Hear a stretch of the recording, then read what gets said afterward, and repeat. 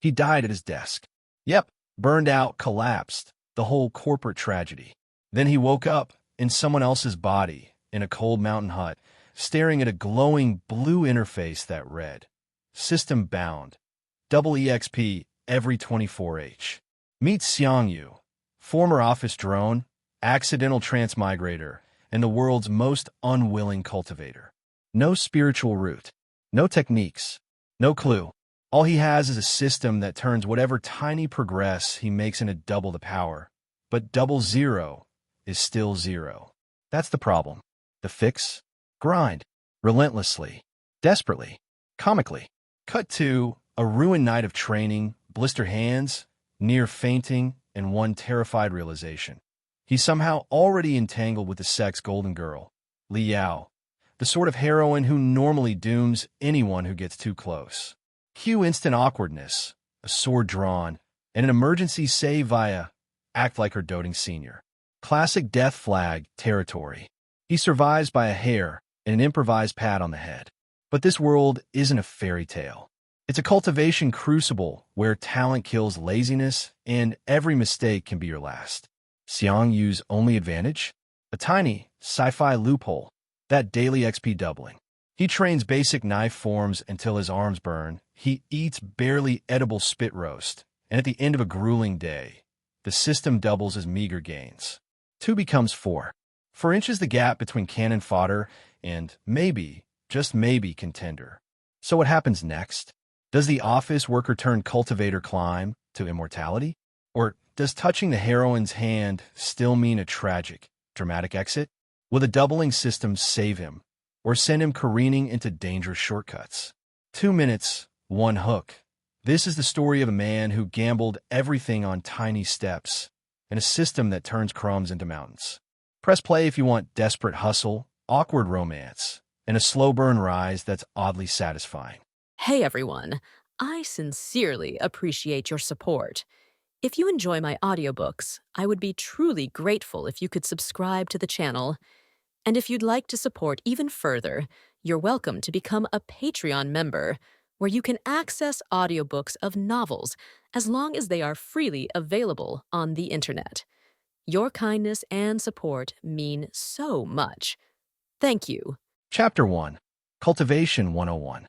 In a small, weathered hut perched on the Mountain Heart Pavilion of the Azure Cloud sect, a young man lay sprawled across a makeshift bed of dried leaves. The humble dwelling offered little comfort, its wooden floors worn and cold, the walls barely keeping the mountain chill at bay. Yet the boy remained motionless, vulnerable and unguarded, as if impervious to his harsh surroundings. The peaceful scene didn't last.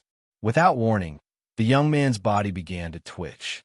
Subtle movements escalated into violent convulsions as sweat beaded across his forehead, drenching his simple garments. His face contorted in agony, features twisted as if trapped in a nightmare, so terrifying it transcended the boundary between dreams and physical pain.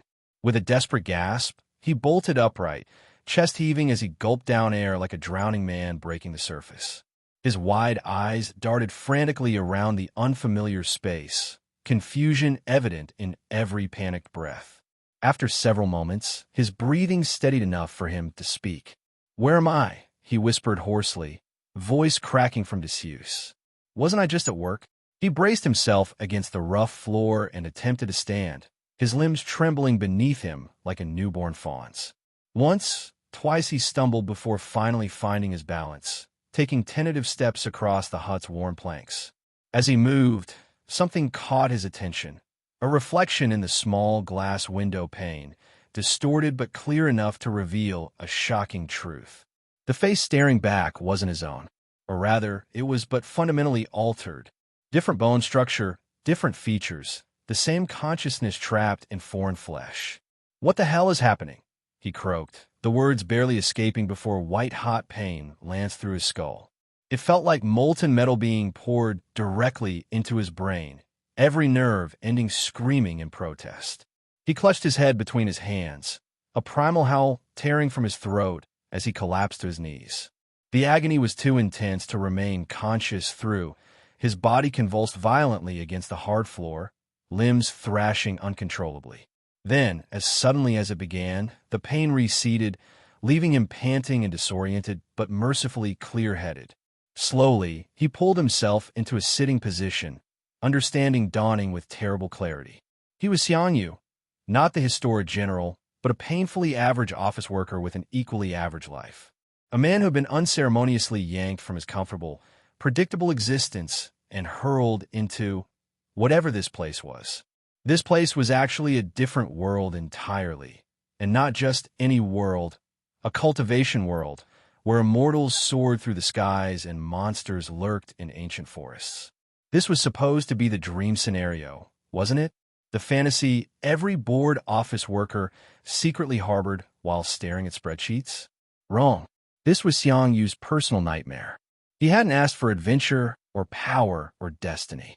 His dreams had been simple: to live quietly, to grow old with a loving wife, to raise children in peace. Now he'd been cast into a realm where the weak perished without ceremony. One would think that Xiang Yu was overreacting. After all, couldn't he just live that normal life in this world? Sounds easy enough, right? Wrong. How was he supposed to survive?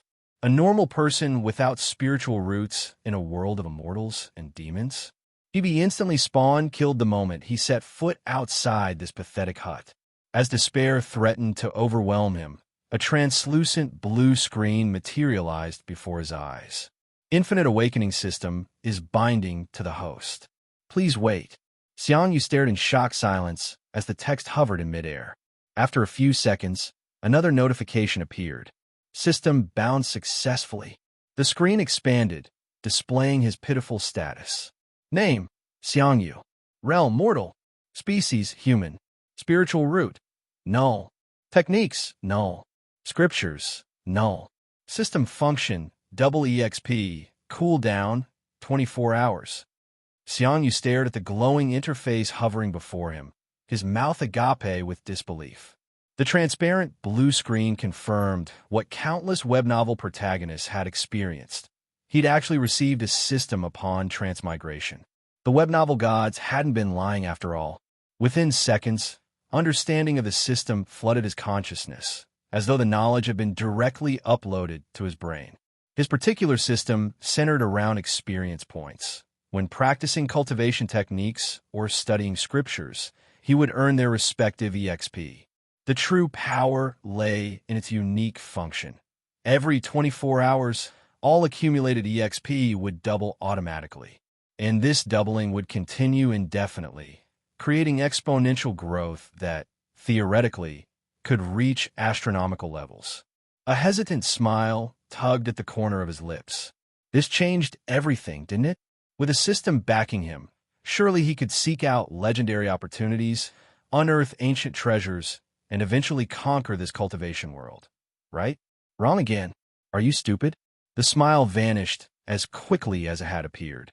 How exactly was he supposed to conquer anything when his profile clearly showed no spiritual root whatsoever? Even with exponential growth, 00 was still precisely 0. No amount of multiplication could transform nothing into something. He sighed, massaging his temples. Still, it wasn't entirely hopeless. Even without innate spiritual talent, he could still cultivate external techniques, physical refinement methods that didn't require spiritual roots. As long as he had the system, it didn't matter if it took 1,000 years or even 1,000,000,000. Eventually, the exponential growth would make him invincible. Only then would he dare to venture into the chaos of the cultivation world. For now, survival meant adhering to Cultivation World Rules 101. Don't bully any trash-talented boy named Chen Mo, inevitably the protagonist destined for greatness. Don't insult servants named Lin Feng who perform odd jobs around sex, invariably concealed dragons waiting to reveal their true power.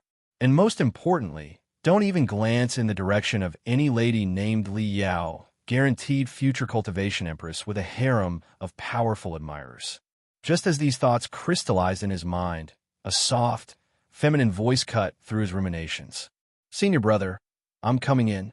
Before Xiang Yu could process what was happening, the door swung open to reveal a vision of beauty that made his breath catch in his throat. Never in his mundane previous life had he encountered someone so ethereally stunning. Not that his position as a corporate drone had afforded many opportunities to mingle with exceptional beauties. The young woman wore flowing robes of layered silk, the outer garment a deep azure embellished with intricate silver cloud patterns that seemed to ripple with her every movement. Her glossy black hair had been gathered in an elaborate style atop her head, secured with ornate hairpins that occasionally caught the light. A small pouch hung from one side of her slender waist, balanced by an elegant sword sheathed on the opposite hip. Within heartbeats, she crossed the distance between them and was suddenly all over him, her delicate hands patting his face, shoulders, and chest with obvious concern. "Senior brother, are you okay? Did something happen? I heard a sound. Were you hurt?" The questions poured from her lips in a breathless cascade of worry. Xiang Yu struggled awkwardly to create some distance, pushing against her shoulders. Was personal space not a concept in this cultivation world? One question at a time, he managed to say, finally succeeding in holding her at arm's length. It was only then that her form of address registered in his brain. "Wait, senior brother." A cold realization washed over him as fragmented memories from the body's original owner surfaced. This beautiful young woman was his junior sister? If he recalled correctly, her name was Li Yao. He spoke the name aloud without thinking. The young woman's cheeks flushed delicately pink. "Didn't you call me Yao Yao before? Brother, did something happen?" Xiang Yu felt his entire body freeze, blood turning to ice in his veins.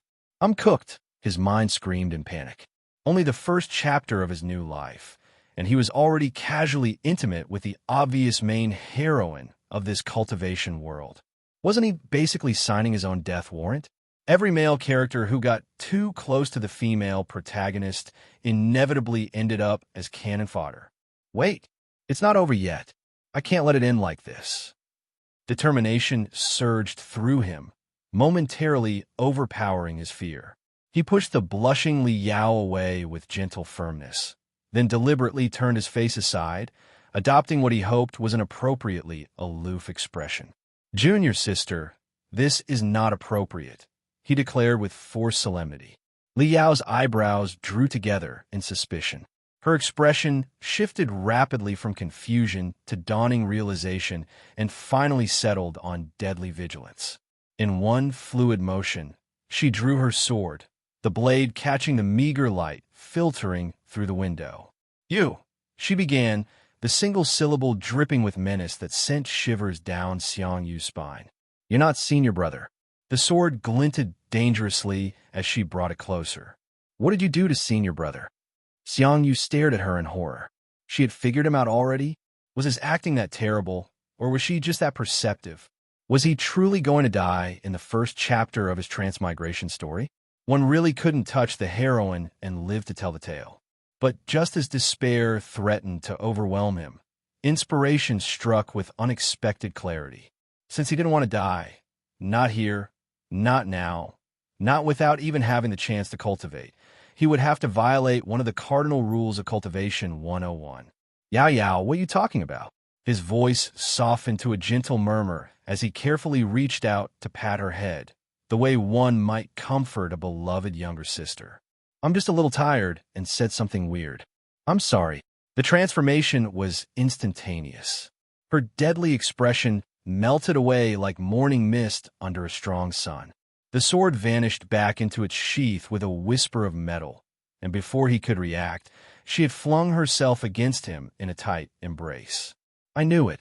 Senior brother loves me the most," she declared with absolute conviction, her face pressed against his chest. Xiang Yu's thoughts spiraled into renewed panic. "I'm really cooked this time. How could my predecessor do this to me?" The original body's owner had clearly cultivated a relationship with Li Yao that went far beyond appropriate senior-junior interactions. This was a death flag of the highest order. "Can I do another role?" He silently pleaded to whatever cosmic entity might be listening, desperately wishing for a reset button. Xiang Yu perched on a smooth stone outside his humble hut, the mountain breeze tousling his hair as he gazed across the sprawling azure cloud sect. He'd finally managed to convince Li Yao to leave, claiming illness that required solitary meditation. The memory of her concerned eyes and reluctant departure lingered in his mind. "Sorry, junior sister," he murmured to the wind. It wasn't that she lacked appeal. In fact, she was breathtaking by any standard. But Xiang Yu had more pressing concerns than romance, namely survival. In cultivation novels, getting involved with the female lead was practically signing your own death warrant. Every martial arts story he'd ever read made that abundantly clear. Touch the protagonist's love interest, die a gruesome death. Simple mathematics. I'd rather live 1,000,000,000 boring years than die gloriously tomorrow, he sighed, turning his attention to the translucent blue screen hovering before him. Since his abrupt arrival in this world, he'd barely explored his system. Not that there was much to explore. The interface remained stubbornly minimal. One function, double experience, activating once every 24 hours. Unfortunately, he had no idea when the timer had started. Logic suggested it might reset at midnight, which meant he could be wasting precious doubling time. Double nothing is still nothing, he muttered, flicking through the empty stat screen. I need to find something, anything, to cultivate before the day ends. Without further deliberation, Xiang Yu stood and dusted off his plain robes. The scripture pavilion would be his destination, one of 10 major pavilions comprising the Azure Cloud sect's core facilities. Each pavilion operated under an elder's authority. His own Mountain Heart Pavilion fell under Elder Gua Shantian's jurisdiction. His memories, or rather, his body's previous inhabitants' memories, told him that Elder Gua had discovered him in a mortal town after some catastrophic battle. Found him alone, orphaned, seemingly the sole survivor of some terrible conflict.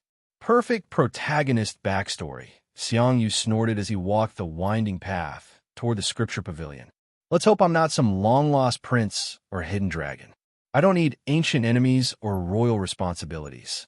I still want to live for a few billion more years, please. The scripture pavilion loomed ahead, an impressive structure of carved stone and polished wood rising several stories into the sky. Xiang Yu straightened his posture and entered, immediately feeling the weight of dozens of stairs. Is that the trash senior brother from Mountain Heart Pavilion? A whisper reached his ears, deliberately loud enough for him to hear. I heard he has absolutely no spiritual roots. Another voice added with undisguised mockery.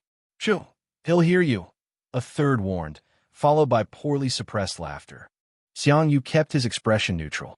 Let them laugh. He didn't harbor fantasies of face-slapping these arrogant young cultivators. That was protagonist behavior, which inevitably led to trouble. Better they mock him than remember him. Invisibility was his greatest protection. Approaching the front desk, Xiang Yu cupped his hands respectfully in the traditional greeting. Xiang Yu is here to request a scripture, he said, carefully modulating his tone to be neither imposing nor servile. The last thing he needed was to antagonize the gatekeeper to knowledge. The scripture dean looked up, recognition dawning in his eyes. Oh, isn't this the senior brother of Mountain Heart Pavilion? The mockery in his voice was thinly veiled, dripping with condescension. Xiang Yu's heart sank, but he maintained his polite demeanor. Yes, that's me. Sorry, the dean smirked, leaning back in his chair. We don't have scriptures for people who can't cultivate. Inwardly, Xiang Yu cursed his luck. Day one in a cultivation world, and he couldn't even get his hands on the most basic manual. Xiang Yu stood motionless, absorbing the dean's refusal with resigned calm. The mocking smile on the administrator's face told him everything he needed to know. This was a purposeful humiliation, not merely adherence to rules.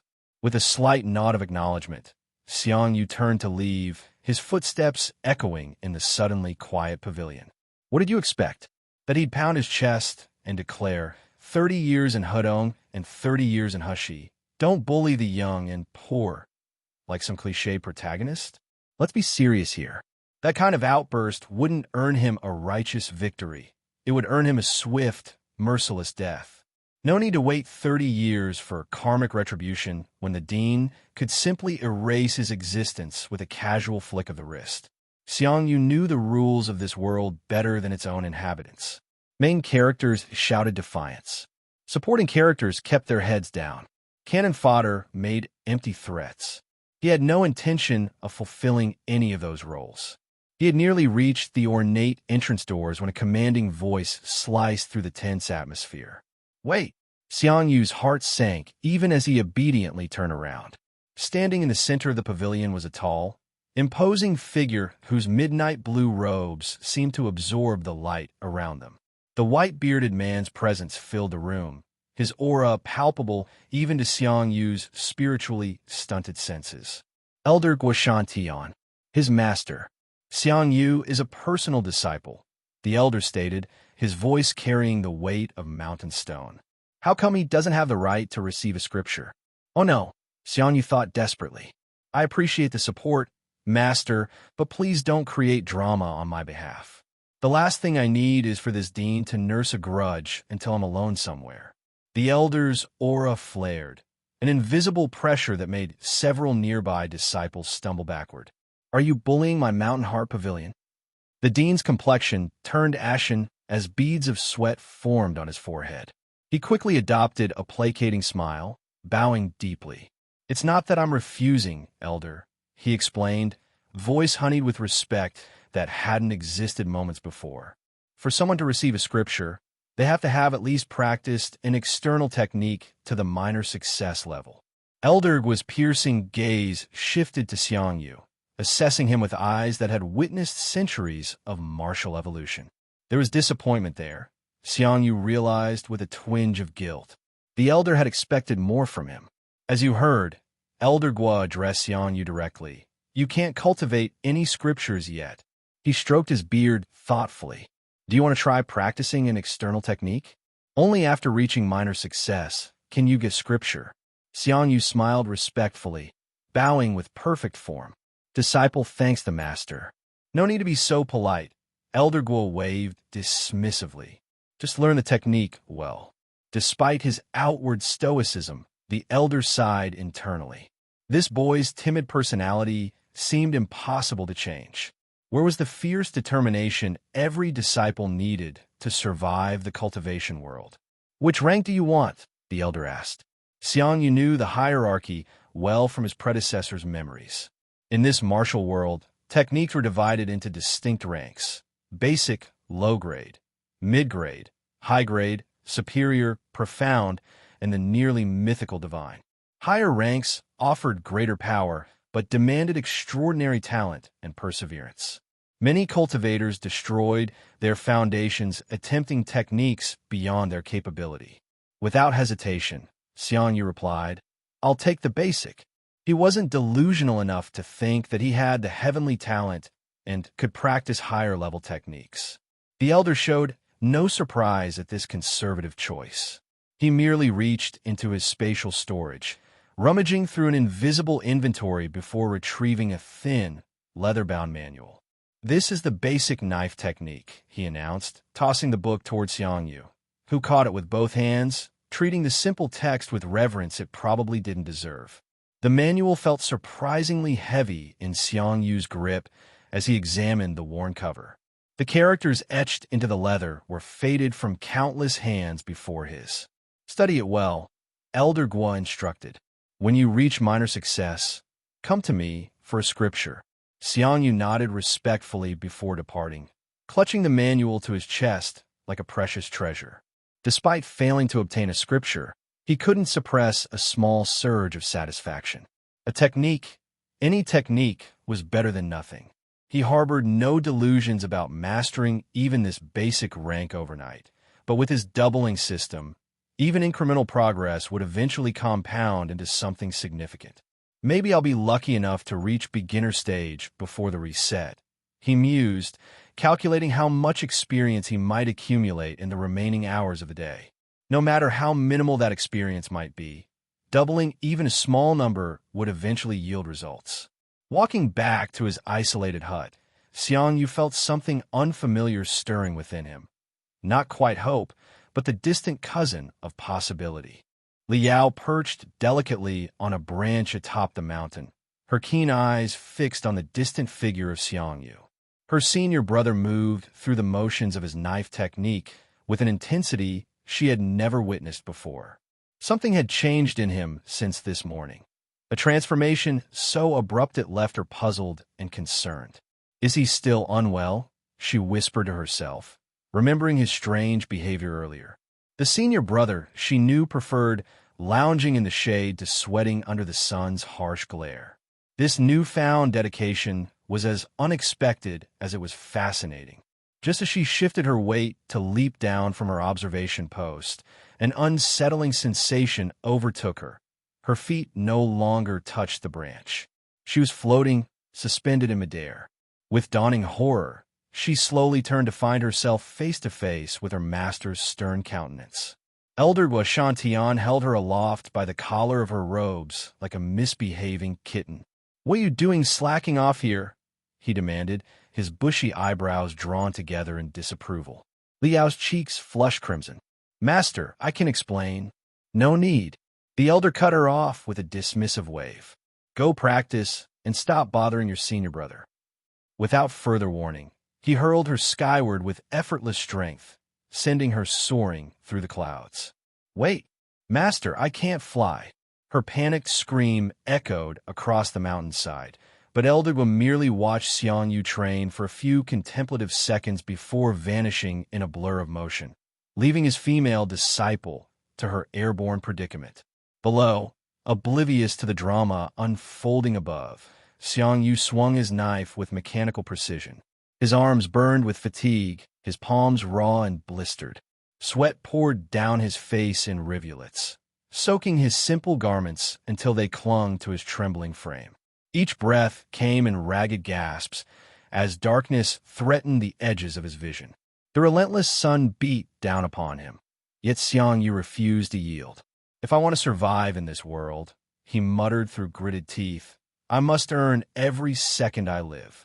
Swing after swing, hour after hour, he continued his practice as the sun began its descent toward the horizon.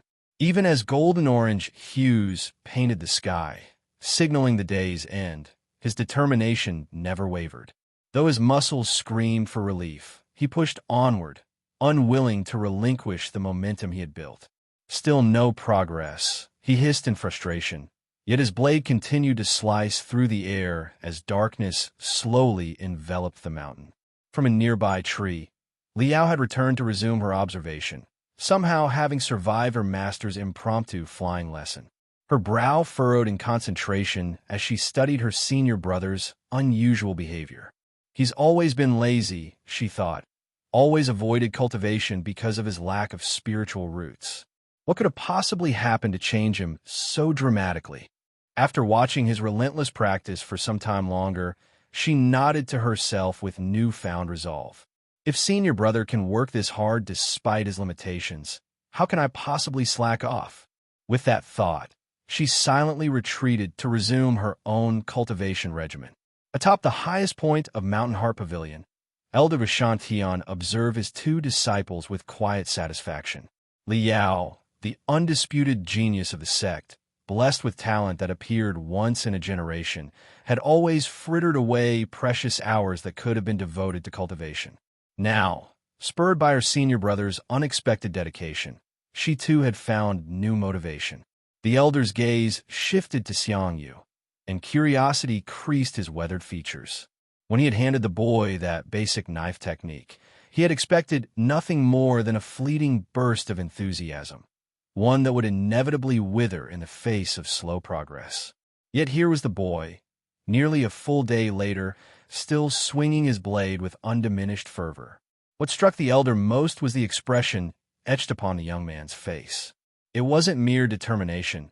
It was desperation, the look of someone who believed with absolute certainty that failing to execute one more swing might result in his death. "I don't know what's driving you, boy," Eldergwa mused with a smile, "but whatever it is, it serves you well. Even without spiritual roots, your path isn't at its end."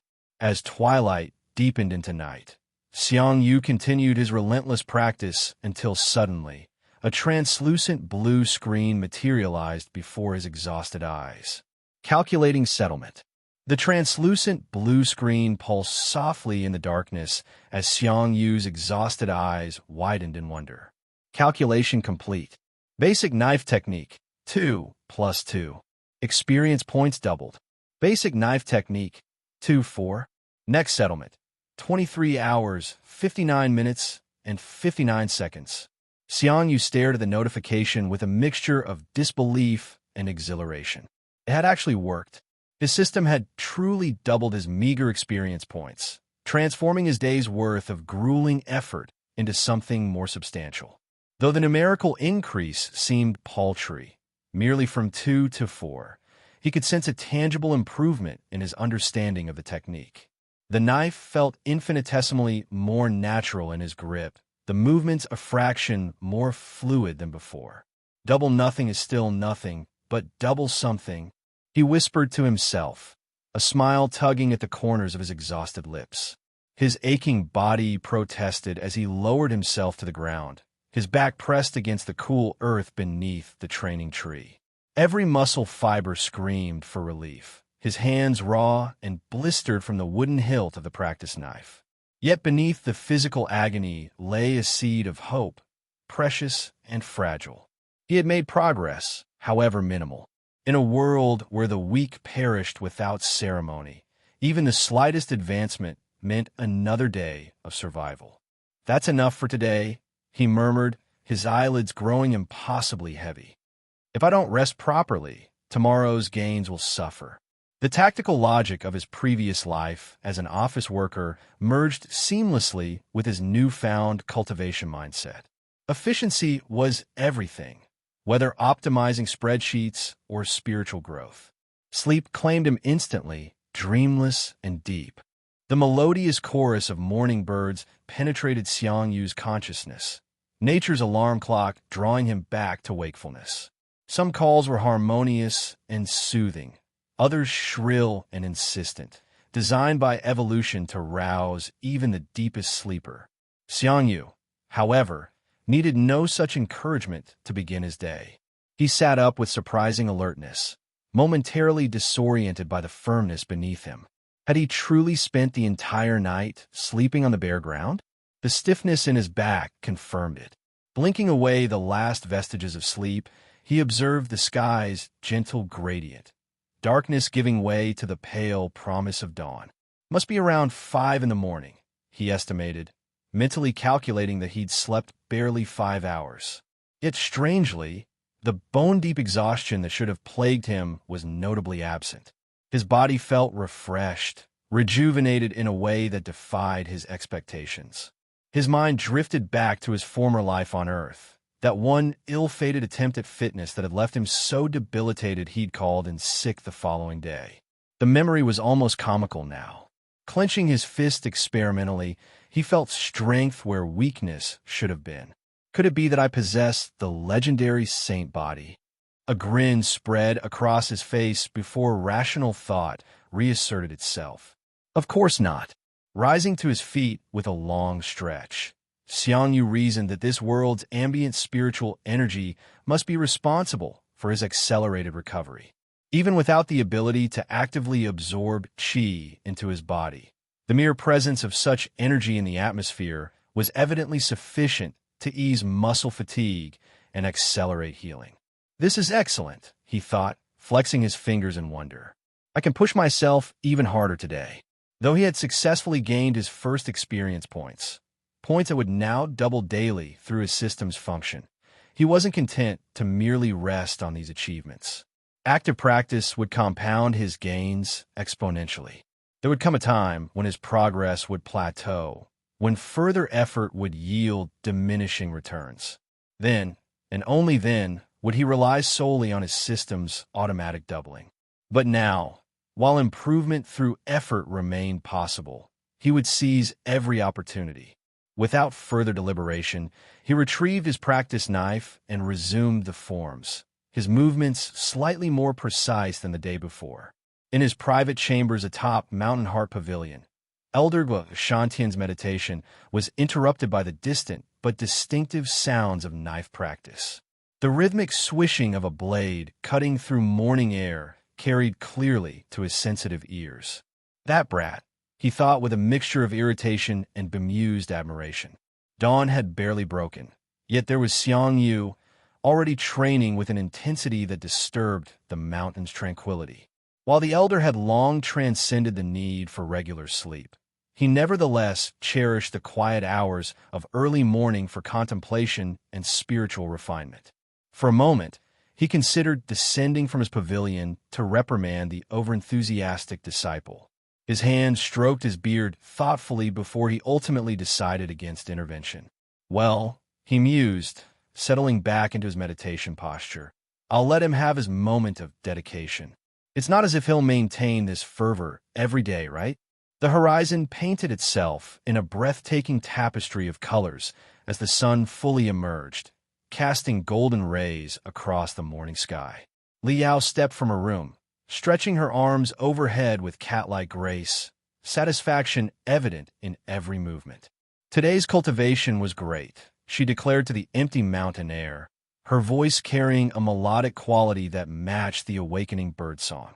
A mischievous smile bloomed across her delicate features as her body suddenly blurred, one moment standing outside her quarters, the next materializing at her senior brother's window with preternatural speed. She pressed her face against the cool glass, eyes scanning the humble interior. That's weird, she murmured, genuine puzzlement replacing her playfulness. He isn't here. Li Yao's brow furrowed in confusion. Her senior brother wasn't exactly known for his early rising tendencies. Quite the opposite. The empty room defied all established patterns of his behavior. Where could he possibly have gone at this hour? Memory flashed through her mind. Images of him training diligently the previous night, swinging his practice blade with unexpected dedication until darkness had fully enveloped the mountain. A seed of worry took root in her heart. Had he pushed himself too far? Collapsed from exhaustion somewhere in the forest? Spent the entire night exposed to the elements? I need to check on him, she decided firmly, immediately springing into action. She bounded across the mountainside, leaping from tree to tree with effortless agility. Branches barely whispered at her passing, her movements so fluid they hardly disturbed the morning stillness. When she finally reached the training clearing, she halted abruptly, eyes widening in astonishment. There stood her senior brother, still practicing, his knife slicing through the air with determined precision. Sweat glistened on his brow despite the morning's coolness, evidence of prolonged exertion. Has he been here all night? She wondered silently, observing the desperate intensity etched into his features as he executed each movement. Li Yao contemplated approaching him, her hand half raised in greeting before slowly lowering again. After several heartbeats of indecision, she shook her head and silently retreated, leaping back into the forest canopy and disappearing as quietly as she had arrived. Below, completely oblivious to his visitor, Xiang Yu continued his relentless practice. His movements flowed more naturally today, each swing of the knife more refined than the previous day's clumsy attempts. He paused briefly to wipe sweat from his brow with the back of his hand, a small surge of satisfaction warming his chest. I'm getting the hang of this, he thought, yet something nagged at the edges of his consciousness, a vague sense of something forgotten or overlooked. Probably not that important, he concluded, dismissing the sensation. Oh, how wrong he was.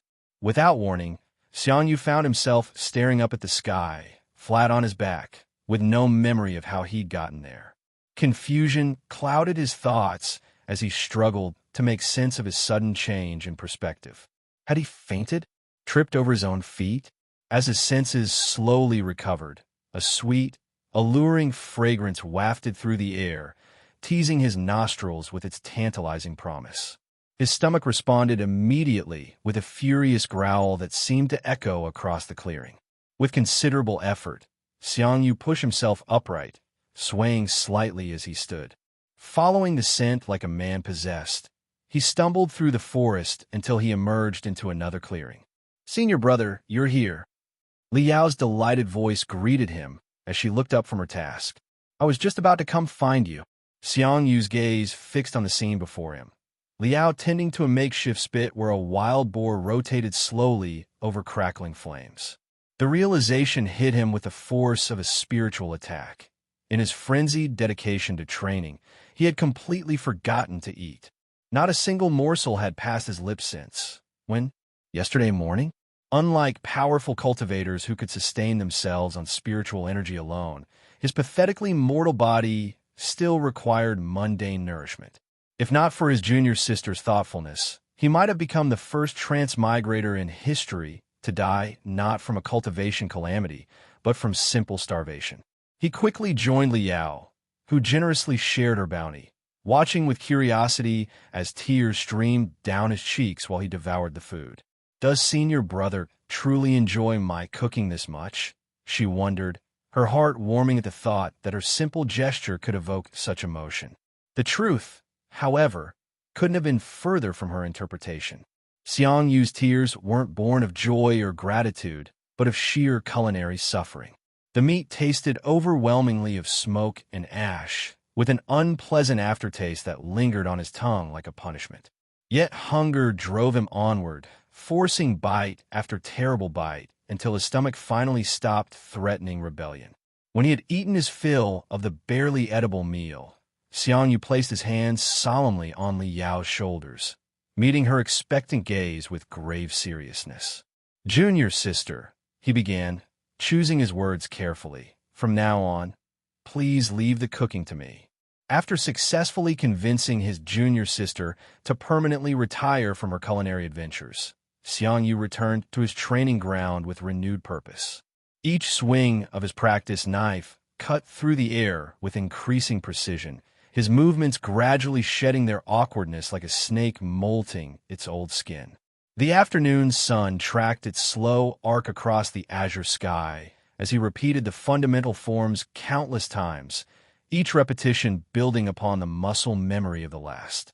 By evening, when the sun began its descent behind the jagged mountain peaks, painting the clouds in brilliant shades of amber and crimson, Xiang Yu finally allowed himself to pause. His earlier collapse had served as a harsh reminder that unlike true cultivators, he couldn't sustain himself on spiritual energy alone. His mortal body had mundane needs that required attention, regardless of his cultivation ambitions. As he straightened from his stance, muscles protesting after hours of continuous exertion, an unmistakable odor assaulted his nostrils. Turning his head slightly to investigate the source, Xiang Yu made the unpleasant discovery that the offending smell emanated from none other than himself. After 2 straight days of intensive training without bathing, he had developed what could only be described as an aura of his own, one that would certainly not enhance any dining experience. "I can't cook like this," he muttered, grimacing at his own fragrance. Bath first, then food. Gathering a fresh set of robes and some bathing herbs from his humble dwelling, Xiang Yu made his way to a secluded river spot nestled deep within the mountain's embrace. The water ran clear and cool, fed by melting snow from higher elevations. As he shed his sweat-soaked garments and waded into the bracing current, a sigh of relief escaped his lips. The natural bathing herbs he'd collected released their essence when crushed and mixed with water. Not the artificial chemical perfumes he'd been accustomed to in his previous life, but something far more pleasant. Their subtle, earthy fragrance seemed to harmonize with the surrounding forest, cleansing both body and spirit without masking his natural scent entirely. Refreshed and properly attired in clean robes, his damp hair still clinging to his neck, Xiang Yu made his way to the pavilion's communal kitchen. To his surprise, Li Yao had already arrived, another unfortunate wild boar laid out and ready for preparation. "Brother, do you know how to cook?" she asked, her eyes wide with excitement and curiosity. A confident smile played across his lips as he rolled up his sleeves. "Just wait and see." Inwardly, he tempered his own expectations. He was no professional chef. His culinary skills were utilitarian at best, developed merely for survival during his former life's bachelor days. Yet compared to whatever eldritch cooking technique his junior sister employed, his basic competence would surely seem like heavenly craftsmanship. With practiced motions that belied his modest abilities, Xiang Yu selected the most promising portion of meat, a well-marbled section of loin that promised tenderness and flavor when properly prepared. His hands moved with deliberate confidence as he trimmed away excess fat and sinew, preparing the cut with methodical precision. The seasoning process was simple but effective.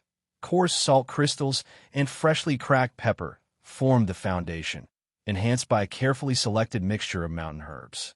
Between his fingers, juniper berries released their sharp, resinous aroma as he crushed them alongside fragrant sprigs of rosemary and thyme, the combined scents evoking forgotten memories of comfort and satisfaction.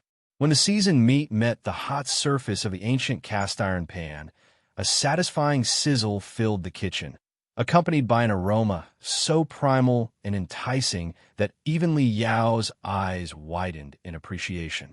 The blackened surface of the well-used pan, witness to countless meals throughout the pavilion's history, created the perfect sear, locking precious juices within the meat while developing a caramelized crust on the exterior.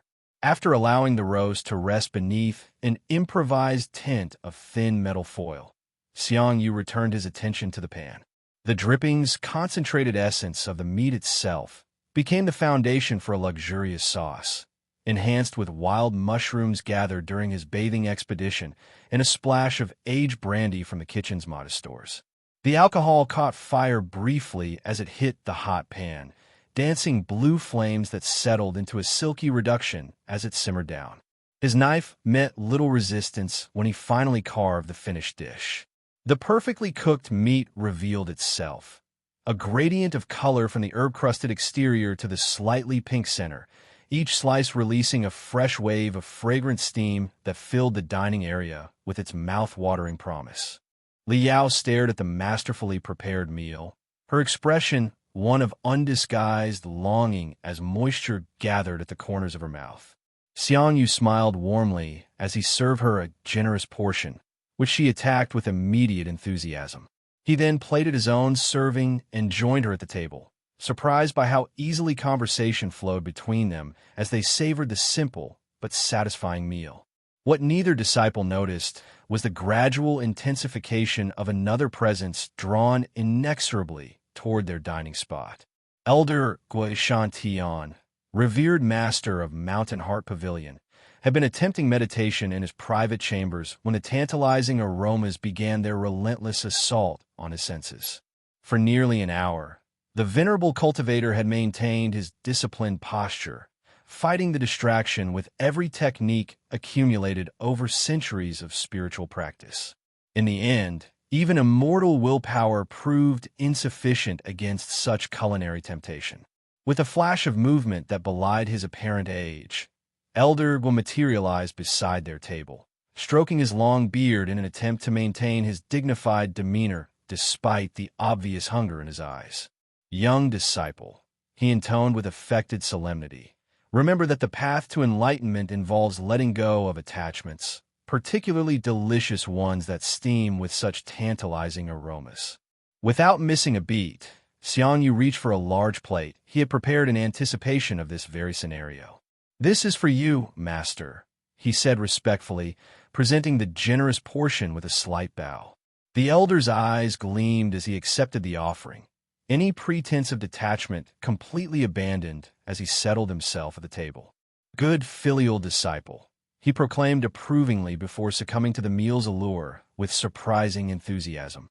As night descended fully upon Mountain Heart Pavilion, an unusual scene unfolded in its humble kitchen, master and disciple sharing not just food, but genuine moments of connection, their laughter and conversation rising into the star-filled sky like the steam from their plates. The warmth of shared laughter and conversation lingered in the air as the unusual dinner gathering concluded.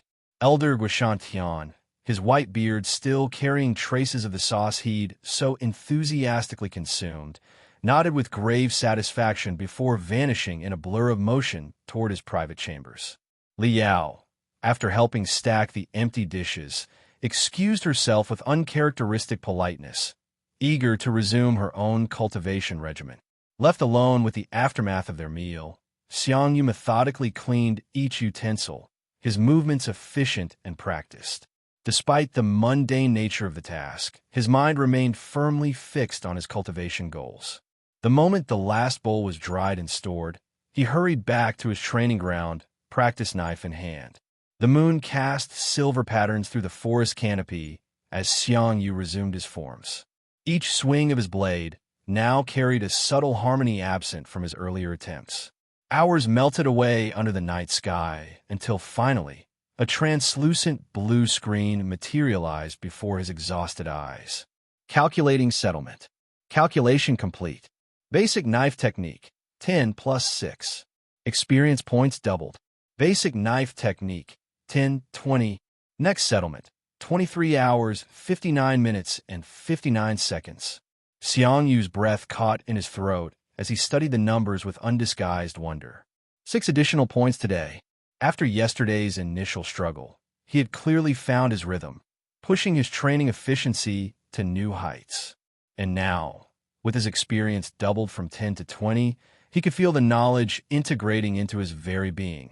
Countless phantom knife swings echoing through his muscle memory as if he'd performed them thousands of times. At this rate, he whispered to himself, a rare smile playing across his lips, I could reach minor success in just 5 days, even if I did absolutely nothing. The thought was exhilarating. His progress, while nowhere near the meteoric rise of a genuine cultivation prodigy, was nonetheless substantial. He sank to his knees, suddenly aware of the bone-deep exhaustion permeating his mortal frame.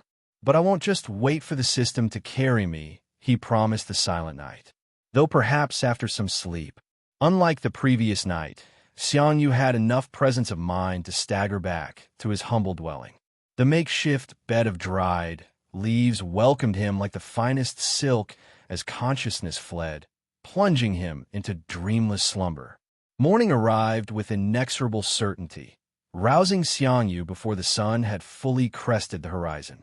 Without hesitation, he made his way to the secluded bathing spot, the bracing water washing away lingering fatigue as effectively as it cleansed his body.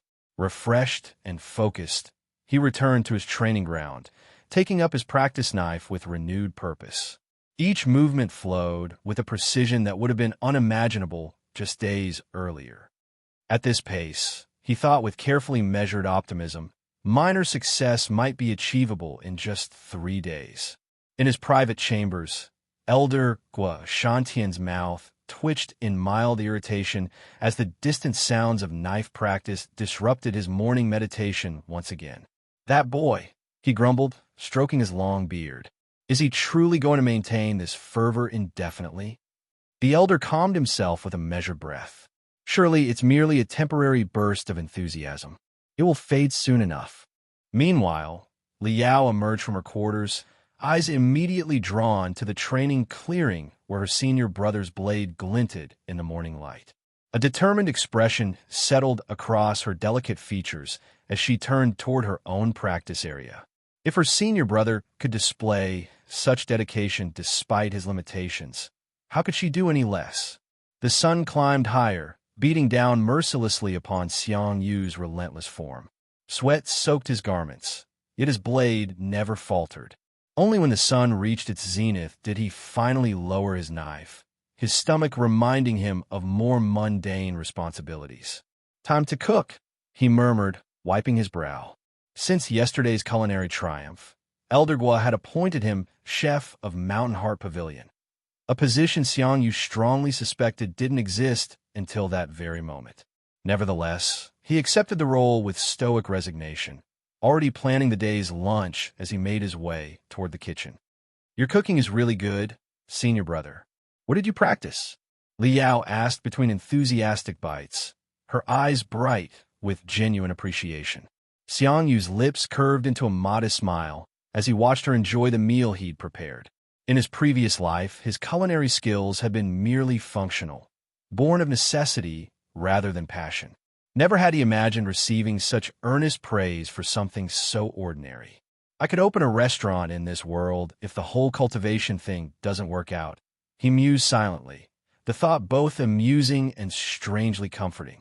"Just a little practice," he replied with deliberate vagueness, carefully portioning another serving on a Eldergwa's plate before the venerable cultivator could voice his request. Throughout the meal, Eldergwa's penetrating gaze repeatedly settled on Xiang Yu, assessing the subtle changes that 3 days of relentless training had wrought. The boy's movements displayed a newfound economy and precision, noticeable even in such mundane actions as serving food. Lean muscle had begun to define his previously unremarkable frame, and a certain quiet confidence had replaced his usual hesitancy. Perhaps there's hope for him after all, the elder thought, stroking his beard contemplatively. If only his personality wasn't so frustratingly timid. After the meal concluded and the dishes were cleared, each member of their unlikely trio returned to their respective pursuits. Xiang Yu immediately resumed his knife practice, his blade cutting through the afternoon air with increasingly fluid motions. The hours passed in a blur of repetition and refinement, the setting sun painting his dedicated form in hues of amber and gold. Only when twilight deepened into true darkness did he pause, his sweat-soaked garments clinging uncomfortably to his skin. A quick bath in the mountain stream refreshed both body and spirit before he returned to the communal kitchen to prepare the evening meal, another opportunity to strengthen the unexpected bonds forming between master and disciples. Following dinner and pleasant conversation, Xiang Yu once again retreated to his training ground, resuming his practice with undiminished intensity. The moon tracked its slow arc across the star-filled sky as his blade flashed silver in its pale light. From his private chambers, Eldergwa observed the persistent disciple with growing resignation. The boy's dedication clearly wasn't the temporary enthusiasm he'd initially dismissed it as. With a heavy sigh, the elder mentally added soundproofing formation to his list of necessary purchases. If Xiang Yu intended to maintain this relentless schedule indefinitely, the elder would need magical intervention to preserve the tranquility of his morning meditations. As midnight approached, Xiang Yu's movements remained precise despite hours of continuous exertion. Then, like a faithful companion, the translucent blue screen materialized before his eyes. Calculating settlement. Calculation complete. Basic knife technique. 30 plus 10. Experience points doubled. Basic knife technique. 30, 60. Next settlement. 23 hours, 59 minutes, and 59 seconds. Xiang Yu's eyes widened in amazement. 10 experience points gained in a single day, and after doubling, his understanding of the basic knife technique had leaped forward dramatically. He could feel the knowledge integrating seamlessly with his muscle memory, each form now flowing naturally into the next with minimal conscious thought. With a mental command, he summoned his status screen. Name, Xiang Yu. Realm, mortal. Species, human. Spiritual root, null. Techniques, basic knife technique. Beginner, 60/100. Scriptures, null. System function, double EXP, cooldown, 24 hours. A rare grin spread across his features as he studied the numbers. 3 days of dedicated practice had carried him more than halfway through the beginner stage. At this rate, he would undoubtedly reach minor success tomorrow, finally qualifying him to request a scripture and begin true cultivation. The cultivation stages flickered through his mind as he contemplated his future path. Body refining, chi gathering, foundation establishment, core formation, golden core, and nascent soul. Undoubtedly, many higher realms existed beyond these, but his immediate focus remained on the first step, body refining, a stage mercifully accessible even to those like himself who lacked spiritual roots. Body refining was all about refining and tempering the body repeatedly. Even mortals with no spiritual roots like him could do it. Tomorrow, he promised himself, his voice barely disturbing the night's stillness. Tomorrow I take my first real step on the cultivation path. But for now, his mortal frame demanded rest. Sheathing his practice knife with newfound precision, Xiang Yu made his way back to his humble dwelling.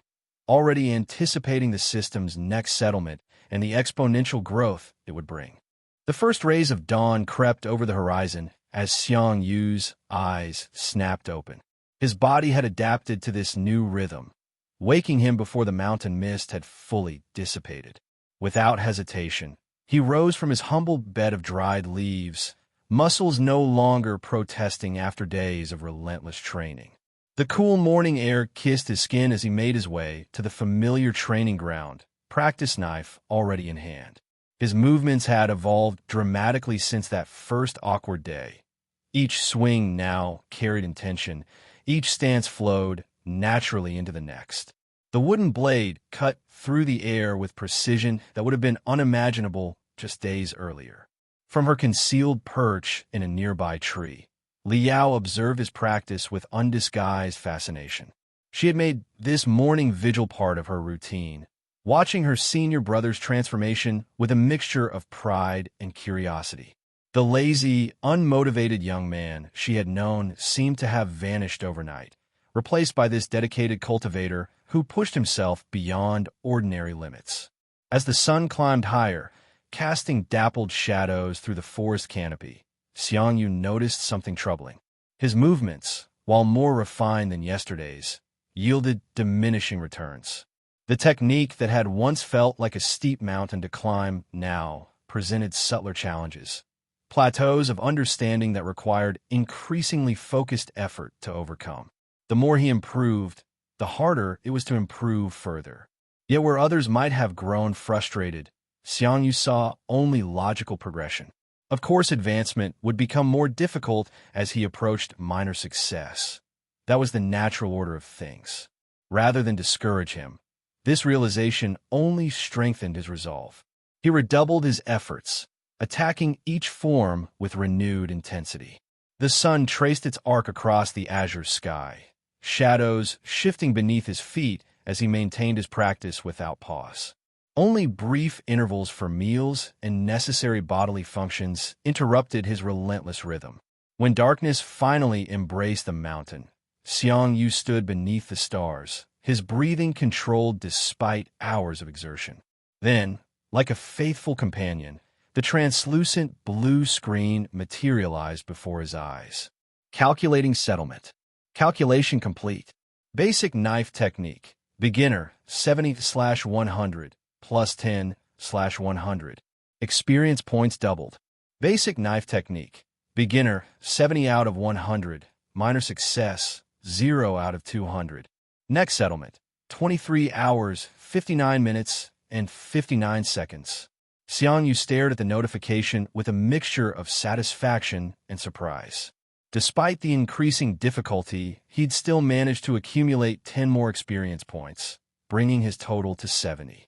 But what truly caught his attention was the unexpected transformation after doubling. Instead of showing 140 points as he'd anticipated, the system had advanced him to minor success, resetting his counter to 0 out of 200. So I can't exploit the system by overflowing experience, he mused, stroking his chin thoughtfully. This wasn't particularly problematic, just one more variable to factor into his long-term strategy. With a satisfied nod, Xiang Yu sheathed his practice knife and made his way back to his dwelling, allowing his exhausted body the rest it deserved. Morning arrived, rousing Xiang Yu from his dreamless slumber. As he stretched his limbs, consideration replaced his usual immediate dash to training. Today presented a critical juncture. He'd qualified for a scripture, yet hesitation gave him pause. Earlier, he had assumed that he could exploit the system by overflowing EXP, but it seemed that wasn't possible as his EXP was reset to 0. He didn't want to try practicing the scripture just yet. After all, scriptures were supposed to be harder than practicing techniques. If he decided to practice a scripture and made no progress, when the day ended, he'd have nothing to double. That's why he decided to at least have a good amount of EXP in the knife technique before he practiced the scripture. That way, he would still have something to double the following day, even if he achieved nothing in the scripture. Quite clever, if I do say so myself. With his plan solidified, Xiang Yu resumed his knife practice with renewed focus, his movements now carrying the polished precision of minor success. In his private chambers, Eldergwa finally enjoyed blessed silence thanks to the expensive soundproofing formation he'd installed. The peaceful environment should have brought him contentment, yet he found himself strangely distracted, attention drifting toward his young disciple's training ground. A worthy investment, he assured himself, stroking his long beard while justifying the extravagant expense. Yet despite the formation's effectiveness, he couldn't help but miss the distant sounds of dedicated practice that had become a strange comfort over the past days. With a sigh, the elder gazed through his chamber window toward the training field where Xiang Yu continued his relentless regimen. A smile of appreciation formed beneath his white beard, only to transform into wide-eyed shock as he truly registered what he was seeing. What? That's... Though invisible to untrained eyes, Eldergwa's centuries of cultivation experience allowed him to instantly recognize the subtle transformation in Xiang Yu's movements. The boy had unquestionably reached minor success in the basic knife technique, in merely 4 days, no less. While not comparable to the meteoric rise of true geniuses, such progress remained genuinely impressive, especially for someone lacking spiritual roots. Eldergwa's smile deepened, though he didn't understand why the boy didn't come to him for a scripture even after achieving minor success. He began mentally preparing an appropriate scripture for when his surprisingly determined disciple finally sought one. The sun climbed higher in the sky as Xiang Yu maintained his relentless pace, his practiced knife cutting through the air with methodical precision. Each movement now carried the refined quality of minor success, yet he found himself in a new struggle. The improvements that had come so readily at the beginner stage now required exponentially more effort, each minuscule advancement extracted through sheer determination and countless repetitions. He paused only twice throughout the day, first to prepare lunch for himself, Li Yao, and Eldergwa, and later to craft their evening meal. These culinary interludes had become a welcome ritual, a brief respite from the grueling training regimen he'd imposed upon himself. Yet even as his hands deftly chopped vegetables and seasoned meats, his mind remained fixed on knife forms, mentally rehearsing sequences he would soon physically execute. Harder now, he muttered to himself as afternoon waned into evening. Each point requires 10 times the effort. This realization didn't discourage him. It merely confirmed what he had already anticipated. Cultivation followed a predictable pattern of increasing difficulty. What truly concerned him was the possibility of making no progress whatsoever before the day's reset. Such an outcome would be catastrophic for his exponential growth strategy, leaving nothing for the system to double. As twilight painted the mountain in hues of amber and purple, Xiang Yu pushed himself with renewed desperation, his movements becoming simultaneously more precise and more frantic. Sweat soaked his simple robes as he refused to yield to fatigue, determined to wring at least some measurable progress from the day's efforts. When midnight approached, bringing with it the familiar translucent blue screen, Xiang Yu finally allowed himself to rest. Calculating settlement. Calculation complete. Basic knife technique. Minor success, 3 out of 200, plus 3/200. Experience points doubled. Basic knife technique. Minor success, 3 out of 200, 6/200. Next settlement, 23 hours, 59 minutes, and 59 seconds. He studied the notification with a mixture of relief and disappointment. 3 points, a mere fraction of what he'd been accumulating in previous days. Yet, as the doubling took effect, transforming 3 into 6, knowledge flooded his consciousness, insights into the knife technique cascading through his mind with surprising clarity. As he completely absorbed the comprehension, he realized that something had changed. Just the 3 points doubling provided more insights into the technique than he previously got when doubling 70 points. This revelation made perfect sense upon reflection. Minor success represented a fundamentally higher plane of mastery. Even small advancements at this level carried profound implications for his technique. With this comforting thought, Xiang Yu retreated to his humble dwelling, allowing his exhausted body the rest it desperately needed. Dawn arrived, rousing Xiang Yu from dreamless slumber. As consciousness returned, a singular thought crystallized in his mind. Today he would finally attempt to practice a scripture. Should I go to the pavilion now? He wondered, weighing his options carefully. Memory of Elder Guo's promise surfaced. The master had instructed him to go directly to him when he achieved minor success. A smile of appreciation tugged at his lips as he recognized the elder's subtle protection. Without his master's intervention, he would certainly face humiliation and possibly outright rejection at the scripture pavilion. Should I go to his chambers now? The question lingered briefly before Xiang Yu dismissed it with a shake of his head. It's too early. I shouldn't disturb master's morning meditation. I'll ask during lunch instead. Decision made. Xiang Yu retrieved his practice knife and returned to his training ground. There remained 6 hours before their midday meal. He decided to see if he could get a few swings in before lunchtime. It was better than waiting idly after all. The morning progressed peacefully until unfamiliar voices disrupted his concentration, calling from the base of the mountain peak. We would like to learn from the Mountain Heart Pavilion senior brother. Xiang Yu deliberately ignored the calls, continuing his practice without pause. The transparent pretense of their learning request couldn't mask their true intentions. Nothing good ever came from such challenges in cultivation novels. Like the protagonist-centered stories he desperately wanted to avoid, these visitors undoubtedly harbored malicious intent thinly veiled behind courteous words. His strategy of avoidance proved futile. After several minutes of pointed silence, new voices emerged, not from the mountain's base, but directly behind him. The unwelcome visitors had actually ascended the peak after not getting a response. A resigned sigh escaped Xiang Yu's lips as he lowered his practice knife. So much for avoiding trouble. It had found him despite his best efforts to remain inconspicuous. Turning slowly, he confronted 5 figures standing with poorly concealed smugness. Their smirks exchanged between knowing glances. One stepped forward, his voice dripping with false reverence. We're here to seek guidance from the Mountain Heart Pavilion's senior disciple. Xiang Yu observed the 5 disciples standing before him. Their intentions were clear. Despite their polite facade, malice radiated from them. He'd read enough cultivation novels to recognize this classic setup. The arrogant sect disciples seeking to humiliate the supposedly talentless senior brother. But Xiang Yu wasn't one to be baited easily.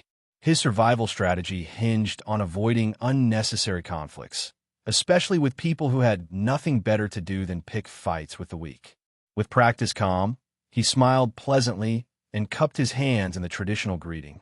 I'm sorry, fellow disciples, but I can't provide any guidance, he said, maintaining his composed expression. Then, with deliberate humility, he added, After all, I'm not a cultivator. Gu Wuqing, the obvious leader of this little band of troublemakers, couldn't suppress the smirk that crept across his face.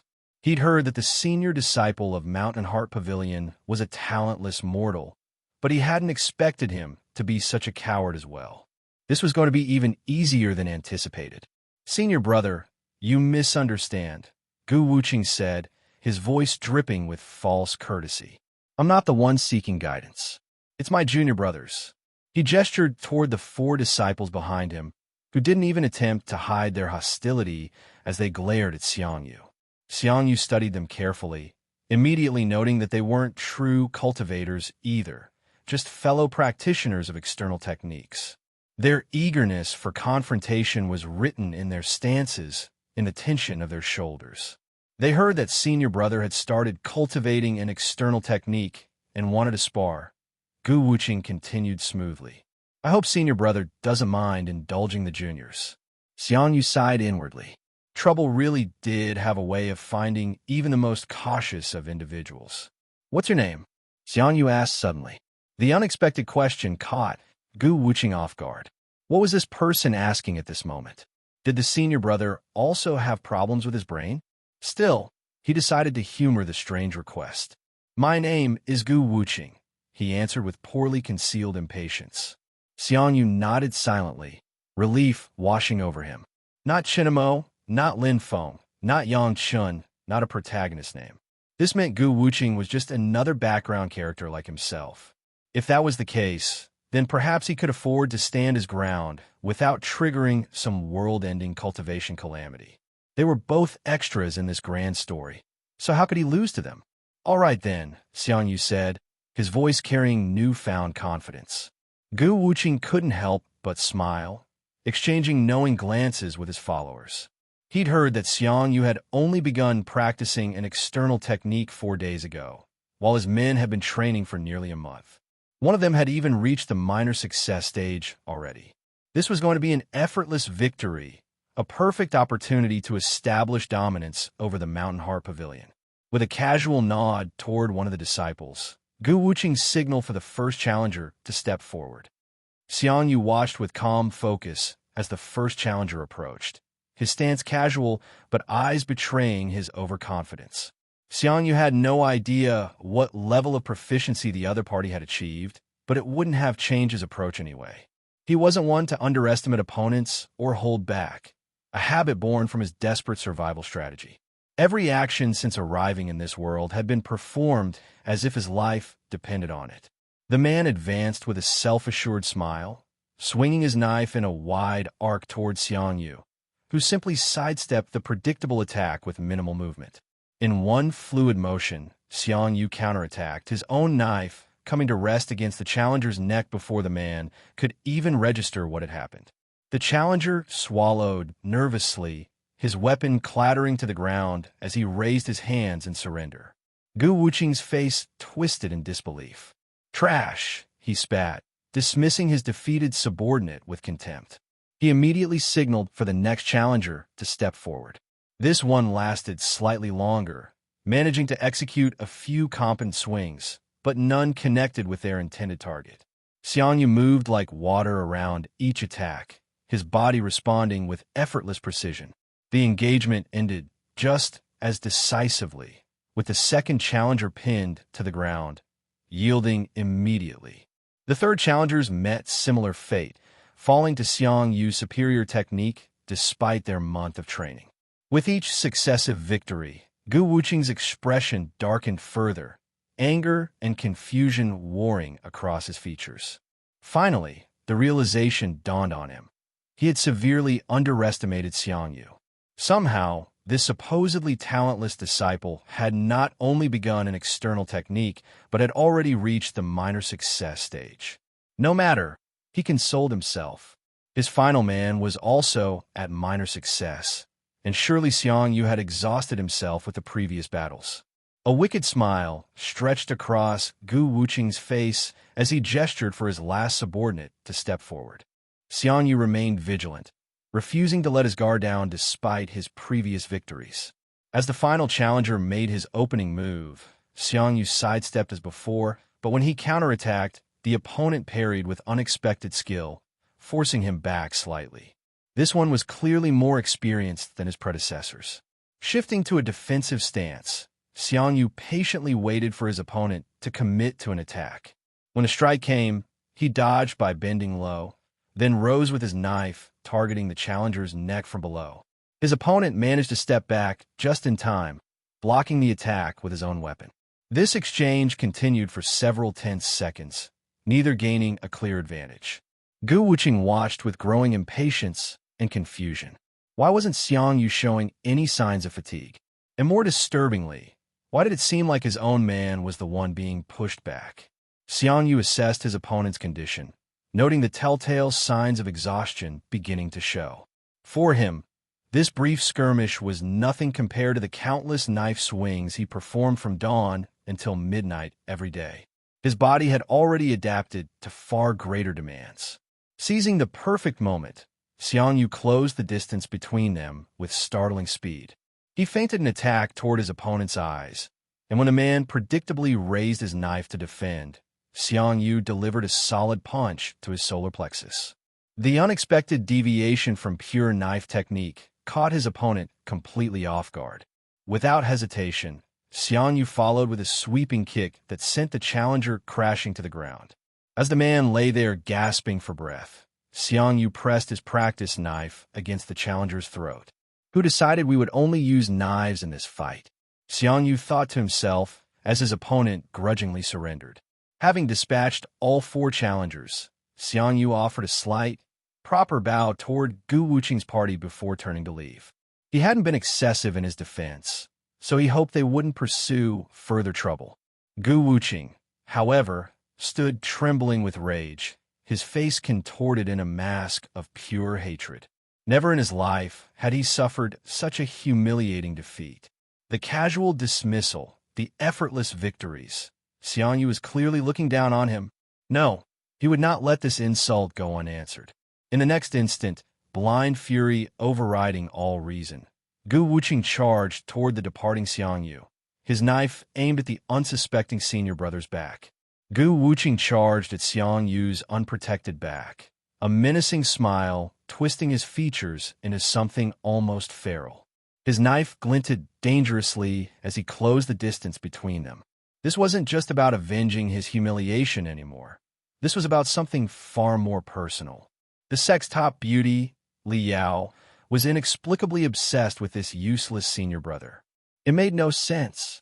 That was the real reason Gu Wuqing had come today, orchestrating this entire confrontation. He had hoped she would witness Xiang Yu's pathetic defeat and finally see him for the worthless trash he truly was.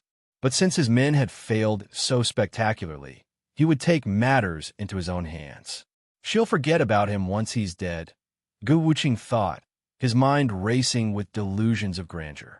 Women are such romantics, always fawning over the wrong man. Once he's gone, I'll comfort her. I'll be there for her, and eventually, she'll fall for me instead. A chuckle escaped his lips at the thought of his imminent victory and future conquest. The sound was disturbing, halfway between glee and madness, as he thrust his knife towards Xiang Yu's exposed back. But just before the blade could make contact with Xiang Yu's flesh, an overwhelming pressure descended upon the training ground. The very air seemed to become heavy, oppressive, as if the sky itself had fallen. Gu Wuqing found his body instantly slammed against the earth, pinned by an invisible force so powerful it drove the air from his lungs in a painful whoosh. Wah! He managed to gasp, struggling desperately to lift his head against the crushing pressure. With monumental effort, he raised his chin just enough to see her, Li Yao, hovering gracefully in the air above them, her robes billowing around her like azure clouds. His eyes widened in shock and terror. She was floating. That could only mean one thing. She had reached at least the foundation establishment stage. The realization hit him like a physical blow. He was merely at the 5th stage of body refining. The gap between them was like comparing an ant to a mountain. How is this possible? He silently cursed, cold sweat breaking out across his forehead. The sect genius has hidden her true power this deeply. Everyone knew she had progressed from mortal to peak chi refinement in just 3 months. A feat impressive enough on its own. But foundation establishment? What kind of monstrous cultivation speed was this? It was practically cheating. Li Yao's gaze fell upon him, her beautiful eyes now cold and emotionless as she regarded him like an insect beneath her notice. You, a cultivator at the 5th stage of body refining, dare to sneak attack a mortal? Her voice carried the weight of mountain stone, each word falling like a judgment from the heavens. At that moment, Xiang Yu finally realized what was happening behind him. He spun around, only to be confronted with the shocking sight of Gu Wuqing pressed against the ground mere inches from where he'd been standing. The man's knife still clutched in his trembling hand. Was he really going to kill me? Xiang Yu thought, genuine bewilderment washing over him. What did I do to deserve this? Damn it, I even went out of my way to be polite. If even basic courtesy couldn't prevent murder attempts, how was he supposed to survive in this cultivation world? But even more surprising than the attempted murder was the revelation about his junior sister. She was actually at the foundation establishment stage. Xiang Yu stared at her suspiciously. No, she was probably hiding even more power than she was letting on. Just how terrifying was Li Yao? I was wrong. Please spare me. Gu Wuqing pleaded, his previous arrogance completely evaporated, replaced by naked fear. Li Yao merely looked at him with cold indifference, her expression unchanging. Seeing that his pleas weren't working, Gu Wuqing quickly switched tactics. "You can't kill me. You can't kill fellow disciples," he shouted, desperation evident in every syllable. Li Yao tilted her head slightly, regarding him as if he were particularly slow-witted. "If I kill a body-refining cultivator like you, will the sect punish me?" she asked, her voice dripping with contempt. Gu Wuqing's eyes widened in horror as the truth of her words sank in. She was right. There was no way the sect would punish their prized genius just for eliminating a worthless nobody like him. The rules that governed others simply didn't apply to someone of her talent and status. Energy began to condense in Li Yao's palm, a sphere of deadly spiritual power that pulsed with cold blue light. Realizing his imminent demise, Gu Wuqing lunged forward and grabbed Xiang Yu's legs in a final, desperate attempt to save himself. "Senior brother, please ask her to spare me," he begged frantically, all dignity abandoned. Even his subordinates looked on in shock, never having seen their leader reduced to such pathetic groveling. Inwardly, Gu Wuqing laughed at his own cunning. He knew of Li Yao's obsession with her senior brother. If Xiang Yu asked for mercy on his behalf, she would definitely comply. And once spared, he could bide his time and return for revenge when the coward was alone. Xiang Yu gazed down at the man clutching his legs, a weary sigh escaping his lips. He was caught in an impossible situation. If he didn't ask Li Yao to spare this man, whoever backed Gu Wuqing would likely come seeking trouble later. But looking into those pleading eyes, Xiang Yu could see the calculating gleam hidden beneath the fear. This man would definitely return for revenge if allowed to live. "My luck is really terrible," Xiang Yu thought with resignation. Without a word, he simply moved his foot, pulling away from Gu Wuqing's desperate grip. Then, without looking back, he turned and began walking away. Gu Wuqing watched this in frozen disbelief. How was this possible? The cowardly senior brother was actually leaving him to die? But before his thoughts could fully form, Li Yao's condensed energy blasted through him, ending his life instantly. His body crumpled to the ground, a smoking husk devoid of life. Li Yao dropped gracefully to the earth, her robes settling around her like gentle waves. "Take this trash with you," she commanded the remaining 4 disciples, her voice leaving no room for argument. Then she turned and joined Xiang Yu, matching his pace as they walked away from the scene. As they proceeded in silence, Li Yao reflected on the changes in her senior brother. The Xiang Yu she knew before would have likely forgiven Gu Wuqing out of compassion or fear. Not that it would have changed the final outcome. She would have simply pretended to comply with his wishes before secretly eliminating the threat later. A menacing smile curved her lips at the thought, sending an involuntary shiver down Xiang Yu's spine. He glanced around nervously, wondering if the weather was suddenly getting chilly. After the earlier confrontation, Xiang Yu decided to pause his training to prepare lunch. As his hands moved methodically through the familiar motions of cutting vegetables and seasoning meat, his mind kept returning to the morning's unsettling events. The image of Gu Wuqing's knife aimed at his unprotected back haunted him. A cold realization settled in his stomach. If not for Li Yao's timely intervention, he would have been nothing more than a cooling corpse by now. "I need to get stronger, and quickly," he thought grimly, his knife slicing through an innocent radish with unnecessary force. His survival strategy had proven woefully inadequate. Avoiding trouble clearly wasn't enough in this brutal cultivation world where even polite rejections could trigger murderous intent. The aroma of simmering broth soon filled the kitchen, drawing both Elder Gua and Li Yao to the communal dining area. The 3 settled into their usual places, savoring the meal in comfortable silence until the dishes were cleared. It was Elder Gua who finally broke the peaceful atmosphere, his penetrating gaze fixed on Li Yao. "Little girl, you've hidden well," he remarked, stroking his long beard thoughtfully. Li Yao's lips curved into a playful smile as she responded, "I'm sure Master already knew this." Her tone was light, almost teasing, as if they were sharing some private joke. Elder Gua merely scoffed, his pride evidently pricked. "Of course I did. I'm your master, after all." The defensive edge in his voice wasn't lost on either disciple. Li Yao maintained her innocent smile, but inwardly she thought with smug satisfaction, "Humph. You only see what I allow you to see, old man." At that precise moment, Eldergua's eyes narrowed suspiciously. "Did you think of something rude just now?" he asked sharply, causing Li Yao to stiffen momentarily. A flicker of alarm crossed her delicate features before she quickly composed herself. "Could the master actually read minds?" "What are you talking about?" she replied with exaggerated innocence that was so transparent it caused Xiang Yu to roll. "You're acting too suspicious," he thought, watching her poor attempt at feigning confusion. Unwilling to engage further with his cheeky disciple, Eldergua simply waved a dismissive hand. "Run a few laps around the mountain," he commanded. Li Yao rose immediately, offering a respectful salute. "Yes, master," she chirped before vanishing in a blur of motion.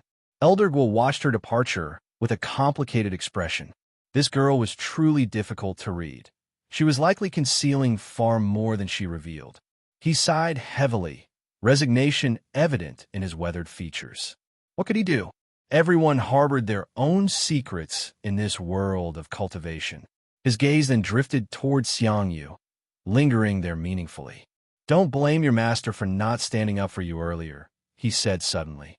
Xiang Yu was startled by the unexpected statement. He quickly bowed, lowering his head respectfully. "Disciple wouldn't dare." Eldergua regarded him silently for several heartbeats before continuing. "I can always intervene when the elder generation bullies you, but when it's among fellow disciples." He paused, stroking his beard thoughtfully. "There's nothing I can do. The only solution is for you to grow stronger so you cannot be bullied." Xiang Yu bowed deeper, genuine understanding in his voice. "Disciple understands." Eldergua nodded approvingly at his response. At least this lazy disciple of his was starting to understand how the cultivation world worked. Then, with a casual gesture, he reached into his sleeve and withdrew a weathered scroll, tossing it across the table. "Take this." Xiang Yu caught it deftly, unrolling it with careful hands to reveal ancient characters etched across the parchment. "This is the Mountain Heart Scripture," Eldergua explained, his voice carrying unusual solemnity. "It's a body refining method, the finest body refining technique of our entire sect. With this, you should be able to cultivate up to the 12th level of body refining." Xiang Yu's eyes widened with genuine shock. In the cultivation world, each realm was typically divided into 10 levels, a technique that could push beyond these conventional boundaries, allowing cultivation to the 12th level of body refining was truly extraordinary.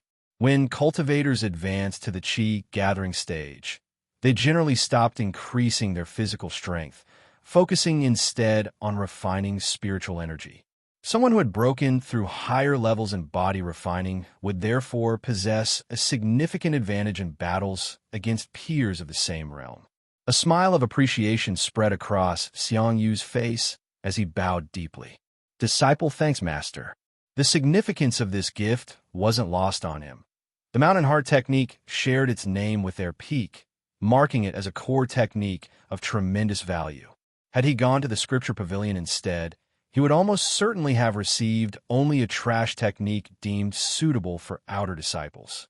Eldergua merely waved dismissively before vanishing, leaving Xiang Yu alone with his precious new scroll. He clutched it tightly, determination hardening in his eyes. Now that he finally had a scripture, it was time to begin true cultivation, time to ensure he would never again be at the mercy of those who wished him harm.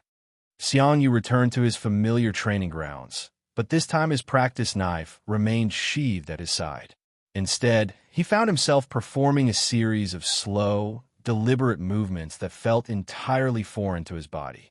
His arms traced graceful arcs through the air, while his legs shifted through various stances, each position flowing into the next with painstaking precision. He couldn't help the heat of embarrassment creeping up his neck as he executed these strange forms. The movements reminded him vividly of elderly people practicing Tai Chi in city parks during his previous life. Gentle, flowing exercises that had always seemed somewhat comical from an outsider's perspective.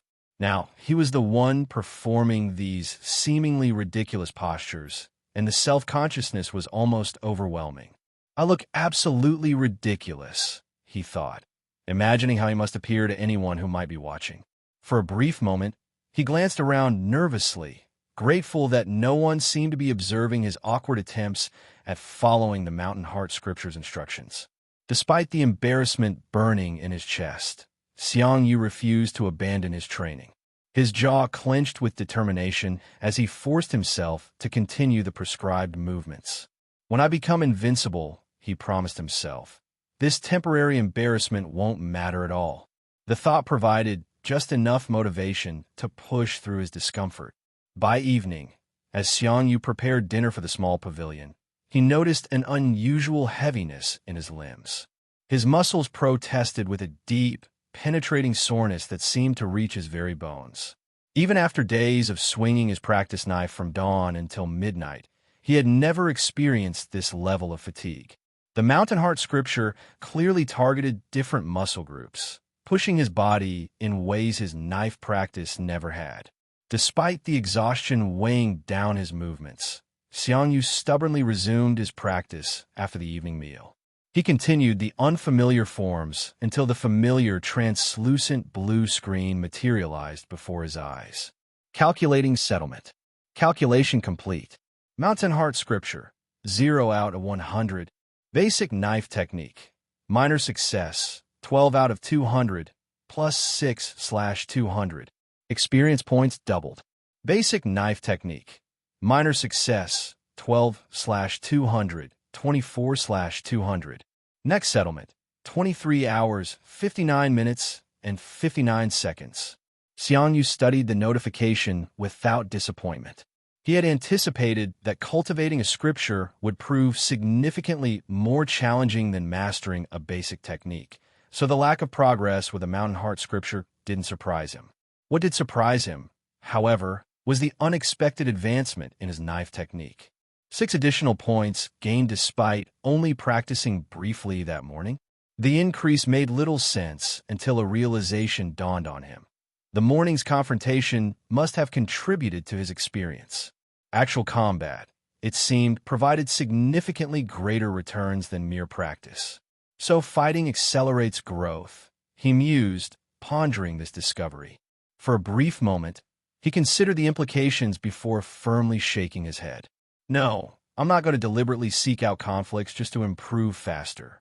Such behavior would directly contradict his survival strategy and likely lead to an early grave. Exhaustion finally claiming victory over determination, Xiang Yu retreated to his humble dwelling. As he settled onto his bed of dried leaves, a resolute thought formed in his mind. Tomorrow he would approach the scripture with even greater dedication, pushing through both physical discomfort and embarrassment to extract every possible benefit from Elder Guo's generous gift. The dawn broke over Mountain Heart Pavilion as Xiang Yu emerged from his humble dwelling, determination etched into every line of his face. Today would be different. Today he would devote himself entirely to the Mountain Heart Scripture, leaving his practice knife untouched. The memory of his embarrassment from the previous day's awkward movements lingered, but he pushed it aside. What was temporary humiliation compared to the power he sought? Throughout the day, he repeated the flowing movements described in the ancient scroll. His body protested, muscles burning with unfamiliar strain as he shifted through positions that seemed to defy natural movement.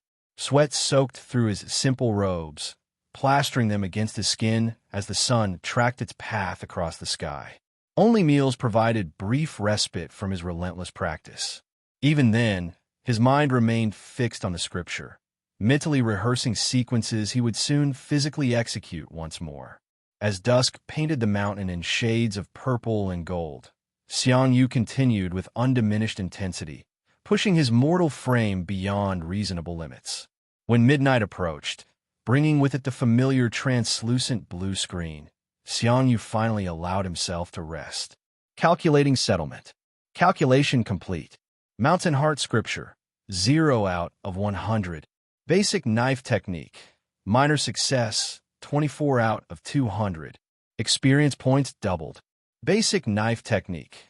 Minor success, 24/200, 48/200. Next settlement, 23 hours, 59 minutes, and 59 seconds. Just like the previous day, the Mountain Heart scripture showed absolutely no progress. 0 points gained despite hours of dedicated practice. Yet Xiang Yu felt no disappointment coursing through him, only strengthened resolve. This wasn't unexpected. Scriptures, especially one as profound as the Mountain Heart scripture, were naturally more challenging than basic techniques. His lips curved into a tired smile as he watched his knife technique experience double automatically. At least something was progressing. He collapsed onto his bed of dried leaves, exhaustion claiming him almost instantly. Morning arrived with inexorable certainty, rousing Xiang Yu from dreamless slumber.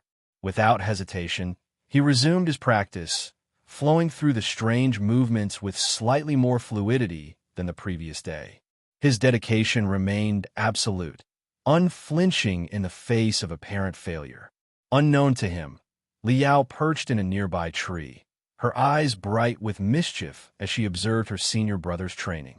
"He's working so hard," she thought with genuine admiration, even as her hands manipulated a small crystalline device that recorded his every movement. The memory crystal gleamed in the dappled sunlight as it captured particularly awkward transitions between stances, moments where Xiang Yu's face contorted with concentration and strain. Her task complete, Li Yao slipped away to resume her own cultivation, the precious recordings safely tucked into her robes. She would treasure these memories for years to come, both as blackmail material and as testament to her senior brother's unexpected transformation. Xiang Yu paused suddenly, glancing around with narrowed eyes. A prickling sensation at the back of his neck suggested he was being watched. After several moments of tense silence, he shook his head, dismissing the feeling as mere paranoia. Still, the sensation persisted, unsettling enough that he eventually decided to change his training location entirely. In his private chambers, Eldergua's lips twitched with amusement as he observed his disciples' antics through a specialized spiritual technique. At least they seemed to be working hard, he thought with grudging approval, stroking his beard contemplatively. The day passed in much the same manner as the previous one, ending with another settlement that showed substantial progress in his knife technique, but nothing whatsoever in the scripture. Basic knife technique. Minor success 48/200, 96/200. Despite the continued 0 in his scripture cultivation, Xiang Yu maintained his optimism. He understood his limitations. He had no talent, no spiritual roots, nothing but sheer determination and his system's doubling function. As long as he made even minimal progress, exponential growth would eventually follow. With this comforting thought, he surrendered to exhaustion, allowing his depleted body the rest it desperately needed. The following day unfolded with familiar routine in his new training ground. Li Yao, finding his usual spot empty, merely smiled. Her spiritual sense easily detected his unique scent, leading her unerringly to his new location. Once again, she recorded his practice, particularly focusing on moments when his face screwed up in concentration or when he wobbled precariously between stances. Xiang Yu repeatedly glanced around, that uncomfortable sensation of being observed intensifying throughout the morning. During lunch, he mentioned to Eldergua that there might be some wild animal lurking in the forest, watching him. But the elder didn't seem to believe him, prompting Xiang Yu to change locations yet again for his evening practice.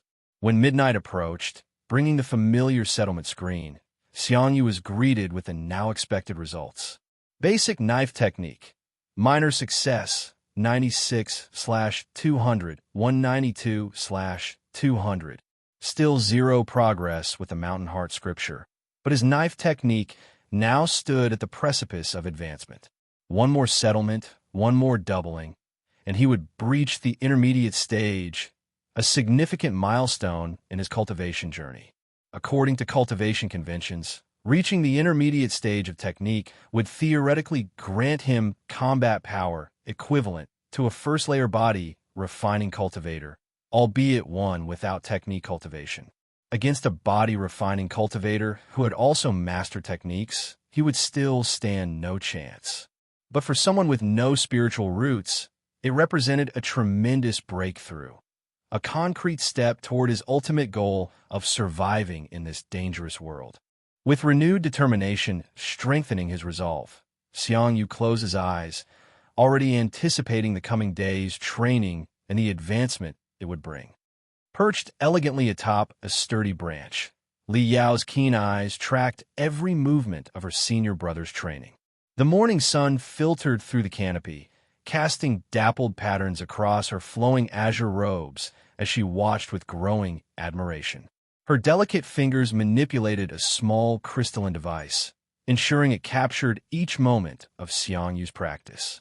Senior brother is really working hard, she thought, a mixture of pride and fascination warming her chest.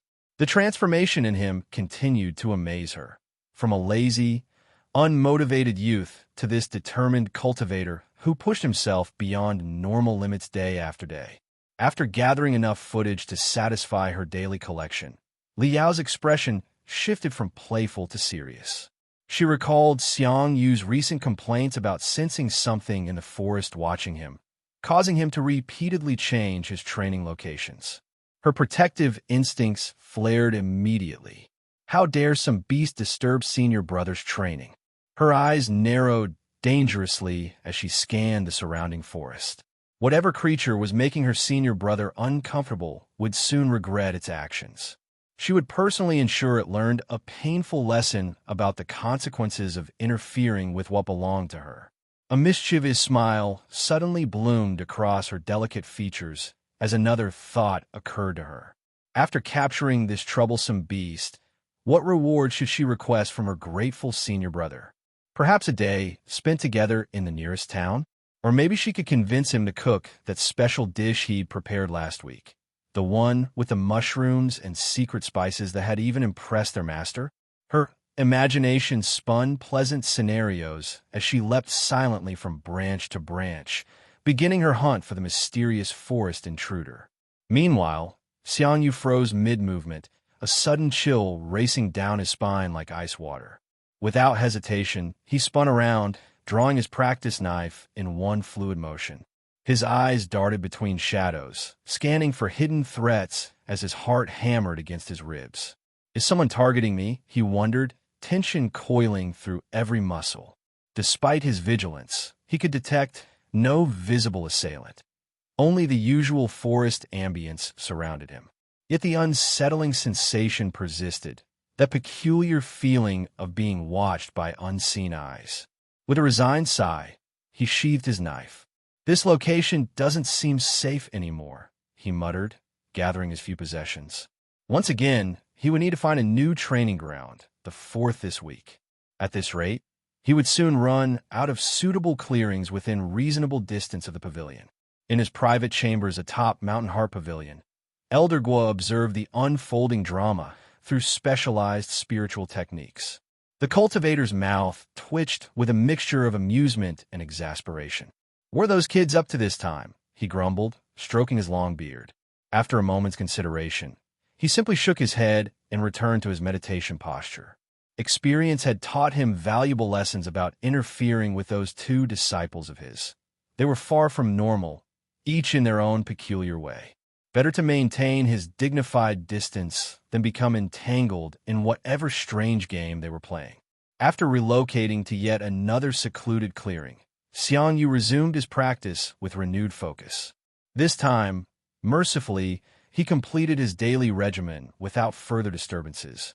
As midnight approached, bringing with it the familiar translucent blue screen, he finally allowed his exhausted body to rest. Calculating settlement. Calculation complete. Mountain Heart Scripture, 0 out of 100. Basic knife technique. Minor success, 192/200.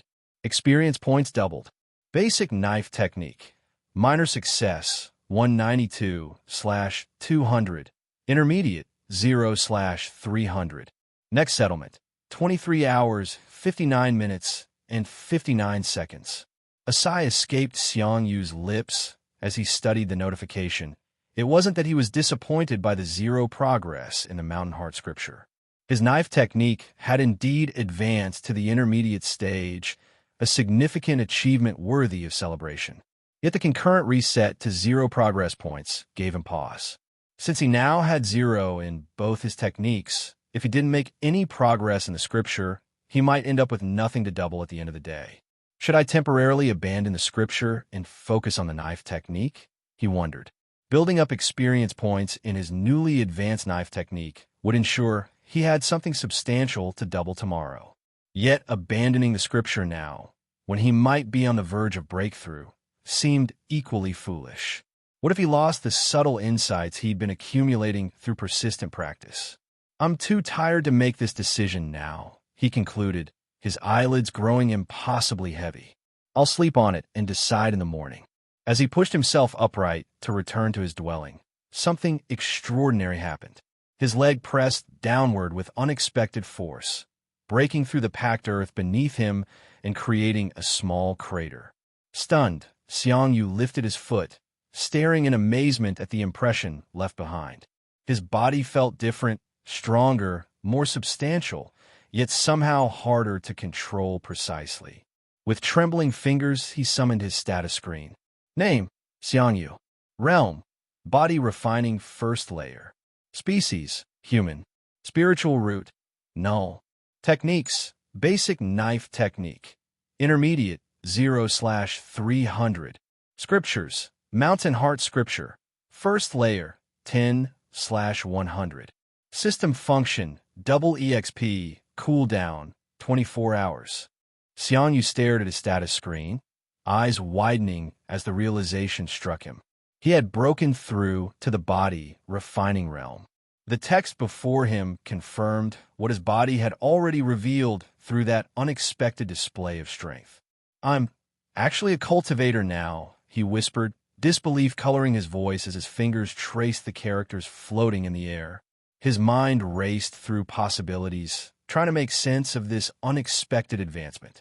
Could it be that when cultivation manuals claimed an intermediate external technique granted combat power equivalent to the first layer of body refining, they actually meant that mastering such techniques automatically triggered the breakthrough? The correlation seemed too perfect to be coincidental. A smile tugged at the corners of his mouth. This development solved his immediate concern about having nothing to double. The Mountain Heart Scripture now showed 10 points of progress, providing a foundation for tomorrow's exponential growth. His knife technique, however, remained at 0 in its newly advanced intermediate stage. He would need to dedicate time tomorrow to build experience there as well, ensuring multiple avenues for advancement. As Xiang Yu made his way back to his humble dwelling, an unfamiliar feeling warmed his chest. Genuine accomplishment. After days of relentless effort with seemingly no progress, he had officially stepped into the world of cultivation. It might be the weakest stage, merely the first layer of body refining, but it represented a concrete step toward his ultimate goal of survival. One small step closer to not dying horribly, he thought with grim satisfaction as he settled onto his bed of dried leaves, exhaustion quickly pulling him into dreamless slumber. The following morning, Xiang Yu rose with the dawn, his body feeling simultaneously heavier and more responsive. Without hesitation, he returned to his training ground, but this time he abandoned the embarrassing movements of the Mountain Heart Scripture. Instead, he retrieved his practice knife, falling into the familiar patterns of slashing and stabbing with renewed vigor. Relief washed over him as he moved through the knife forms. At least I don't have to do those embarrassing moves anymore, he thought gratefully. The absence of that peculiar sensation of being watched also brought unexpected comfort. For the first time in days, he could train peacefully without the nagging suspicion of some forest beast observing his every move. Perched high above in the canopy, Li Yao watched with puzzled disappointment as her senior brother abandoned the scripture training that had provided such excellent recording material. His return to knife practice offered little entertainment value from her perspective. What a shame, she pouted, tucking away her memory crystal. Since she wouldn't be collecting any amusing footage today, she might as well dedicate her energy to another worthy cause. I'll capture whatever beast has been frightening senior brother, she decided with fierce determination, vanishing from the branch in a blur of azure robes. In his private chambers, Elder Gua observed Xiang Yu's practice with furrowed brows. The boy had suddenly abandoned the mountain heart scripture after only a few days. Had it proven too challenging, too advanced for his limited talent? The elder sighed heavily, returning to his meditation posture. In this world, cultivation levels were typically sensed through the qi a practitioner emitted. Yet cultivators only began releasing detectable qi upon reaching the qi gathering stage, making it virtually impossible to accurately determine the level of those still in the body refining realm. Xiang Yu practiced his knife technique with methodical precision until midnight approached. The familiar translucent blue screen materialized before his eyes, bringing the day's settlement. Calculating settlement. Calculation complete. Mountain Heart Scripture. First layer, 11/100, plus 1/100. Basic Knife Technique. Intermediate, 5/300, plus 5/300. Experience points doubled. Basic Knife Technique. Intermediate, 5/300, 10/300. Mountain Heart Scripture. First layer, 11/100, 22/100. Next settlement, 23 hours, 59 minutes, and 59 seconds. Xiang Yu studied the notification with intense curiosity, a mixture of satisfaction and confusion playing across his features. The 5 points gained in his knife technique represented a respectable day's progress, but it was the Mountain Heart Scripture that truly caught his attention. A single point of advancement despite not having practiced it at all today. Is there something wrong with the system? He wondered, brow furrowing as he contemplated this unexpected development. Then, like pieces of a puzzle suddenly sliding into place, understanding dawned on him. His earlier theory about the intermediate stage of external techniques facilitating breakthrough to body refining seemed increasingly plausible. More importantly, it appeared that earning experience in his intermediate-level knife technique somehow translated to progress in the Mountain Heart Scripture. The exchange rate wasn't particularly generous, 5 points of knife technique advancement yielding just 1 point in the Scripture, but represented an invaluable opportunity. For someone like Xiang Yu, lacking spiritual roots and innate talent, the Mountain Heart Scripture had proven nearly impenetrable through direct practice. Yet now, a path forward had revealed itself. By focusing on what he could improve, his knife technique, he would simultaneously advance in an area where he'd previously struggled. 2 birds with 1 stone, with the added bonus of avoiding those embarrassingly awkward movements the Scripture required. "Thank you, system," he whispered gratefully to the empty night air, genuinely appreciative of being spared further humiliation. With this comforting realization, he retreated to his humble dwelling, allowing exhaustion to claim him until morning. The following day unfolded much like its predecessor, Xiang Yu rising before dawn, dedicating himself entirely to knife practice with renewed vigor and purpose. His blade cut through the air with increasingly fluid motions, each repetition building upon the foundations of the last as he pushed himself relentlessly. When midnight finally approached again, the settlement screen appeared. Calculating settlement. Calculation complete. Mountain Heart Scripture. First layer, 24/100, plus 2/100. Basic Knife Technique. Intermediate, 15/300, plus 5/300. Experience points doubled. Basic Knife Technique. Intermediate, 15/300, 30/300. Mountain Heart Scripture. First layer, 24/100, 48/100. Next settlement, 23 hours, 59 minutes, and 59 seconds. A smile of satisfaction spread across Xiang Yu's face as he absorbed the day's progress. His path to invincibility seemed increasingly certain, carved through consistent effort and exponential growth. Yet something about the numbers nagged at him. The Scripture had gained 2 points despite only 5 points of advancement in his knife technique. Hadn't he deduced an exchange rate of 5 to 1 yesterday? Confusion prompted him to summon his full status screen. Name: Xiang Yu. Realm: body refining first layer. Species: human. Spiritual root: null. Techniques: basic knife technique. Intermediate: 30/300. Scriptures: Mountain Heart Scripture. First layer: 51/100. System function: double EXP. Cooldown: 24 hours. His eyes widened with shock. The scripture had somehow gained another 3 points in the brief moments following the settlement. The discrepancy defied his initial understanding until another revelation struck him with stunning clarity. The exchange rate applied not just to points earned through direct practice, but to all points, including those created through the system's doubling function. His 5 points of knife technique progress had indeed yielded 1 point for the scripture. But after doubling, 15 additional points had materialized in his knife technique, creating 3 more points for the scripture through the same 5-to-1 exchange. This is incredible, he thought, mind racing with possibilities. The implications were staggering. If he could cultivate multiple external techniques to the intermediate stage, he could effectively create a points farm, generating exponential growth across multiple disciplines simultaneously. The 12th layer of body refining, previously a distant dream, now seemed attainable within a reasonable time frame. He caught himself grinning foolishly and tempered his excitement. Such ambitions, while technically feasible, would require extraordinary dedication and time. Better to focus on immediate goals rather than distant fantasies.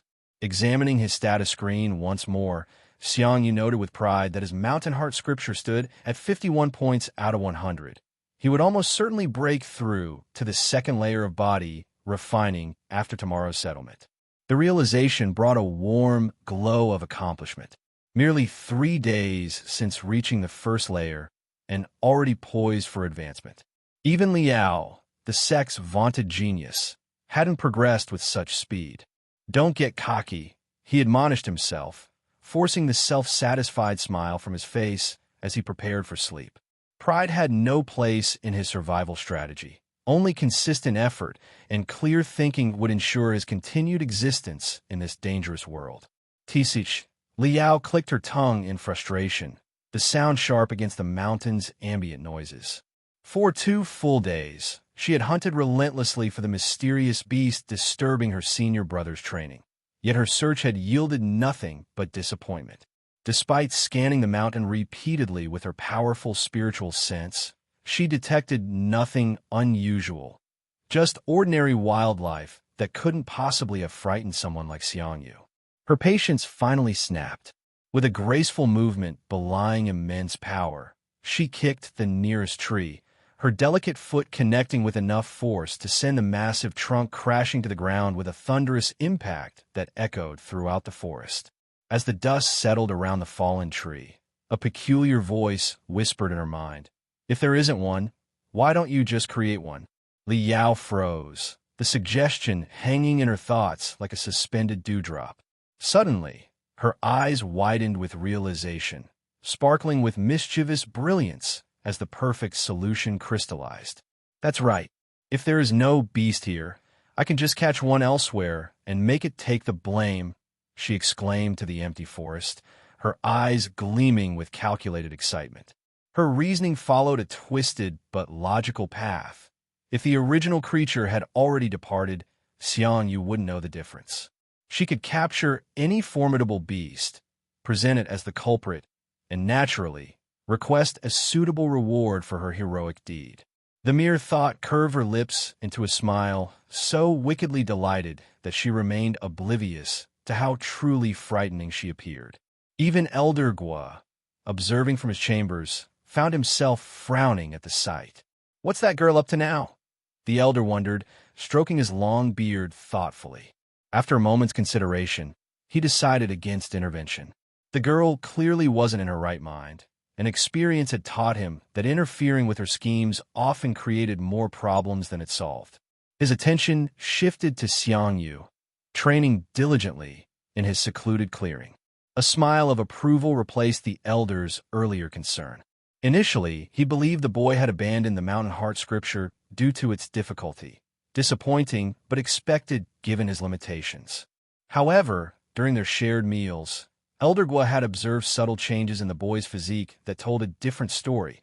Xiang Yu had actually broken through to the body-refining realm in just one short week. Quite impressive, the elder thought, genuinely pleased by this unexpected development. Perhaps he hadn't misjudged the boy's potential after all. The elder had also noticed Xiang Yu's advancement to the intermediate stage of his knife technique. Elder Gua began contemplating which technique to offer him next. While the elder acknowledged Xiang Yu's talent, he remained realistic about the boy's limitations. Reaching the intermediate stage was commendable, but advancing further in a short amount of time typically required genius-level aptitude like Li Yao's. Xiang Yu might be talented, but he hadn't yet demonstrated that level of exceptional ability.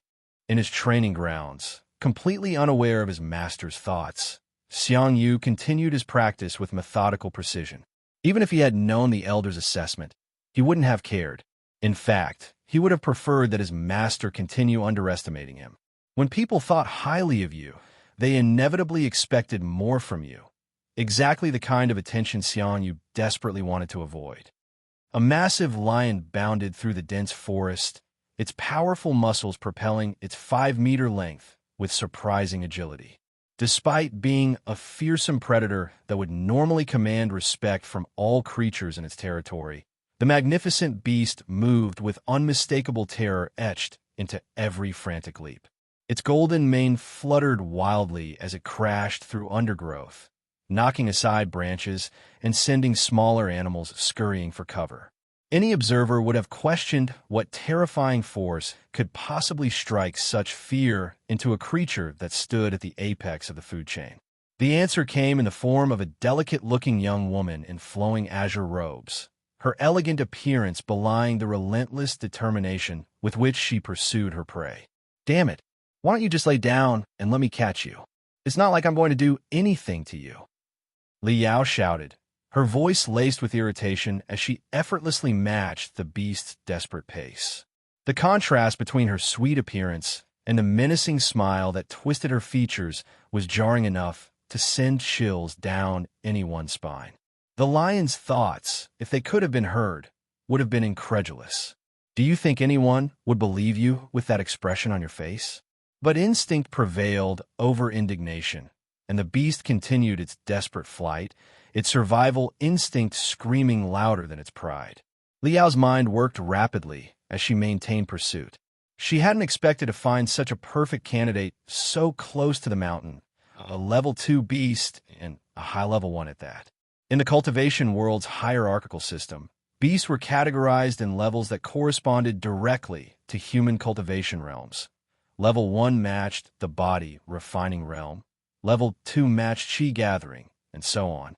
Each level further subdivided into low, medium, high, and peak classifications, with low encompassing the first 3 layers and peak representing the 10th layer of that cultivation realm. This lion was precisely what she needed. Powerful enough to be a convincing culprit for disturbing her senior brother's practice, yet not so formidable that it would have attracted her master's attention. It was the perfect scapegoat for her scheme, if only it weren't so frustratingly fast. Where's the pride of beasts? She wondered with mounting frustration, unaware that the lion had started running the moment it sensed her predatory aura and glimpsed her terrifying expression.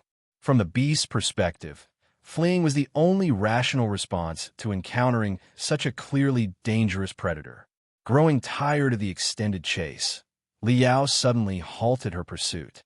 Her delicate features hardened with concentration as she activated her foundation establishment aura, releasing a wave of spiritual pressure that crashed through the forest like an invisible tsunami. The lion faltered mid-stride, its primal instincts recognizing a power far beyond its comprehension. The girl is actually in the foundation establishment stage. Shock registered in its animal consciousness as it sensed her overwhelming strength. Worse still, she didn't seem to be at the lower levels of that realm. The beast's golden eyes widened with the dawning realization that it might not survive this encounter. Li Yao closed the distance in a blur of motion that the beast's eyes couldn't even track. Back at Mountain Heart Pavilion, Xiang Yu was executing the final sequences of his knife practice before breaking for lunch. The rhythmic swishing of his blade through air was interrupted by a tremendous gust of wind that ruffled his robes and sent fallen leaves swirling around him. He turned toward the disturbance, only to find Li Yao landing gracefully beside him, a massive, battered lion dangling from her grip as if it weighed nothing at all. "Senior brother, I caught the beast that has been causing you trouble," she announced with unmistakable pride, her chest puffed out slightly as she presented her trophy. Her expectant gaze fixed on him, clearly awaiting praise for her accomplishment. Xiang Yu stared at the pitiful creature she held, the corner of his mouth twitching involuntarily. "Is that what you call capturing?" The once majestic beast appeared to have received quite the beating. Its golden fur was matted with dirt, one eye was swollen shut, and it hung limply in her grasp, too traumatized to even attempt escape. Despite his misgivings, Xiang Yu raised his hand and gently patted Li Yao's head, prompting a radiant smile that transformed her features entirely. He marveled at the duality of her nature. How could this seemingly innocent, delighted girl be the same person who had so mercilessly subjugated a high-level beast? Her smile brightened further as she looked up at him with sparkling eyes. "Brother, since I captured the beast for you, you should give me a reward, right?" she asked, her voice sweetly persuasive. Xiang Yu appeared thoughtful as he considered her request. It was true that she had seemingly eliminated the source of his discomfort during practice, allowing him to train without that unsettling sensation of being watched. Yet something felt strangely off about the entire situation, a nagging intuition he couldn't quite place. Nevertheless, he responded with measured appreciation. "Thank you so much. What reward do you want?" Li Yao's response came without hesitation, her eyes gleaming with anticipation. "Go on a date with me." The midnight air hung still over the training grounds as Xiang Yu executed his final forms, sweat glistening on his brow despite the cool evening breeze. As his muscles worked through the familiar motions, an unusual vitality coursed through his limbs. Each movement felt lighter, more responsive than normal. "This feels different somehow," he mused, pausing briefly to catch his breath. A pleasant warmth radiated from his core, invigorating rather than exhausting him. Could it be from that beast meat I ate earlier? He recalled the beast meat he had prepared from Li Yao's captured prey. Monster beasts that had begun their own cultivation journey contained spiritual essence that could nourish a cultivator's body. He thought that it would be nice if he could eat such meat every day, but Xiang Yu quickly dismissed the thought. He wasn't capable of hunting such beasts, so it was better to stop dreaming. The thought of the beast meat brought Li Yao's request flooding back to his mind. After presenting him with a battered lion, she'd asked for a simple reward, a date. He couldn't rightfully refuse after she'd solved his mysterious observer problem. Tomorrow, they would visit a nearby mortal town together. A satisfied smile crept across Xiang Yu's face as he considered the brilliance of his chosen location. "My plan is actually quite impressive," he congratulated himself. The mortal town offered minimal chances of encountering other cultivators, who rarely bothered interacting with common folk. Without cultivators around, the risk to his life dropped significantly, exactly what his survival strategy demanded. While he would have preferred dedicating the day to further practice, Xiang Yu rationalized the excursion as an opportunity to explore this new world he found himself in. Knowledge, after all, was another form of power. As these thoughts circulated through his mind, the familiar translucent blue screen materialized before him. Calculating settlement. Calculation complete. Mountain Heart Scripture. First layer, 53/100, plus 5/100. Basic knife technique. Intermediate, 35/300, plus 10/300. Experience points doubled. Basic knife technique. Intermediate, 35/300. Intermediate, 70/300. Mountain Heart Scripture. First layer, 53/100. Second layer, 0/200. Next settlement, 23 hours, 59 minutes, and 59 seconds. Xiang Yu's eyes widened in pleasant surprise. 10 points gained in his knife technique today, double his usual progress. His mind quickly analyzed the unexpected windfall, connecting dots with the unusual energy he'd felt during practice. The beast meat, he realized. Normally, fatigue would gradually diminish his effectiveness, each hour of practice yielding diminishing returns as exhaustion crept in. But today, the nourishing properties of the beast's meat had kept his energy consistently high, allowing him to maintain peak performance throughout his training. A surge of gratitude toward Li Yao washed over him, though pragmatism quickly tempered his excitement. Such an occurrence would probably be a one-time thing, since he couldn't expect regular access to beast meat. Still, he couldn't help but feel satisfaction at reaching the second layer of the Mountain Heart scripture, automatically advancing his body refining to the same level. With a thought, he summoned his full status screen. Name, Xiang Yu. Realm, body refining, second layer. Species, human. Spiritual root, null. Techniques, basic knife technique. Intermediate, 70/300. Scriptures, Mountain Heart scripture, second layer, 3/200. System function, double EXP, cooldown, 24 hours. His eyes narrowed slightly as they focused on the Mountain Heart scripture's experience points. The conversion rate has jumped to 10-1 after the breakthrough, he noted with a resigned sigh. This development wasn't unexpected. The higher he climbed, the steeper the path would become. Yet optimism prevailed as he calculated his potential gains. With his knife technique now at 70 points, tomorrow's doubling would yield 7 entire points for his scripture. Substantial progress despite the increased difficulty. The third stage might be closer than he'd initially thought. With that comforting analysis, Xiang Yu finally allowed his body to rest, retreating to his humble dwelling for a well-earned sleep. Tomorrow would bring an unexpected adventure with his junior sister, but tonight he would savor the sweet taste of advancement. In the hallowed halls of the Scripture Pavilion, Dean Gu Hanming lounged in his chair, rocking back and forth with languid disinterest. The afternoon's monotony hung thick in the air, until sudden footfalls shattered the silence. A young disciple burst through the doorway, chest heaving, face flushed with exertion. "Dean, something happened," the youth gasped, words tumbling out between desperate gulps of air. Gu Hanming's brows furrowed in immediate irritation. "What is it? Why are you running in the halls?" His voice carried the sharp edge of a man accustomed to rigid order and unquestioning respect. The disciple bent slightly, hands on knees, struggling to compose himself. "Elder, he left," he managed, still fighting to regulate his breathing. "Speak properly." The dean's fingers clenched the armrests of his chair, knuckles whitening. "Who left?" "It's Xiang Yu," the disciple clarified, finally straightening his posture. "He left the sect." The annoyance etched across the dean's face melted away like morning frost under a sudden sun. His lips curled upward, transforming gradually into a smile that carried no warmth, only malicious anticipation. "Good, good," he repeated, the words dripping with venomous satisfaction.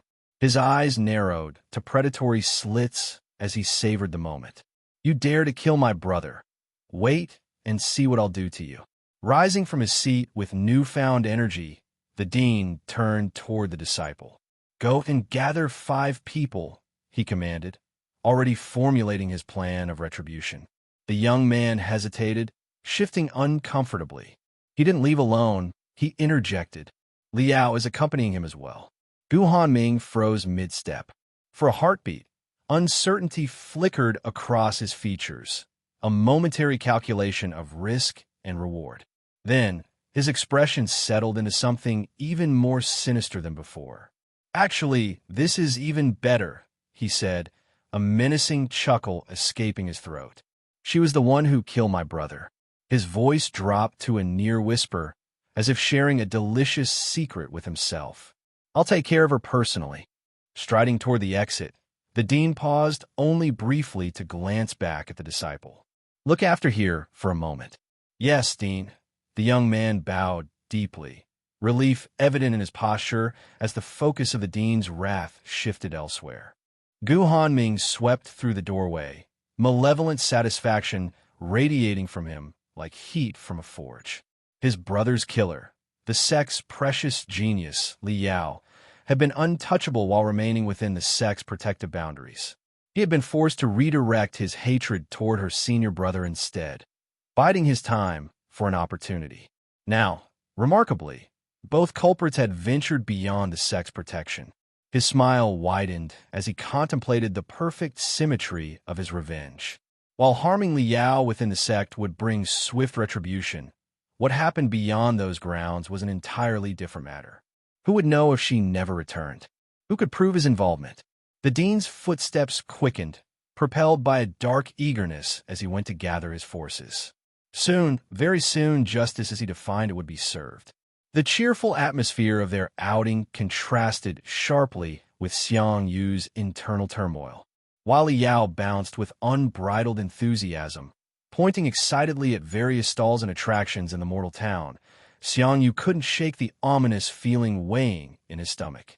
Every cultivation novel he'd ever read flashed through his mind.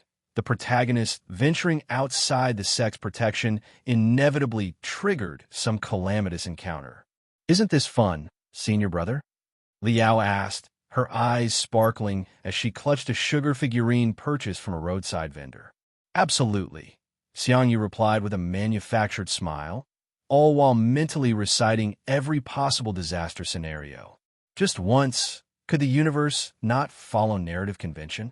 He silently pleaded, maintaining his facade of enjoyment as they wove through the crowded marketplace. For several more hours, this charade continued, Li Yao delighting in the simple pleasures of mortal life, Xiang Yu vigilantly scanning for threats while pretending to share her enthusiasm.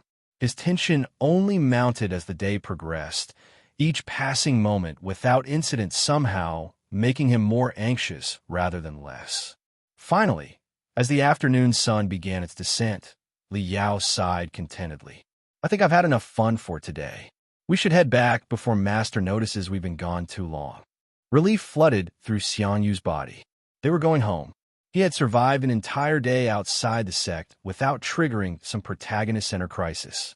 Perhaps his paranoia had been unfounded after all. As they followed the mountain path back toward Azure Cloud Sect, Xiang Yu allowed himself to relax slightly. His shoulders loosened, his breathing deepened, and a genuine smile began to form. "Come out. I know you're out there." Li Yao's sudden shout shattered his momentary peace. Xiang Yu's heart plummeted like a stone dropped from the mountain's peak. "I fucking knew it," he thought bitterly, exasperation overwhelming his fear. Not even choosing a mortal town, deliberately selected for its minimal cultivation presence, had spared him from a narrative's relentless machinery. He should have just stayed home, cultivating in blessed solitude. Within moments, 6 figures emerged from the dense forest surrounding the path. 5 disciples, led by none other than Dean Gu Hanming of the Scripture Pavilion. The sight confirmed Xiang Yu's worst fears. Trouble had indeed found them. "Hee. You're quite sharp, kid," the Dean chuckled, his voice carrying artificial levity that failed to mask his malice. "But this doesn't change anything." Li Yao immediately positioned herself in front of Xiang Yu, a protective gesture that touched him despite the direness of their situation. He genuinely appreciated her consideration, but anxiety gnawed at his confidence. Yes, she was a Foundation establishment cultivator, impressive for someone her age, but the Dean operated in an entirely different league. For one to become a Dean in the sect, they had to have at least core formation cultivation, a full realm above Li Yao's level. The power disparity was astronomical, like comparing a candle to the sun. Still, Xiang Yu clung to a shred of hope.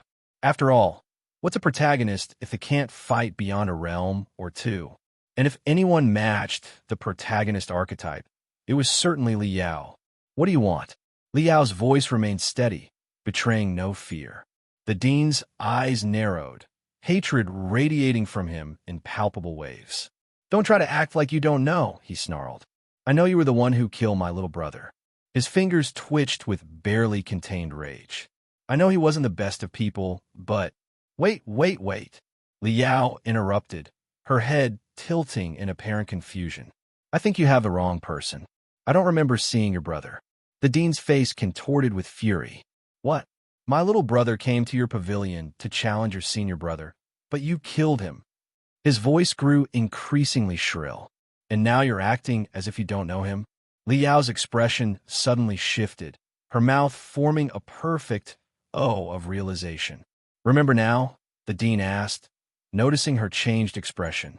Oh, so you meant that trash, she replied with casual disdain.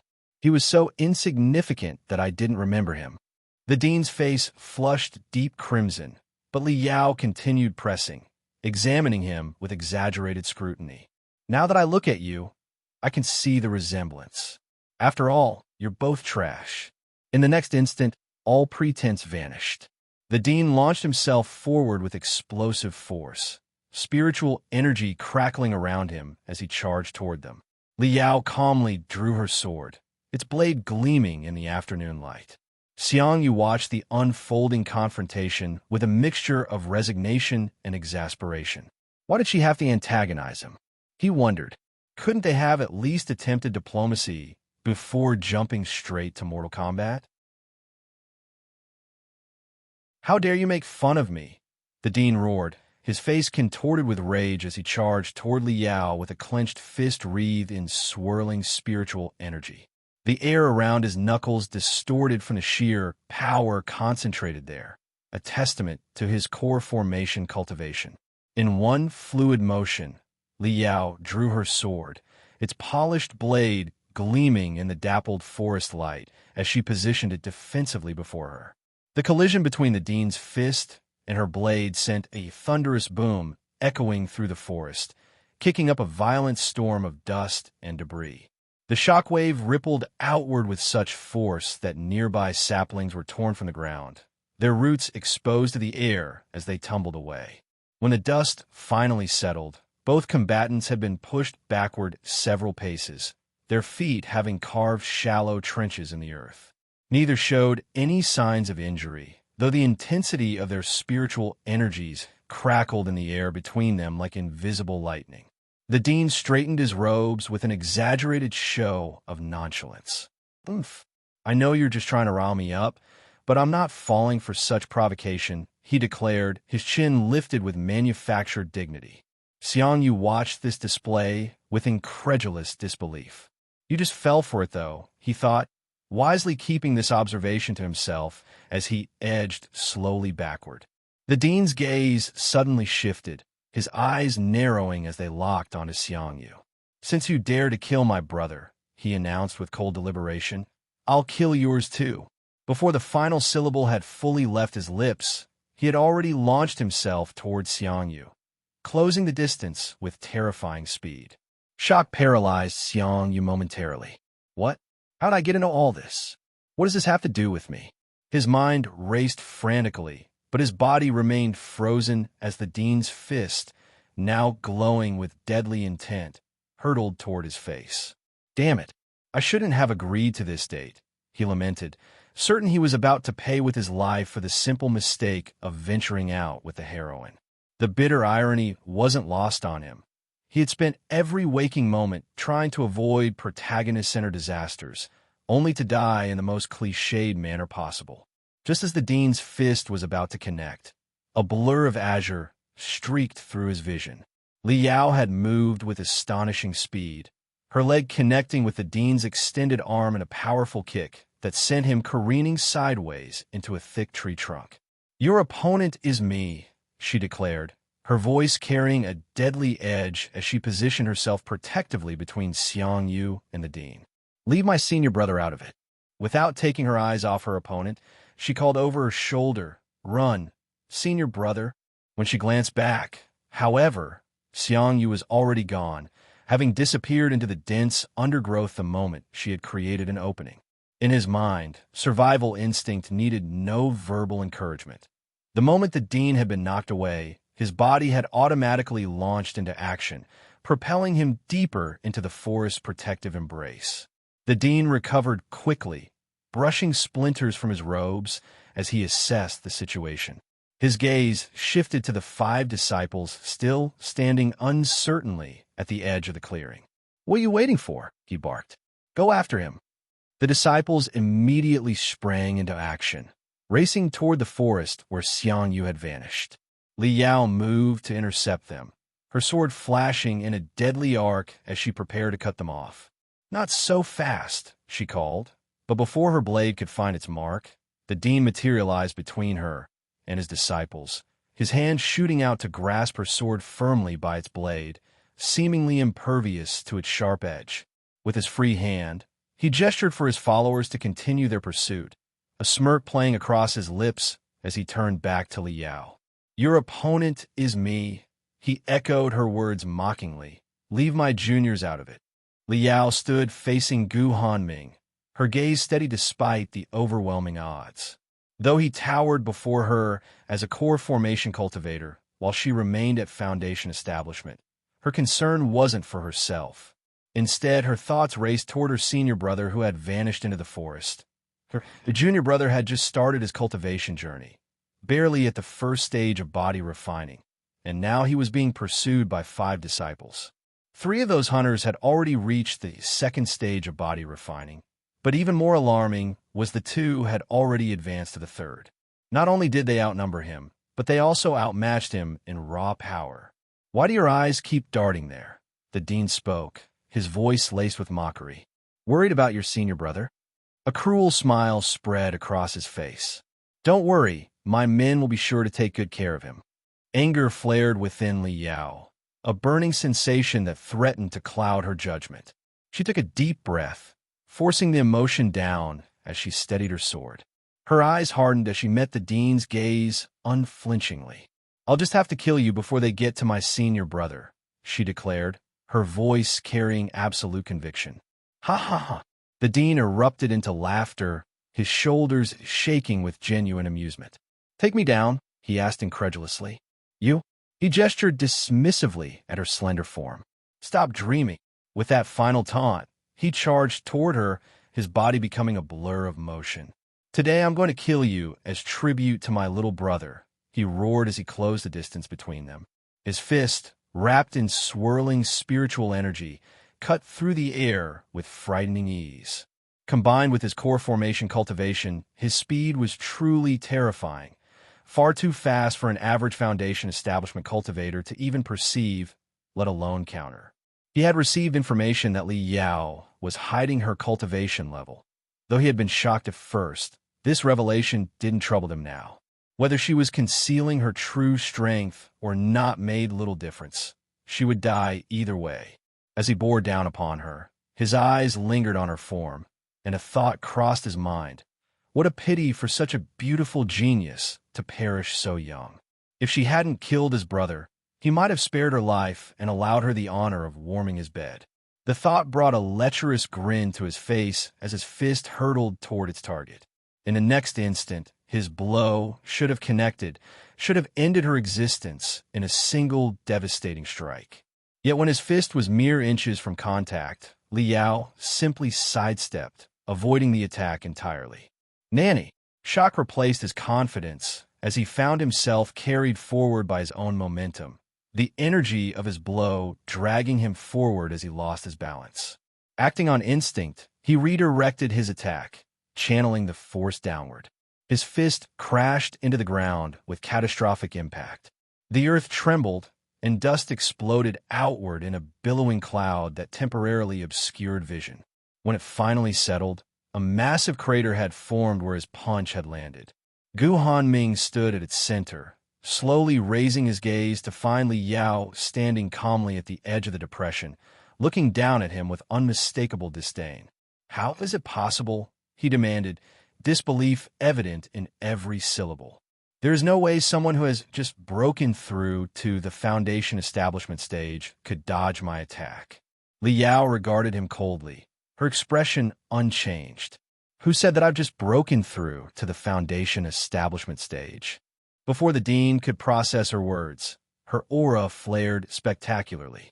Her spiritual energy visibly intensified, rising from the first layer of foundation establishment to the second, then the third, the fourth, climbing steadily until it finally stabilized at the peak of foundation establishment. The dean's eyes widened in shock as the realization hit him.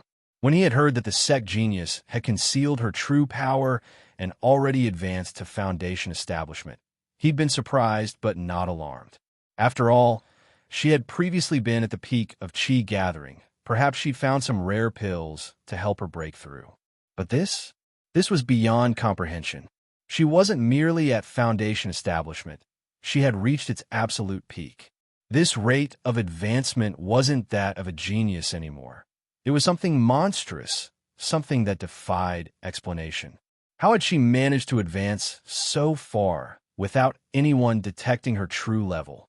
For a moment, he considered retreat, the instinct for self-preservation briefly overwhelming his thirst for revenge. But pride quickly reasserted itself. Even at the peak of foundation establishment, she remained just that, a foundation establishment cultivator facing a core formation master. The gap between their realms was like the distance between heaven and earth. While foundation establishment represented merely the beginning stages of laying one's cultivation foundation, core formation marked the point where true cultivation began in earnest. The difference wasn't just significant, it was insurmountable. No amount of talent could bridge such a fundamental disparity in power. She must have simply gotten lucky with her earlier dodge, he reasoned, berating himself for even considering retreat. Steadying his stance, he looked at her with renewed confidence. Even if you were hiding your strength, so what? You're just a foundation establishment kid, he scoffed, dismissing her achievement with a wave of his hand. Don't think you can bridge the gap in power with just this. Li Yao's lips curled into a dangerous smile as she shifted her weight, preparing to spring. Well, we'll see about that, she replied simply, before launching herself from her position, her sword gleaming as she charged directly toward her opponent. Xiang Yu plunged into the dense forest, branches whipping past as he fled deeper into the undergrowth. His heart hammered against his ribcage, each beat pulsing with a profound sense of injustice. What had he done to deserve this? Nothing. Absolutely nothing. Yet here he was running for his life from cultivators who wanted him dead simply by association. Did the universe genuinely want him eliminated from existence? Pausing momentarily in a small clearing, he surveyed his surroundings, desperately trying to determine the safest escape route. The sound of crashing foliage and angry voices behind him eliminated any chance for careful consideration. Without a backward glance, he bolted forward, diving deeper into the forest's protective embrace. Behind him, the 5 disciples burst into the clearing he'd just vacated. They halted, heads swiveling as they attempted to discern which direction their prey had fled. "Which way did he go?" one demanded, frustration evident in his voice. After several moments of debate, the group reached a consensus. "Let's split up and search in every direction," suggested one of the disciples with an arrogant sneer. "He's just a worthless mortal without spiritual roots. Any one of us alone is more than enough to handle him." Agreement rippled through the group. With curt nods, they scattered, each taking a different path into the forest. Their footsteps gradually faded, leaving behind an eerie silence punctuated only by natural forest sounds. Only when the last echo of their presence disappeared did Xiang Yu cautiously descend from the tree he'd scrambled up moments before they arrived.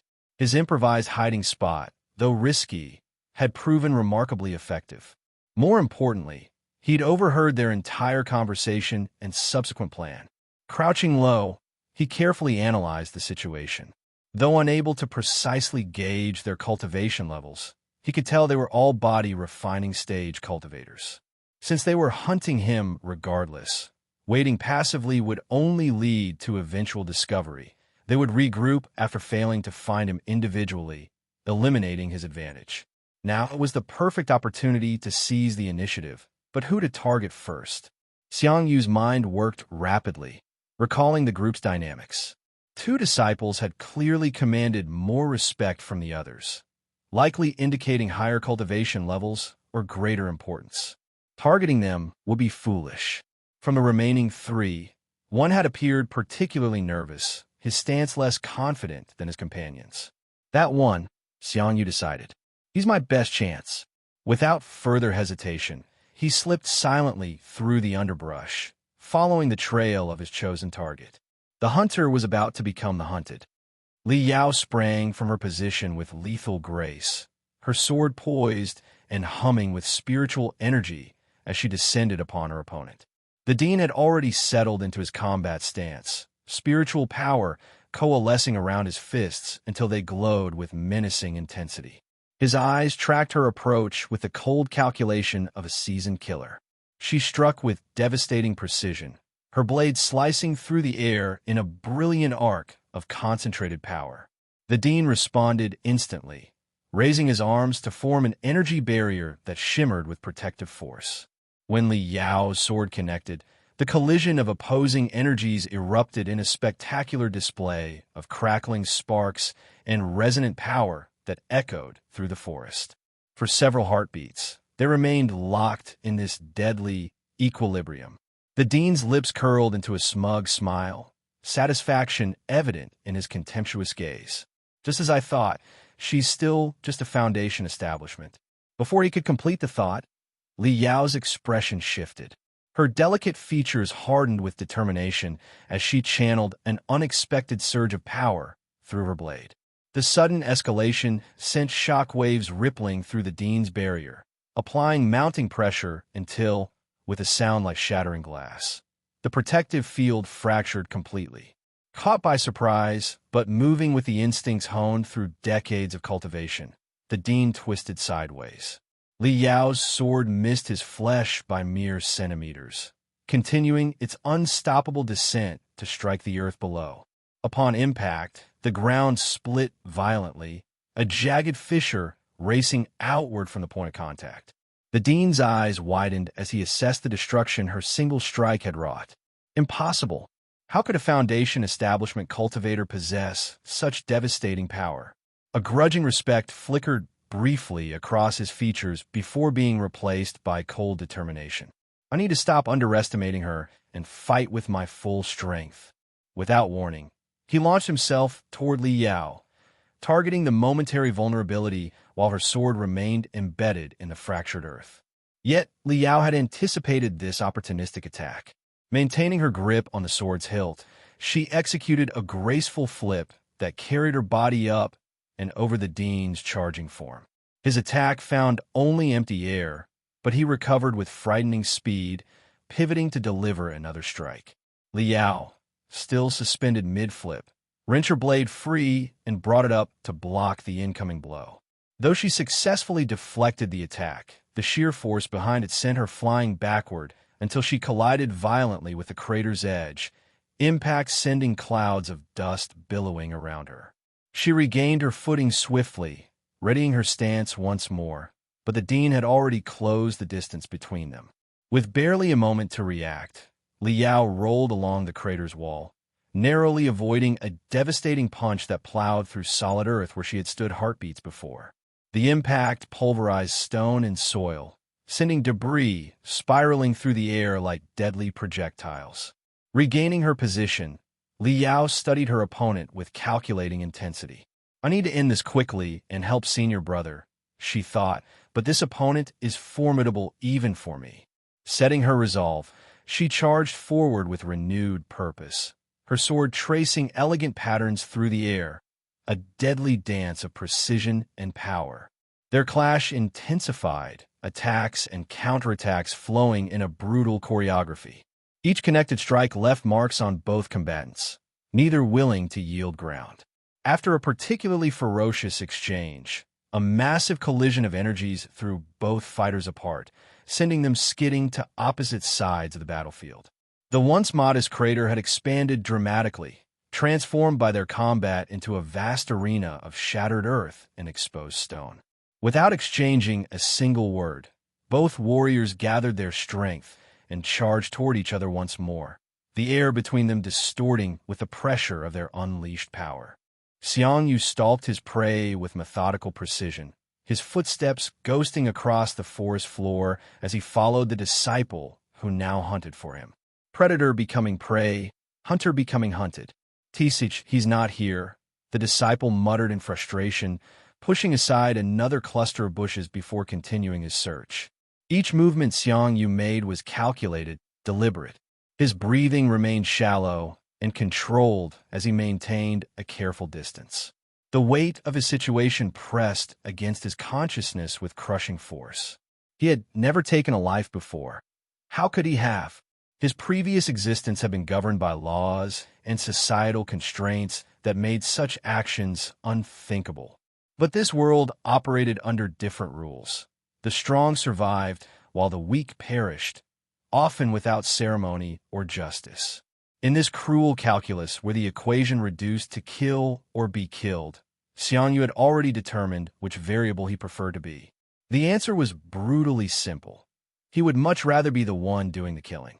As he shadowed his opponent, his foot brushed against something solid. Glancing down, he discovered a substantial stone partially embedded in the soil, roughly half a meter in diameter and weighing approximately 50 kilograms. The moment his eyes fell upon it, inspiration struck like lightning. Silently sheathing his practice knife, Xiang Yu wrapped his hands around the stone.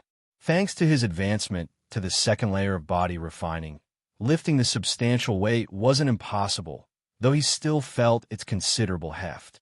The stone possessed excellent mass and balance, a crude but potentially devastating weapon against anyone in the early stage of body refining, first to third layer, provided he utilized it correctly. With painstaking care, Xiang Yu hoisted the stone and positioned himself behind a thick tree trunk. From this vantage point, he observed his target pushing through another dense thicket, completely unaware of the danger lurking mere steps away. The moment arrived. Xiang Yu charged forward, stone raised high above his head. The sudden movement finally alerted the disciple, who began turning at the sound of approaching footsteps. Realization and horror flashed across his features, but the reaction came far too late. Xiang Yu brought the stone crashing down with terrible purpose, crushing the disciple's skull before he could even cry out. The impact produced a sickening sound, part crunch, part wet thud, that would likely haunt Xiang Yu's dreams for nights to come. His chest heaved as adrenaline coursed through his system. The nervous tension that had built throughout his stealthy pursuit now threatened to overwhelm him. Taking a human life, even one bent on ending his own, wasn't something his consciousness could simply dismiss. Yet he forced himself to regain composure, repeating the harsh truth of this reality. Death was commonplace here, an expected outcome rather than a tragedy. Had their positions been reversed, the disciple wouldn't have hesitated to end him. With pragmatic detachment, Xiang Yu knelt beside the corpse and began searching through the disciple's robes and possessions. He hoped to find valuable resources, perhaps martial techniques, cultivation scriptures, or medicinal pills that might aid his survival. His thorough examination yielded nothing of significance. However, the disappointing result didn't surprise him.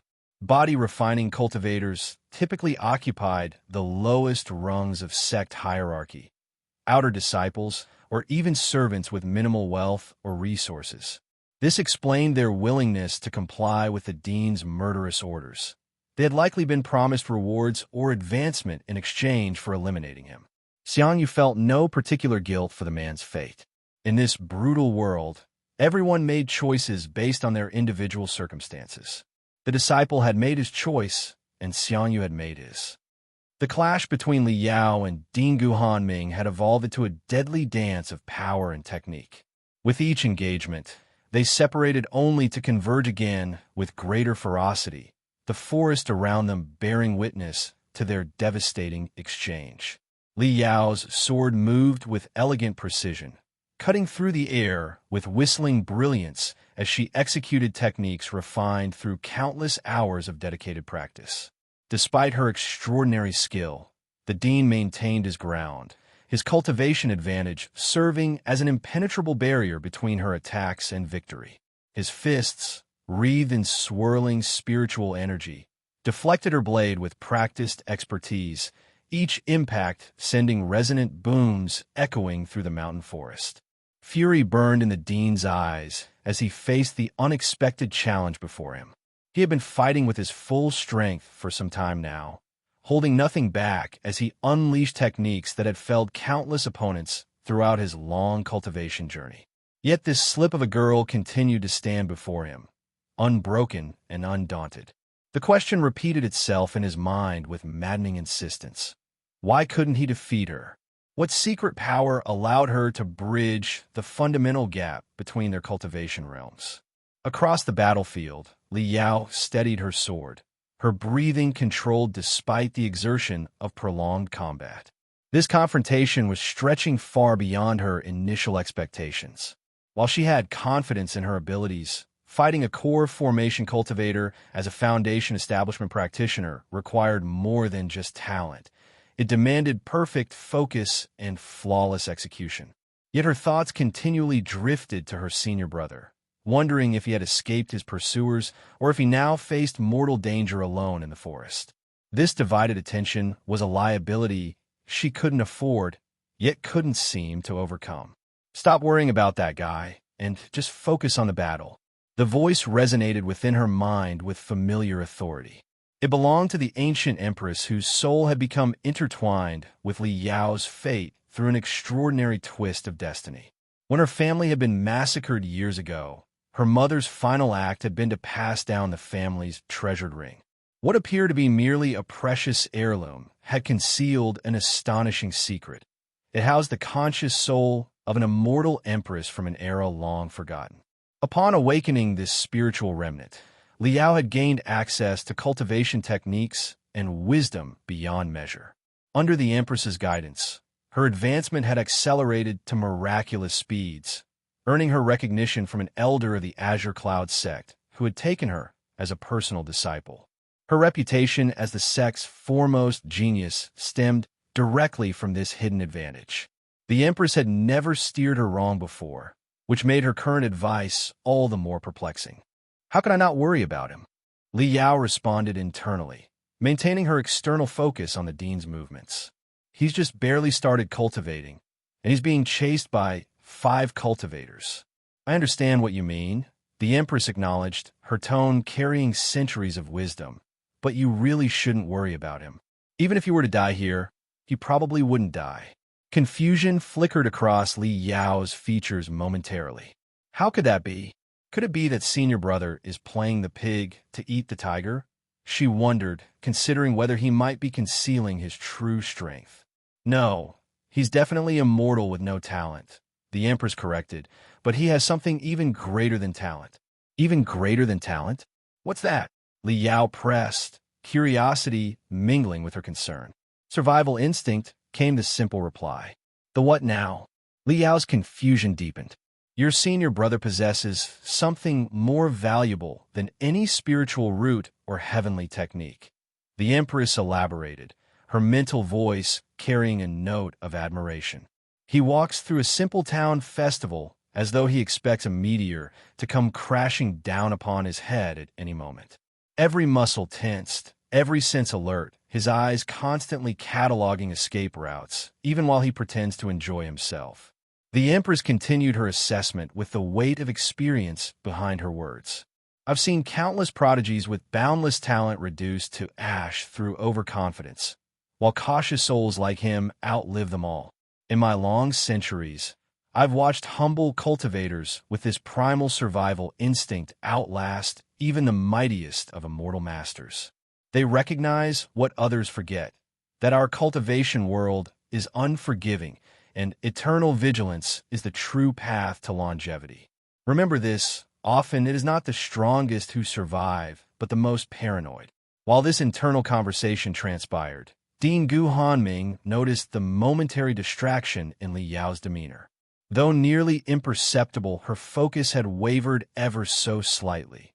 And for a cultivator of his caliber, such a minuscule opening might as well have been a gaping vulnerability. He recognized the opportunity instantly, a predatory gleam lighting his eyes. Whatever had captured her attention didn't matter. All that mattered was exploiting this chance to end their protracted battle once and for all. "It's time to end this," he declared, his body launching forward with explosive force as he closed the distance between them. Spiritual energy coalesced around his fists with devastating intensity, the air distorting from the sheer power concentrated there. When he had reduced the gap to merely 5 meters, he noticed Li Yao closing her eyes. A flash of confusion crossed his features. Had she accepted defeat? Was she surrendering to the inevitable? Regardless, he continued his charge, unwilling to squander his advantage. At 2 meters distance, when victory seemed assured, Li Yao's eyes snapped open. In one fluid motion, she raised her sword directly overhead, the blade suddenly illuminated by brilliant blue light that cast eerie shadows across the battlefield. "You're right," she replied, her voice carrying newfound resolve as spiritual energy cascaded from her weapon in visible waves. "It's time to end this." The heavy stone dripped with fresh blood as Xiang Yu hoisted it from the corpse, its crimson trails painting macabre patterns across the rough surface. His stomach churned at the grisly scene, but he forced his expression to harden into a mask of determination. This was survival. Nothing more, nothing less. The cultivation world's brutal mathematics had reduced his choices to a simple equation: kill or be killed. With measured breaths, Xiang Yu began his careful return to the forest clearing, each step calculated to minimize noise. His senses remained hyper-alert, scanning continuously for any sign of the remaining disciples. Upon reaching the edge of the clearing, he didn't immediately enter. Instead, he observed from the shadows, watching for movement, listening for voices. The area remained undisturbed. No footprints marred the soft earth beyond those already present. No whispers carried on the gentle breeze. A cautious smile tugged at his lips. This confirmed his suspicion that the hunting party lacked any means of communication between members. Each disciple was operating independently, unaware of their dwindling numbers. Perfect, he thought. Time for the next one. Strategically, Xiang Yu avoided targeting either of the 2 strongest disciples. Instead, he selected what appeared to be the second weakest among the remaining 3. His eyes tracked the path this particular disciple had taken, and without hesitation, he began his pursuit, murder weapon still clutched firmly in his grip. The disciples hadn't ventured far, their progress slowed by frequent stops to investigate potential hiding spots. Xiang Yu spotted his target easily, crouching behind bushes and trees whenever the disciple paused to investigate something. His approach was methodical, advancing when the disciple moved, freezing when they stopped. During one such advance, disaster nearly struck. A dry branch snapped beneath his foot with a sound that seemed to echo through the silent forest like a thunderclap. Xiang Yu immediately pressed himself against a nearby tree trunk, heart hammering against his ribs. The disciple, who had been examining a cluster of bushes, straightened immediately. "Who's there?" he called, turning toward the sound and beginning to approach Xiang Yu's position. Adapting instantly, Xiang Yu raised his blood-stained stone high above his head. He stood perfectly still, every muscle tensed and ready, focusing entirely on the approaching footsteps. The moment that disciple stepped past the tree, he would strike. The disciple walked with confident strides, completely unconcerned. What threat could a mere mortal possibly pose to someone at the second layer of body refining? Such overwhelming confidence would prove fatal. As the disciple stepped past the tree, Xiang Yu brought the stone crashing down with terrible force. It connected squarely with the back of the disciple's head, instantly collapsing his skull. The man's eyes rolled backward as he crumpled lifelessly to the ground. Standing over his second victim, Xiang Yu noticed something peculiar. The revulsion that had nearly overwhelmed him after his first kill had diminished significantly. So those serial killers in documentaries were right, he reflected grimly.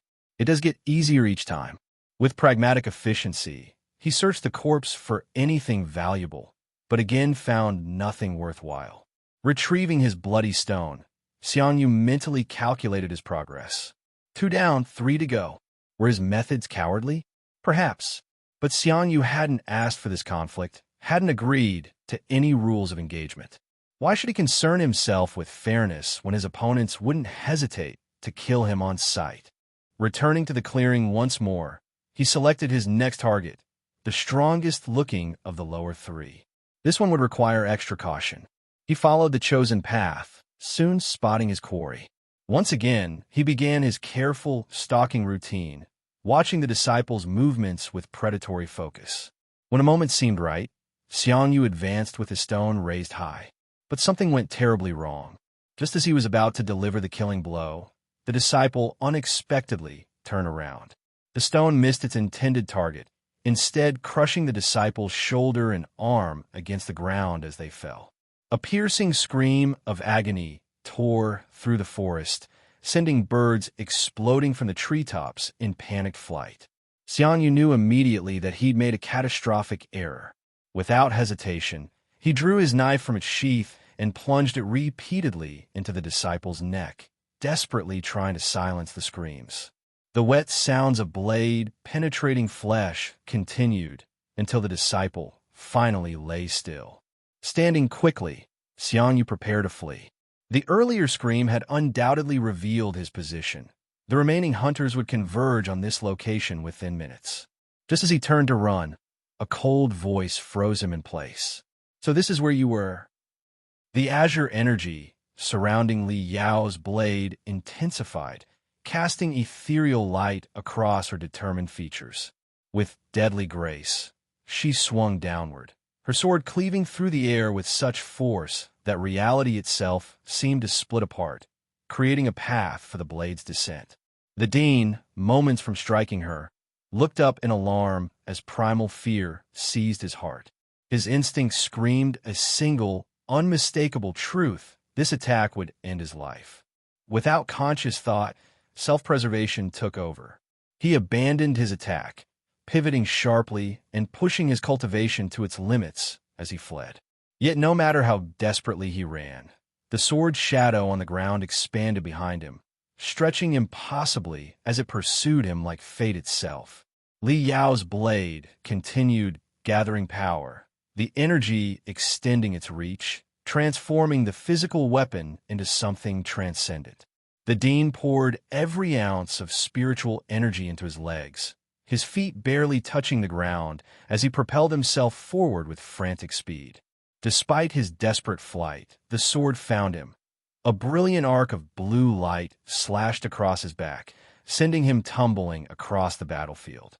He rolled several times before coming to a stop, struggling to rise on trembling limbs. He had to escape. Survival depended on it. But as he managed to stand, his heart sank. Li Yao stood before him, her emotionless gaze more terrifying than any anger could have been. "You actually cultivated a sword technique to the perfect stage," he gasped, disbelief etched across his features. And it's not a low-level one either. The implications staggered him. Cultivators typically spent centuries mastering techniques to such levels of perfection. He himself, after 300 years of dedicated cultivation, had yet to achieve such mastery with any technique. Was this the true potential of genius, or something more unfathomable? Li Yao offered no response to his shocked query. She simply raised her sword once more, its edge glinting with deadly promise. Wait. The Dean's voice cracked with desperation. "You can't kill me. It's against the rules. The sect won't let you go." His words tumbled out frantically as he clutched at the final strands of hope. Li Yao regarded him with cold indifference. "It's okay," she replied, her voice soft yet chilling. "No one will find out." The sword plunged downward toward his heart as he screamed, "No." His protest ended abruptly as the blade found its mark, silencing him forever. Standing over her vanquished enemy, Li Yao's contemptuous gaze swept across his corpse. She methodically searched his body, collecting several items that seemed underwhelming given his status. "TCH, trash," she muttered dismissively. Yet she carefully tucked the items into her pouch anyway. Still, they might be useful to Senior Brother. Her attention returned to the Dean's lifeless form. Leaving the body here would create complications. While an investigation might eventually reveal that he had been the aggressor, Li Yao had no interest in subjecting her senior brother to such scrutiny. If sect members discovered they couldn't deal with her directly, they would inevitably target him instead. Without hesitation, she channeled her qi into the corpse. Blue flames erupted across the body, consuming it with supernatural intensity. Within seconds, nothing remained. No evidence, no trace of the conflict that had unfolded. As the last embers faded, a high-pitched scream pierced the forest silence, coming from deep within the trees. Li Yao's heart lurched with sudden concern. "Oh no! Senior brother!" she exclaimed, immediately rushing toward the source of the sound, her robes fluttering behind her as she raced to reach him before it was too late. "So this is where you were."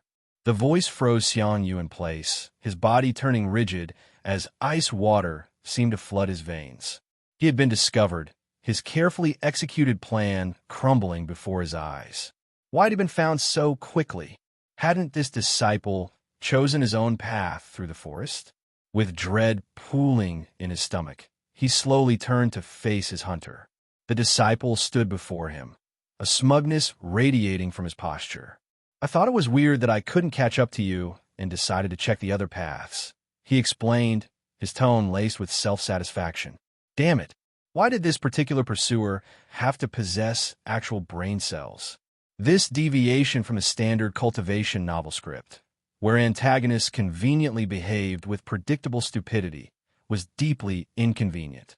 In stories, these minor villains never demonstrated such rudimentary problem-solving skills. Despite his internal frustration, Xiang Yu forced himself to calm down. True, he had been discovered, but it was still just one opponent. Taking a steadying breath, he readied his knife without responding verbally. His mind calculated rapidly. Both of them were body-refining cultivators, and based on the others he'd encountered, the difference in their strength shouldn't be insurmountable. Perhaps he could engage briefly while searching for an opportunity to escape. Noticing Xiang Yu's combat-ready stance, the disciple approached with measured steps, drawing his sword with practiced ease.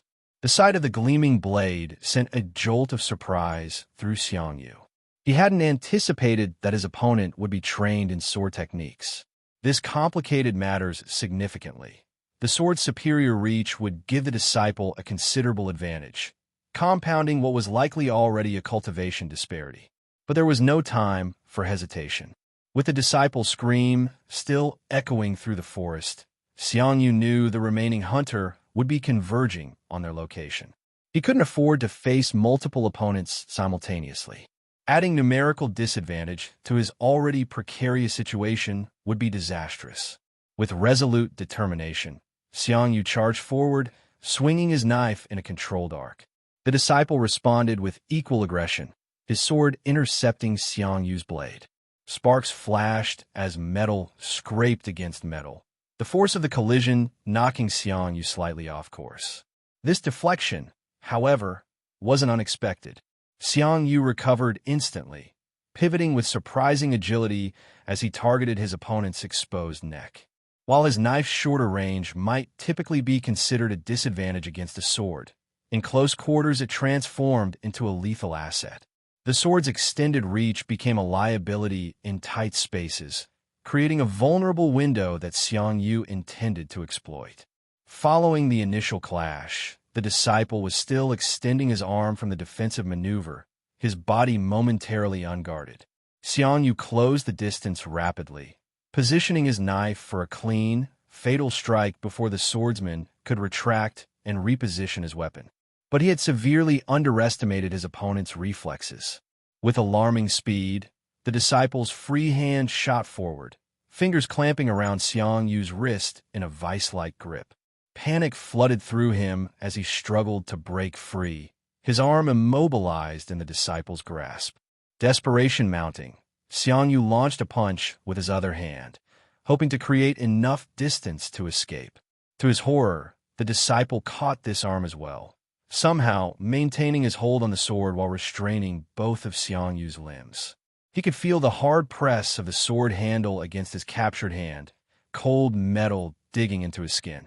A maniacal smile spread across the disciple's face, revealing teeth in a predatory grin that sent chills down Xiang Yu's spine. "You aren't really going to," Xiang Yu began, dread evident in his voice as realization dawned. "Yes, I am going to," the disciple confirmed, his smile widening as he abruptly tilted his head backward. "Oh no," Xiang Yu muttered, comprehension arriving a fraction of a second too late. With brutal force, the disciple slammed his forehead forward, crashing directly into Xiang Yu's face with a sickening impact that sent stars exploding across his vision. Xiang Yu's world spun violently as his body crashed against the unyielding ground, the impact knocking what little air remained from his lungs. Stars danced across his vision, bright pinpricks of light that seemed to call his name as he struggled to comprehend what had just happened. The forest floor pressed against his back, cool and unforgiving, while his thoughts swirled in a confused haze. He blinked repeatedly, trying to bring his surroundings into focus. Blurry patches of green and brown gradually revealed themselves as tree branches swaying gently overhead. Had he passed out during his training session? The last thing he remembered was, what exactly? Memory refused to cooperate, fragments of thoughts slipping through his mental grasp like water. A shadow passed over him, blocking the dappled sunlight. Someone was standing above him now, their silhouette wavering in his unfocused vision. He could just make out the distinctive shape of a sword clutched in their hand. His junior sister, perhaps? She was the only person he knew who practiced sword techniques. Maybe she wanted to practice together, though her approach seemed unusually aggressive. The shadowy figure raised their sword high, the blade catching a glint of sunlight before arcing downward with lethal intent. A jolt of confusion shot through Xiang Yu's muddled thoughts. Wait, is this really practice? He wondered, the incongruity finally piercing through his mental fog. In that crucial moment, his vision suddenly cleared, reality snapping into horrifying focus. It wasn't his junior sister at all. It was the disciple, face twisted in a triumphant grin as he brought his weapon down for a killing blow. The memories crashed back in a violent torrent. The forest, the hunting party, the headbutt that had nearly cost him his consciousness. Pure survival instinct took over. Xiang Yu rolled desperately to the side, feeling the rush of air as the blade missed his flesh by mere millimeters, embedding itself in the earth where he had lain a heartbeat before. The near miss sent a wave of cold terror washing through him. He had almost died. The disciple wasted no time lamenting his failed strike. With practiced efficiency, he wrenched his sword from the ground and immediately swung towards Xiang Yu's new position. Though still disoriented, Xiang Yu managed to raise his knife just in time, parrying the blow with an awkward, painful deflection that sent shockwaves up his arm.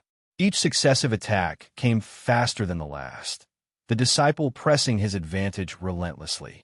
Xiang Yu remained trapped on his back, desperately parrying strikes while his opponent leveraged gravity and superior positioning.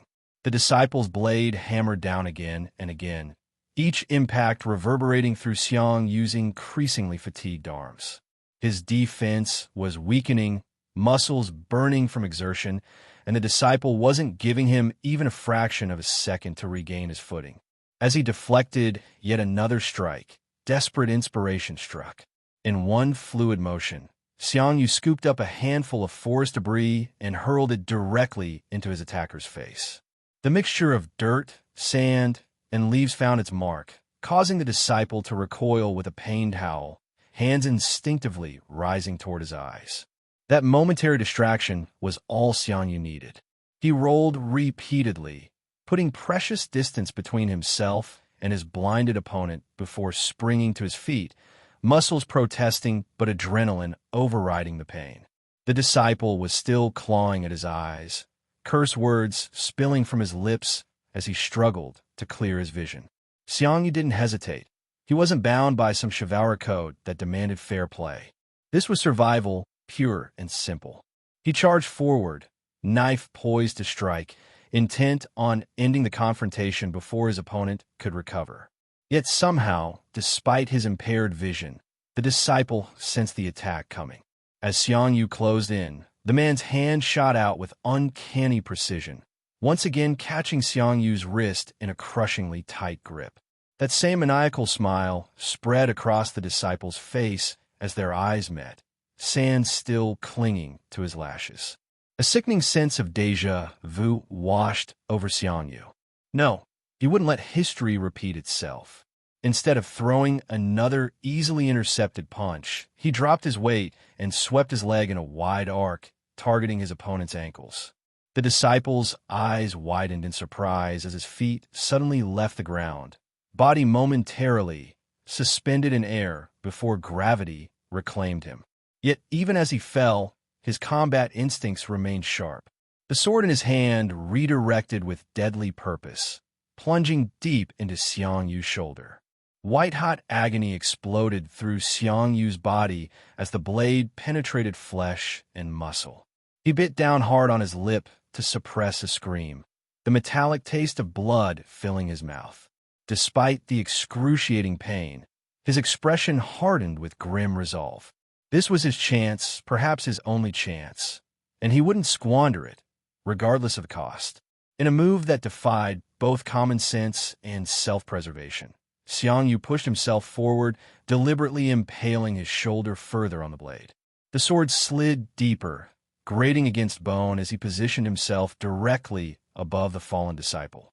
With the man pinned beneath him and the sword effectively immobilized, the tables had suddenly turned.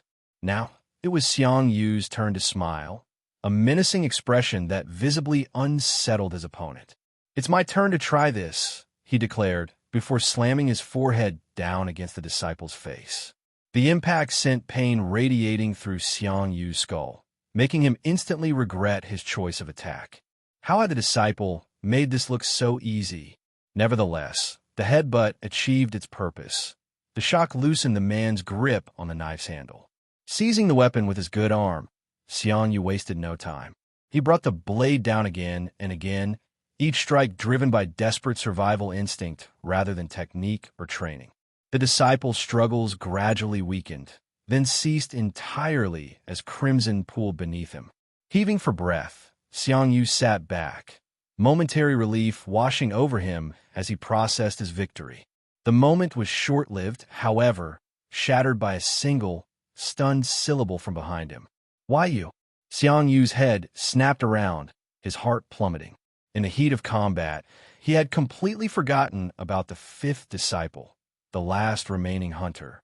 And now, with a sword still embedded in his shoulder and exhaustion clouding his every movement, he was in no condition for another fight. "If I said I didn't want to kill him, would you believe me?" Xiang Yu offered weakly, a nervous, placating smile forming on his blood-spattered face. The answer came not in words, but in action. The final disciple charged forward, weapon raised, eyes burning with vengeful fury as he closed the distance between them. Xiang Yu watched in horror as the final disciple charged toward him, murder gleaming in the man's eyes. His body, already pushed beyond reasonable limits, refused to cooperate.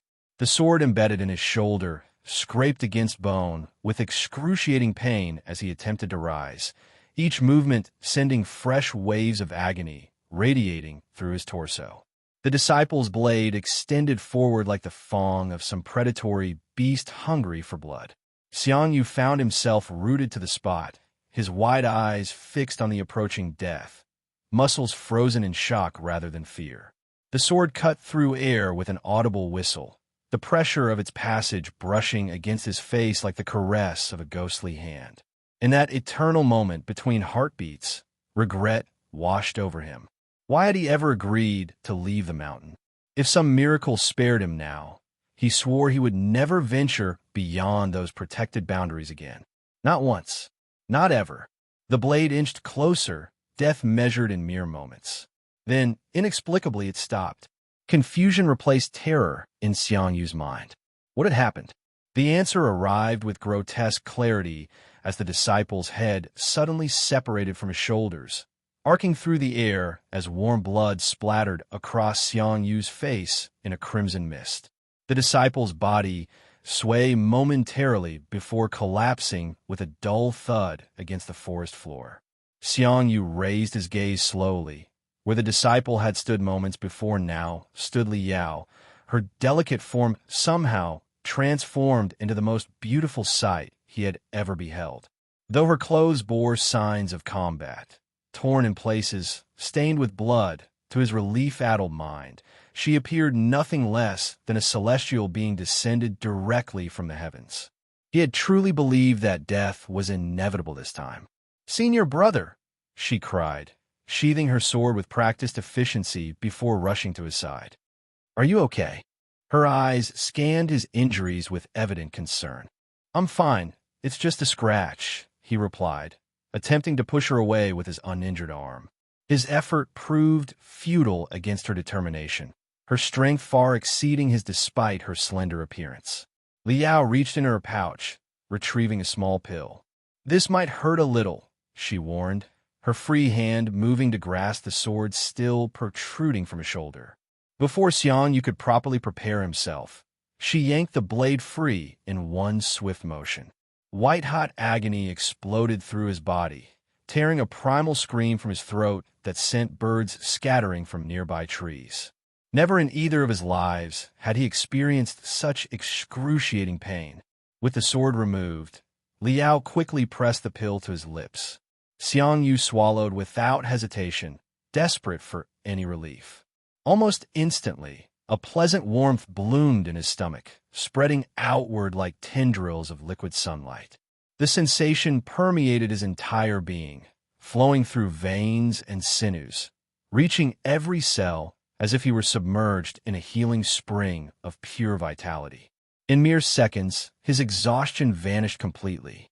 Even the gaping wound in his shoulder had closed, leaving behind only smooth skin where ragged flesh had been moments before. He rose to his feet in astonishment, marveling at the miraculous recovery. Xiang Yu wondered silently how valuable such a pill must be. Its effects seemed nothing short of magical. His junior sister truly showed him remarkable kindness, saving his life without hesitation. Yet as he gazed at her relieved smile, he could only sigh internally. It wasn't that he didn't appreciate her, wasn't that he didn't want her companionship. The reality was far simpler. The world itself seemed determined to keep them apart. A single outing with her had nearly cost him his pitiful life. Xiang Yu had no desire to tempt fate with a repeat performance of today's near-death experience. Xiang Yu meticulously searched the bodies of the fallen disciples, his movements efficient despite his recent ordeal. The task yielded disappointingly little, just a basic sword technique manual from one of the corpses. He tucked the modest prize into his robes, grateful for any resource that might aid his survival, regardless of how elementary. "Senior brother, what about the other bodies?" Li Yao's voice broke through his concentration, her practical tone revealing none of the ruthlessness she displayed during combat. Wordlessly, they gathered the scattered remains of the fallen disciples. Xiang Yu dragged 2 corpses while Li Yao effortlessly handled the rest. Once assembled in a small clearing, Li Yao extended her delicate hand toward the grisly collection. Brilliant azure flames erupted from her fingertips, engulfing the bodies in supernatural fire that consumed flesh, bone, and blood with terrifying efficiency. Within minutes, nothing remained. No evidence of the deadly confrontation, no trace of their involvement. Their return journey differed dramatically from their earlier carefree stroll. Instead of walking the winding mountain path, Li Yao summoned her sword, the gleaming blade hovering horizontally before them. She stepped onto it with practiced ease, gesturing for Xiang Yu to join her. Hesitantly, he climbed aboard, his movements awkward and uncertain. The sword rose smoothly into the air, carrying them skyward with graceful speed. Under different circumstances, Xiang Yu might have marveled at his first flying experience. The exhilarating sensation of weightlessness, the breathtaking panorama of forests and mountains stretching to the horizon. Yet the atmosphere between them felt uncomfortably tense. Li Yao, normally animated and talkative, maintained an uncharacteristic silence, her expression unreadable as she guided the sword through cloud-dappled skies. Xiang Yu studied her profile surreptitiously, wondering what had prompted this sudden change. Had she encountered difficulties when confronting the dean? Her clothing showed signs of combat, but she appeared largely uninjured. Something else then, but what? The journey continued in this awkward silence until they finally approached the sect's boundaries. Li Yao guided the sword downward, touching down gracefully at the outer perimeter. By unspoken agreement, they continued on foot, crossing into sect territory with measured steps. Upon passing the entrance, Xiang Yu released an audible sigh of relief. The sound was subtle, barely more than a slight exhalation. Yet Li Yao caught it instantly, her gaze flicking toward him from the corner of her eye. The Empress's words echoed in her mind. He walks through a simple town festival as though he expects a meteor to come crashing down upon his head at any moment. She had initially dismissed the observation as exaggeration, yet witnessing his behavior firsthand had confirmed the assessment. Even during flight, when most would have been distracted by the novelty and spectacle, his attention had remained vigilantly alert, his body perpetually tensed for danger. Only now, having returned to the relative safety of sect grounds, did his posture show the first signs of genuine relaxation. They continued their silent procession until reaching the base of Mountain Heart Pavilion. Without warning, Li Yao halted abruptly, causing Xiang Yu to collide with her back. He murmured an apology that she completely ignored as she pivoted to face him, her expression suddenly intense. "Senior brother, did you enjoy our date today?" The question emerged with unexpected directness. Xiang Yu blinked in surprise, caught off guard by her sudden interrogation. "Yes, it was very nice," he replied, defaulting to politeness. "If you enjoyed it so much, then why were you so on guard the entire time? You kept looking around as if expecting an ambush at every corner." Her eyes narrowed slightly, searching his face for truth. Xiang Yu felt his chest tighten. He hadn't realized his vigilance had been so transparent. After a moment's hesitation, he sighed. "I was just a little scared because it was my first time leaving the sect," he offered, the half-truth easier than explaining his profound paranoia.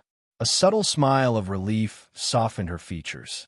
"Then, do you want to go on another date?" she asked, hope evident in her voice.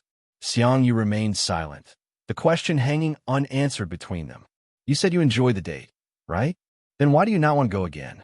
Her voice cracked slightly as tears gathered at the corners of her eyes, threatening to spill over. Panic surged through Xiang Yu's chest. While he had no desire to entangle himself with this world's obvious protagonist, actively antagonizing her seemed infinitely worse. He needed a solution, something that would pacify her without committing himself to more potentially lethal excursions. Moving closer, he gently brushed her gathering tears with his fingertips, the gesture causing her eyes to widen slightly. "Actually, I was scared," he admitted softly. "I was worried that something would happen."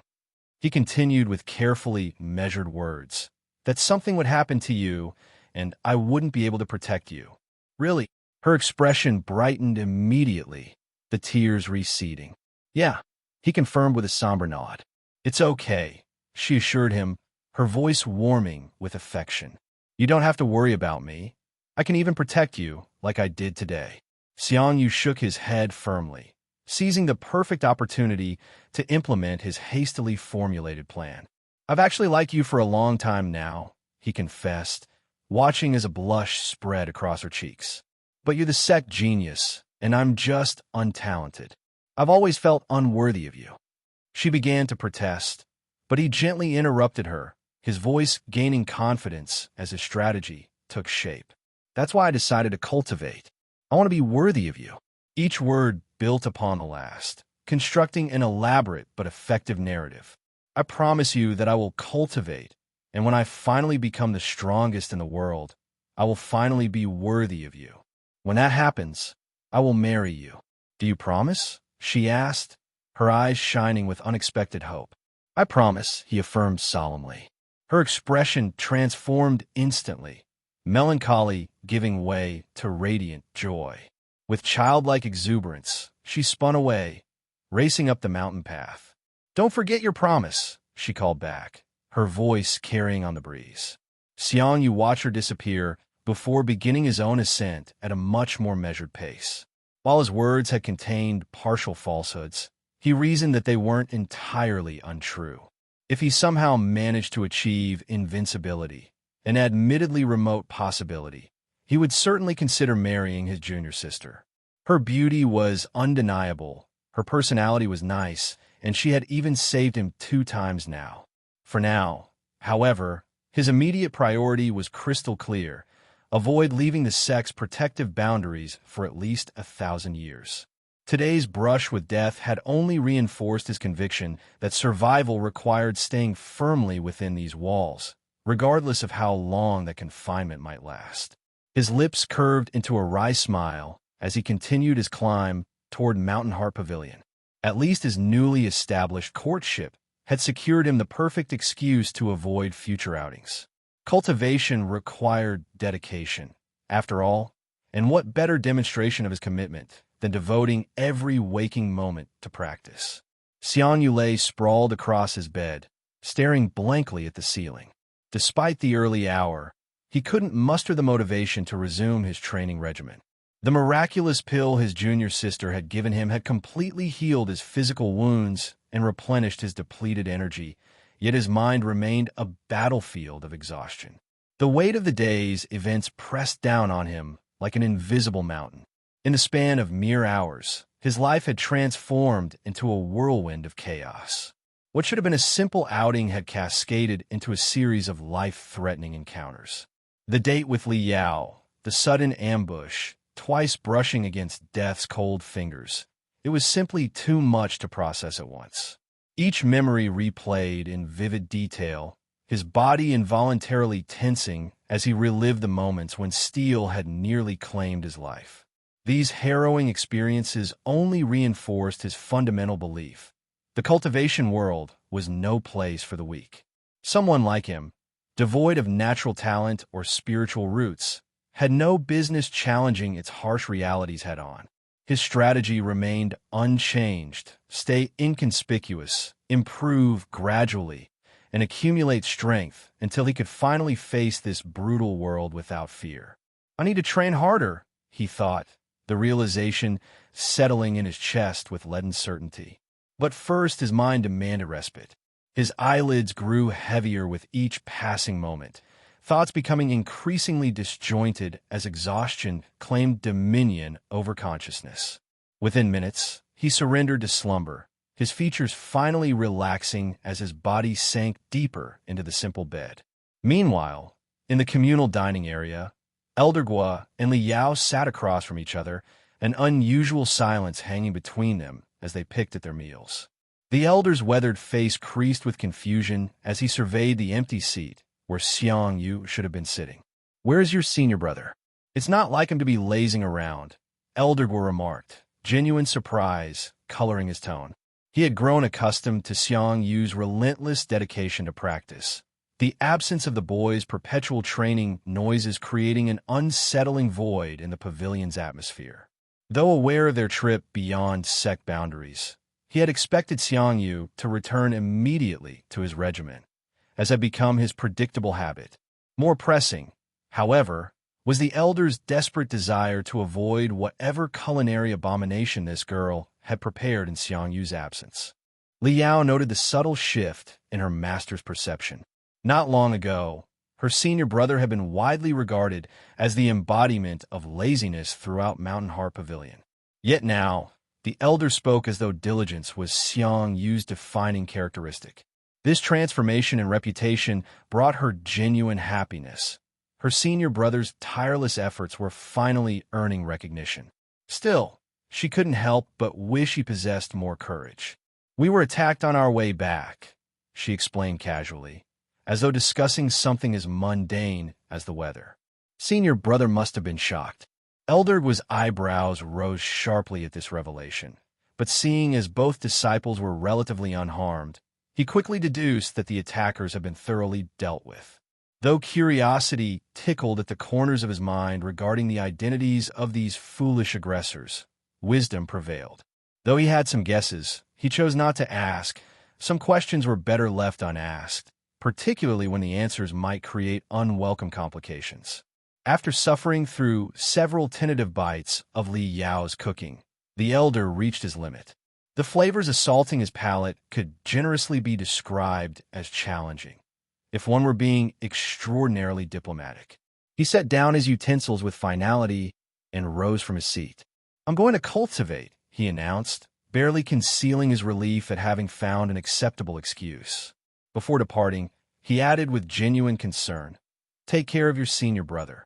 The instruction carried dual meaning, both genuine concern for Xiang Yu's well-being and desperate hope that the young man would recover swiftly enough to resume cooking duties. Li Yao nodded obediently, watching as her master retreated with barely concealed haste. When his presence had completely faded from the pavilion, she directed her gaze upward, addressing the empty air with complete seriousness. "Do you know of a way for someone without a spiritual root to get one?" she asked, her voice ringing clear in the deserted dining area. Though seemingly speaking to nothing, a response materialized within her consciousness. "There are some ways. Why do you ask?" The Empress replied, her mental voice tinged with curiosity. "Senior brother promised to marry me when he's the strongest," Li Yao explained, a faint blush coloring her cheeks as she recalled his words. "Since he doesn't have a spiritual root, doesn't that mean that this will never happen?" "Oh, I never thought about it that way," the Empress acknowledged, surprise evident in her tone. "So if I want to find a way for him to cultivate," Li Yao continued, her voice gaining strength with each word, "if he can't become the strongest, I can make him the strongest." The declaration rang with unwavering conviction. The Empress, silent for a moment, seemed taken aback by the young woman's determination. "Well, there's some means I know, but they all require high-level cultivation which you don't have at this time," she finally explained. Li Yao's expression visibly fell, disappointment etching itself across her delicate features. Noticing this, the Empress quickly added, "But there are still other means, though not as effective." The girl's attention snapped back immediately, her eyes brightening with renewed hope. "What? What? Tell me," she demanded eagerly. "You need a rebirth pill," the Empress revealed. "It's a pill mostly used by soul and body integration cultivators who want to break through to the tribulation transcendent stage." Li Yao listened with rapt attention as the Empress continued her explanation. The pill's purpose is nourishing the body and soul, and contains a rebirth effect that helps in reconstructing the body to be more in tune with the soul, she elaborated. During body reconstruction, there's a small chance of someone without a spiritual root to get one. The Empress's tone grew more cautious as she added, "But this is just a theory and has never been tested." "But there is still a chance, right?" Li Yao pressed, latching onto the sliver of possibility. "Yes, but not that high," the Empress admitted. Undeterred, Li Yao pushed forward. "Where can I get that pill? Do you have the recipe?" "I do have a recipe, but you wouldn't be able to make it. You need to at least be in the tribulation transcendent stage to make this pill," the Empress cautioned before adding more optimistically, "But you don't have to worry, I know of a way for you to get this pill." "How?" Li Yao asked, leaning forward eagerly. "I know of a tomb of a tribulation transcendent stage cultivator," the Empress revealed. "But if you want to raid this tomb, you'll need at least golden core stage cultivation." Li Yao fell silent, absorbing this information with intense concentration. After a long moment, her hands clenched into determined fists, resolve hardening her expression. "It's just the golden core stage," she declared with absolute certainty. "I'll reach it in no time." Without another word, she rose and strode toward her room, purpose evident in every step as she prepared to intensify her cultivation.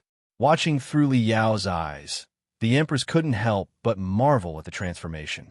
This girl, previously content to coast on her natural talent while indulging in laziness, was now burning with unprecedented determination. Her advancement was accelerating at a pace that defied conventional understanding. At this rate, the Empress realized her own revival might arrive sooner than anticipated. And when that happened, name, Xiang Yu. Realm, body refining second layer. Species, human. Spiritual root, null. Techniques, basic knife technique. Intermediate, 70/300. Scriptures. Mountain Heart Scripture. Second layer, 3/200. System function, double EXP, cooldown, 24 hours. A/N. These are the last details we saw, not the latest. Just in case you forgot. Name, Li Yao. Realm, Foundation Establishment Peak. Species, human. Spiritual root. Techniques. Scriptures. The translucent blue notification pierced through Xiang Yu's consciousness, pulling him from the depths of slumber. Calculating settlement. His eyes snapped open, immediately scanning his surroundings as awareness returned. The familiar walls of his humble room greeted him, prompting a soft sigh of relief. He ran his fingers through his disheveled hair, the remnants of his dreams still clinging to the edges of his mind. For the first time since arriving in this cultivation world, his sleep had been haunted by vivid recollections of his battles. Not quite nightmares, but unsettling nonetheless. He steadied his breathing, pushing away the lingering images of blood and steel. These memories only reinforced his determination. Someday, he would possess enough strength to stand on his own, to face dangers without relying on his junior sister's intervention. The path would be long, but with his system's assistance, not impossible. As if responding to his thoughts, the notification expanded. Calculation complete. Mountain Heart Scripture, second layer, 11/200, plus 11/200. Basic Knife Technique. Intermediate, 100/300, plus 30/300. Experience points doubled. Basic Knife Technique. Intermediate, 100/300, intermediate, 200/300. Mountain Heart Scripture, second layer, 11/200, second layer, 22/200. Next settlement, 23 hours, 59 minutes, and 59 seconds. Xiang Yu blinked in surprise, scrutinizing the numbers with growing amazement. 30 points in his knife technique. How was that possible when he hadn't practiced at all? The realization dawned gradually. This had happened once before, after his confrontation with Gu Wuqing's gang. Combat experience, it seemed, yielded exponentially greater returns than control practice. Even so, he firmly shook his head. No, he wouldn't deliberately seek out conflicts merely to accelerate his growth. Such a strategy might bring short-term gains, but the associated risks far outweighed any potential benefits. His attention shifted to the Mountain Heart Scripture's progress.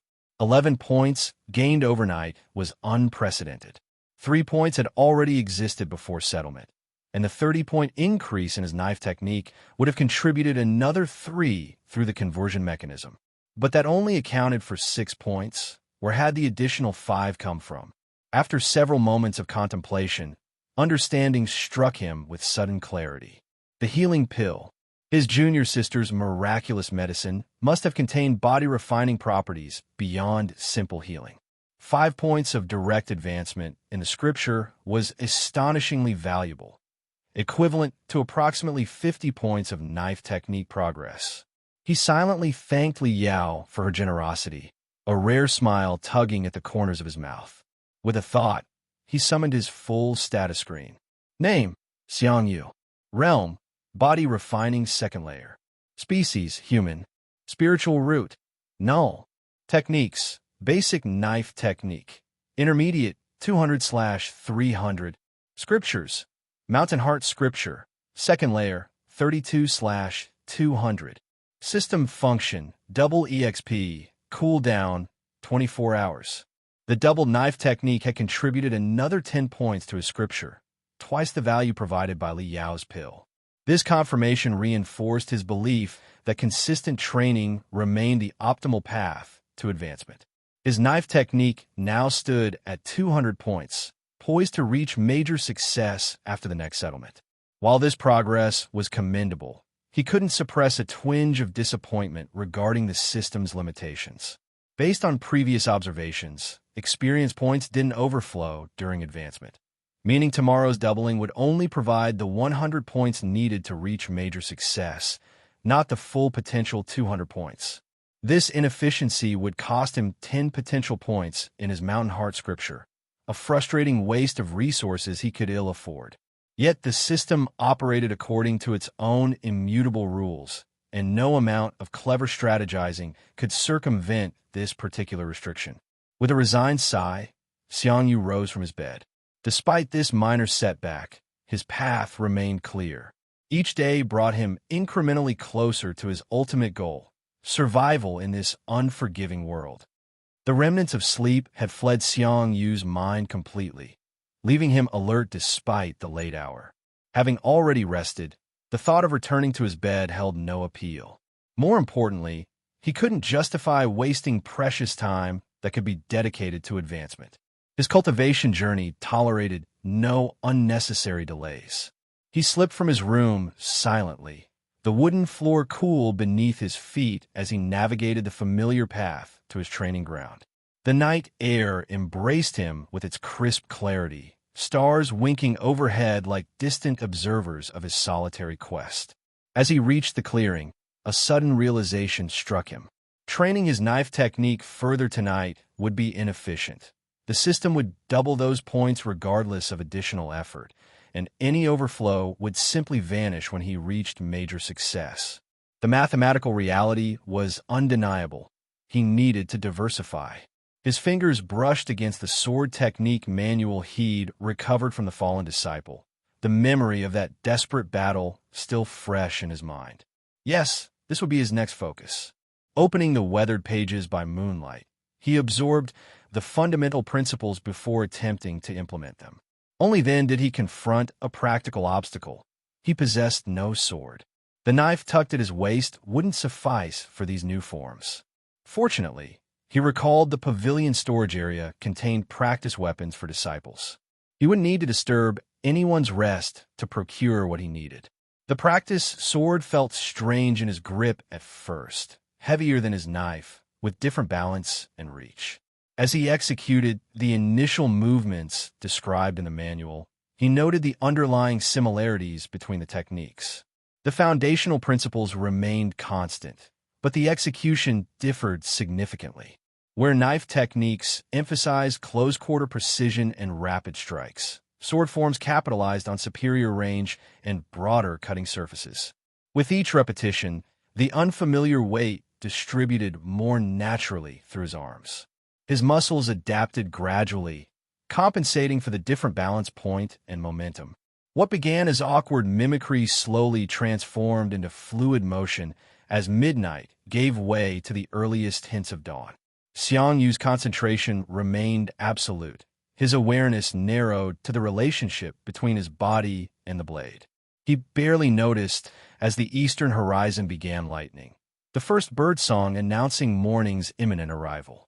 Golden rays gradually illuminated his practicing form, sweat glistening on his brow despite the cool morning air. From his private chambers atop the mountain, Elder Gua observed his diligent disciple with quiet approval. This was the Xiang Yu he had come to expect, dedicated and resilient, making up for lost time without complaint or self-pity. The elder silently congratulated himself on investing in the soundproofing array. Without it, the constant swishing of blade through air would have rendered meditation impossible throughout the night. As he continued watching, the elder noted with interest that Xiang Yu was wielding a sword rather than his usual knife. Presumably, he had acquired a sword technique from yesterday's confrontation. He had planned to give Xiang Yu a new technique to practice, but he seemed to have found one for himself. But as he observed the boy train, a thought crystallized in the elder's mind. He couldn't provide additional techniques at this juncture, but he could certainly offer a proper weapon. Although the practice weapons seemed adequate for training purposes, it would prove woefully insufficient for actual combat. Yes, a quality sword would serve as both practical tool and gesture of recognition for the boy's unexpected dedication. Below, oblivious to his master's contemplations, Xiang Yu continued his relentless practice. The sun climbed higher, bathing the training ground in warm light that did nothing to diminish his focus or determination. Each swing brought him incrementally closer to his ultimate goal. In the warm afternoon light, Xiang Yu moved with practiced efficiency through the pavilion's kitchen, preparing the midday meal with methodical precision. The familiar ritual had become a cornerstone of his daily routine, offering a brief respite from his relentless training regimen. The aromas of simmering broth and fresh herbs filled the space, creating an inviting atmosphere that soon drew his junior sister to the dining area. Li Yao arrived with her usual punctuality, but displayed none of her typical exuberance. She ate with uncharacteristic haste, her attention seemingly focused on matters beyond the present moment.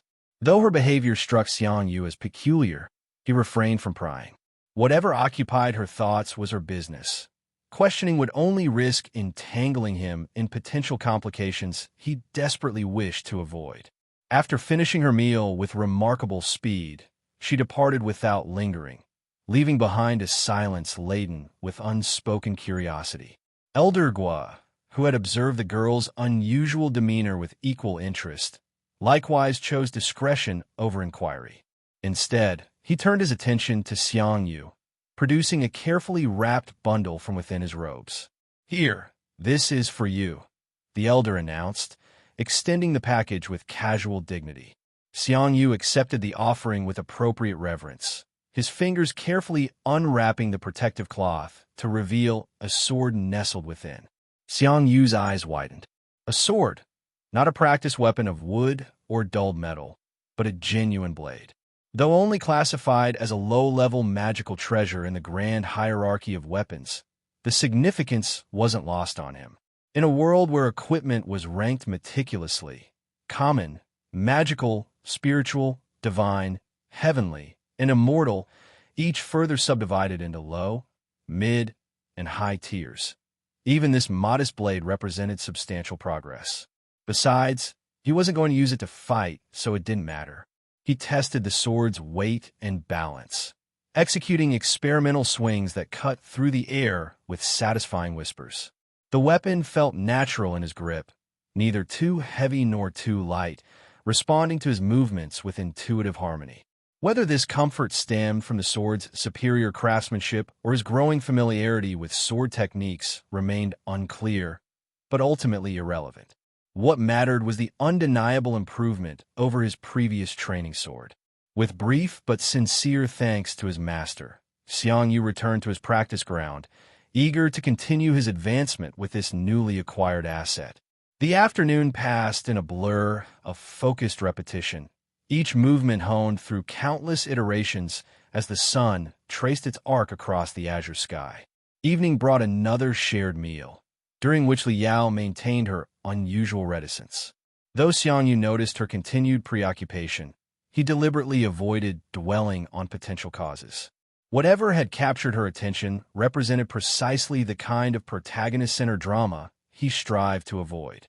Better to focus on controllable variables, like his own cultivation progress, than speculate about matters beyond his influence.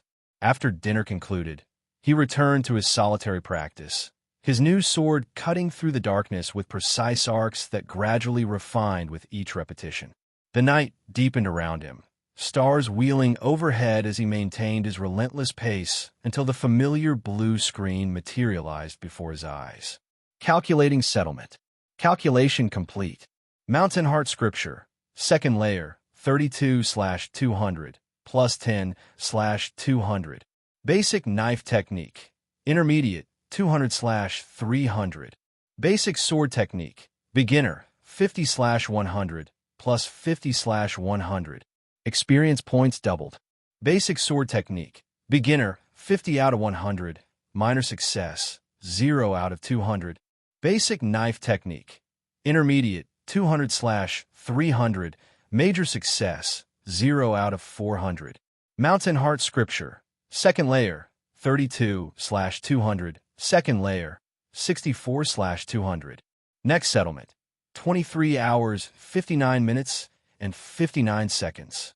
Xiang Yu studied the notification with undisguised wonder. 50 points accumulated in his sword technique after just one day of practice? The progress defied conventional expectations, though logical explanations existed. His extended practice session, stretching from midnight to midnight, certainly contributed, but the primary factor likely stemmed from technique transference. His intermediate mastery of knife techniques had created foundational understanding that transferred naturally to the similar discipline of swordsmanship. This revelation opened intriguing possibilities. Similar techniques might advance with comparable efficiency, creating potential pathways for accelerated growth. However, what truly captured his attention was his knife technique's advancement to major success, a milestone few cultivators achieved, at least not in such a short time. For a brief, indulgent moment, pride flickered through him. He didn't believe that people at the second layer of body refining possessed a technique at major success mastery. This meant that he was practically invincible in the same realm. The thought brought a brief smile before his disciplined mind tempered the satisfaction. What value is there in being invincible in the same realm when he had no intention of testing it? Besides, his goal wasn't invincibility within the same realm, but rather invincibility in the entire world. With this sobering perspective, Xiang Yu adjusted his mindset, reinforcing his fundamental principles before finally permitting himself rest. As sleep claimed him, his thoughts already reached toward tomorrow's training and the incremental advances it would bring. The dawn light painted the mountain in soft hues as Xiang Yu emerged from his humble dwelling, his movements practiced and purposeful. The familiar path to the secluded river beckoned, offering its daily ritual of purification before training. The cold water embraced him with bracing clarity, washing away lingering fatigue and preparing both body and mind for the challenges ahead. As rivulets traced paths down his increasingly defined physique, Xiang Yu noted subtle changes in his form. Muscles once soft had gained density and definition, while movements that had required conscious effort now flowed with natural precision. The transformation, though gradual, spoke to his relentless dedication, physical evidence of his advancement along the cultivation path. Refreshed and focused, he made his way to the training ground, the morning dew still clinging to grass beneath his feet. Rather than immediately beginning his practice, however, he paused to summon his status screen, examining his current progress. Name: Xiang Yu. Realm: body refining, second layer. Species: human. Spiritual root: null. Techniques: basic knife technique. Major success: 0 out of 400. Basic sword technique. Minor success: 0 out of 200. Scriptures: Mountain Heart Scripture. Second layer: 74/200. System function: double EXP. Cooldown: 24 hours. Satisfaction flickered briefly across his features as he noted his Mountain Heart Scripture's steady advancement. At this rate, he would likely break through to the third layer after just 2 more daily resets, an impressive pace by any standard. Next, he evaluated his techniques, both currently showing 0 experience points following their recent advancements. This presented a tactical dilemma. With limited hours available for training and 2 techniques demanding attention, which deserved priority, the knife technique had reached major success, a significant milestone representing mastery that few cultivators achieved. Conversely, his sword technique remained at minor success, offering potentially easier advancement but less refined capability. Xiang Yu's brow furrowed as he contemplated his options, weighing relative benefits. After thorough consideration, inspiration struck. Why not do both? Nothing mandated exclusive focus on a single technique each day. A strategy materialized in his mind. He would begin with knife practice during morning and afternoon sessions, when his energy remained at peak levels. The technique's major success status demanded greater concentration and precision, making fresh focus essential for meaningful progress. Following the evening meal, he would transition to sword practice, applying insights gleaned from the more advanced knife technique to accelerate his sword mastery. Decision made, Xiang Yu retrieved his knife with purposeful movements, settling into his stance with practiced ease. The blade cut through morning air with fluid precision, each movement flowing naturally into the next with harmony that belied the discipline's difficulty. From his private chambers, Elder Gua observed his disciple with growing bewilderment. When he noticed Xiang Yu practicing with his knife again instead of the sword, He initially wondered if the boy was struggling with a new weapon, but as he watched more closely, his confusion transformed into shock. "What? How can this be?" he muttered, leaning forward for a better view. The disciple's movements told an impossible story. "There's no way, right?" he thought, unable to trust his own eyes. Yet the evidence was undeniable. The precision, the fluidity, the perfect execution. Xiang Yu was demonstrating knife technique at the major success level.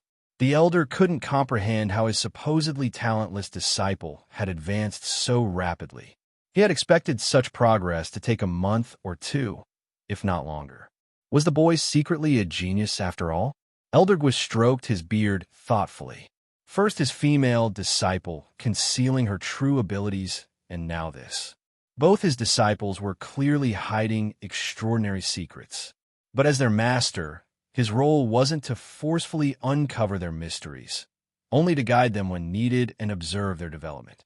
In the tranquil confines of the scripture pavilion, Elder Mei Ziyuan sat cross-legged in deep meditation, his consciousness drifting through realms of spiritual energy.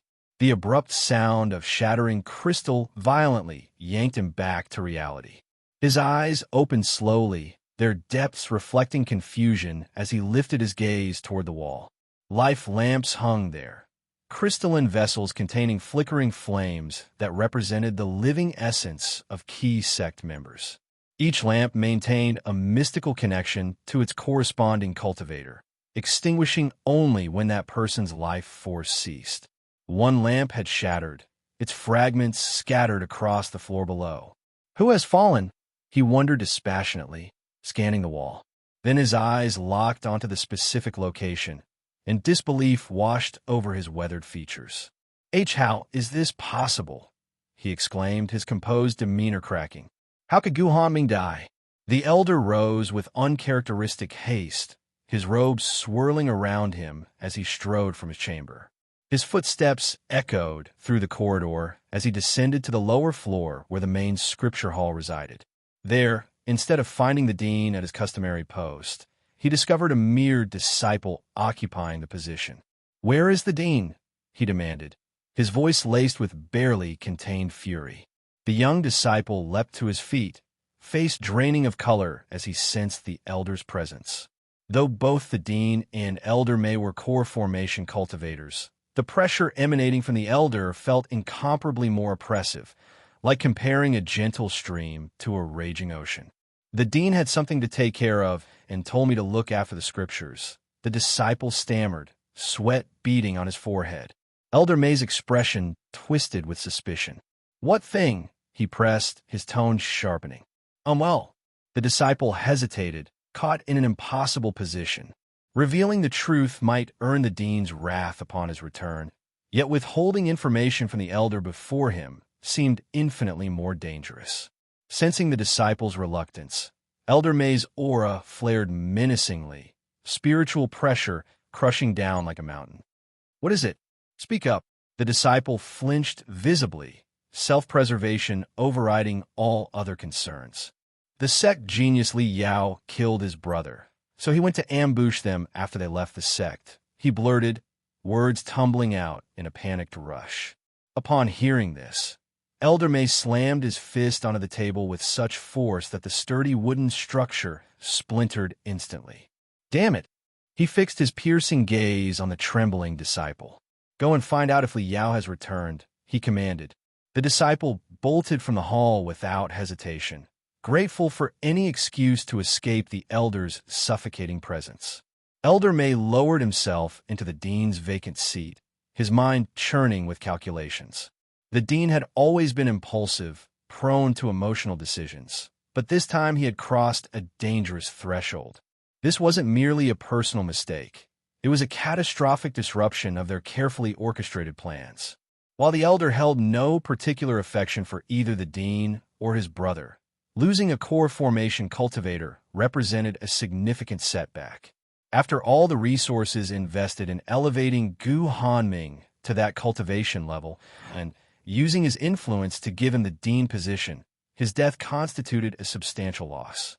Time crawled by until the disciple finally returned, slightly breathless from his investigation.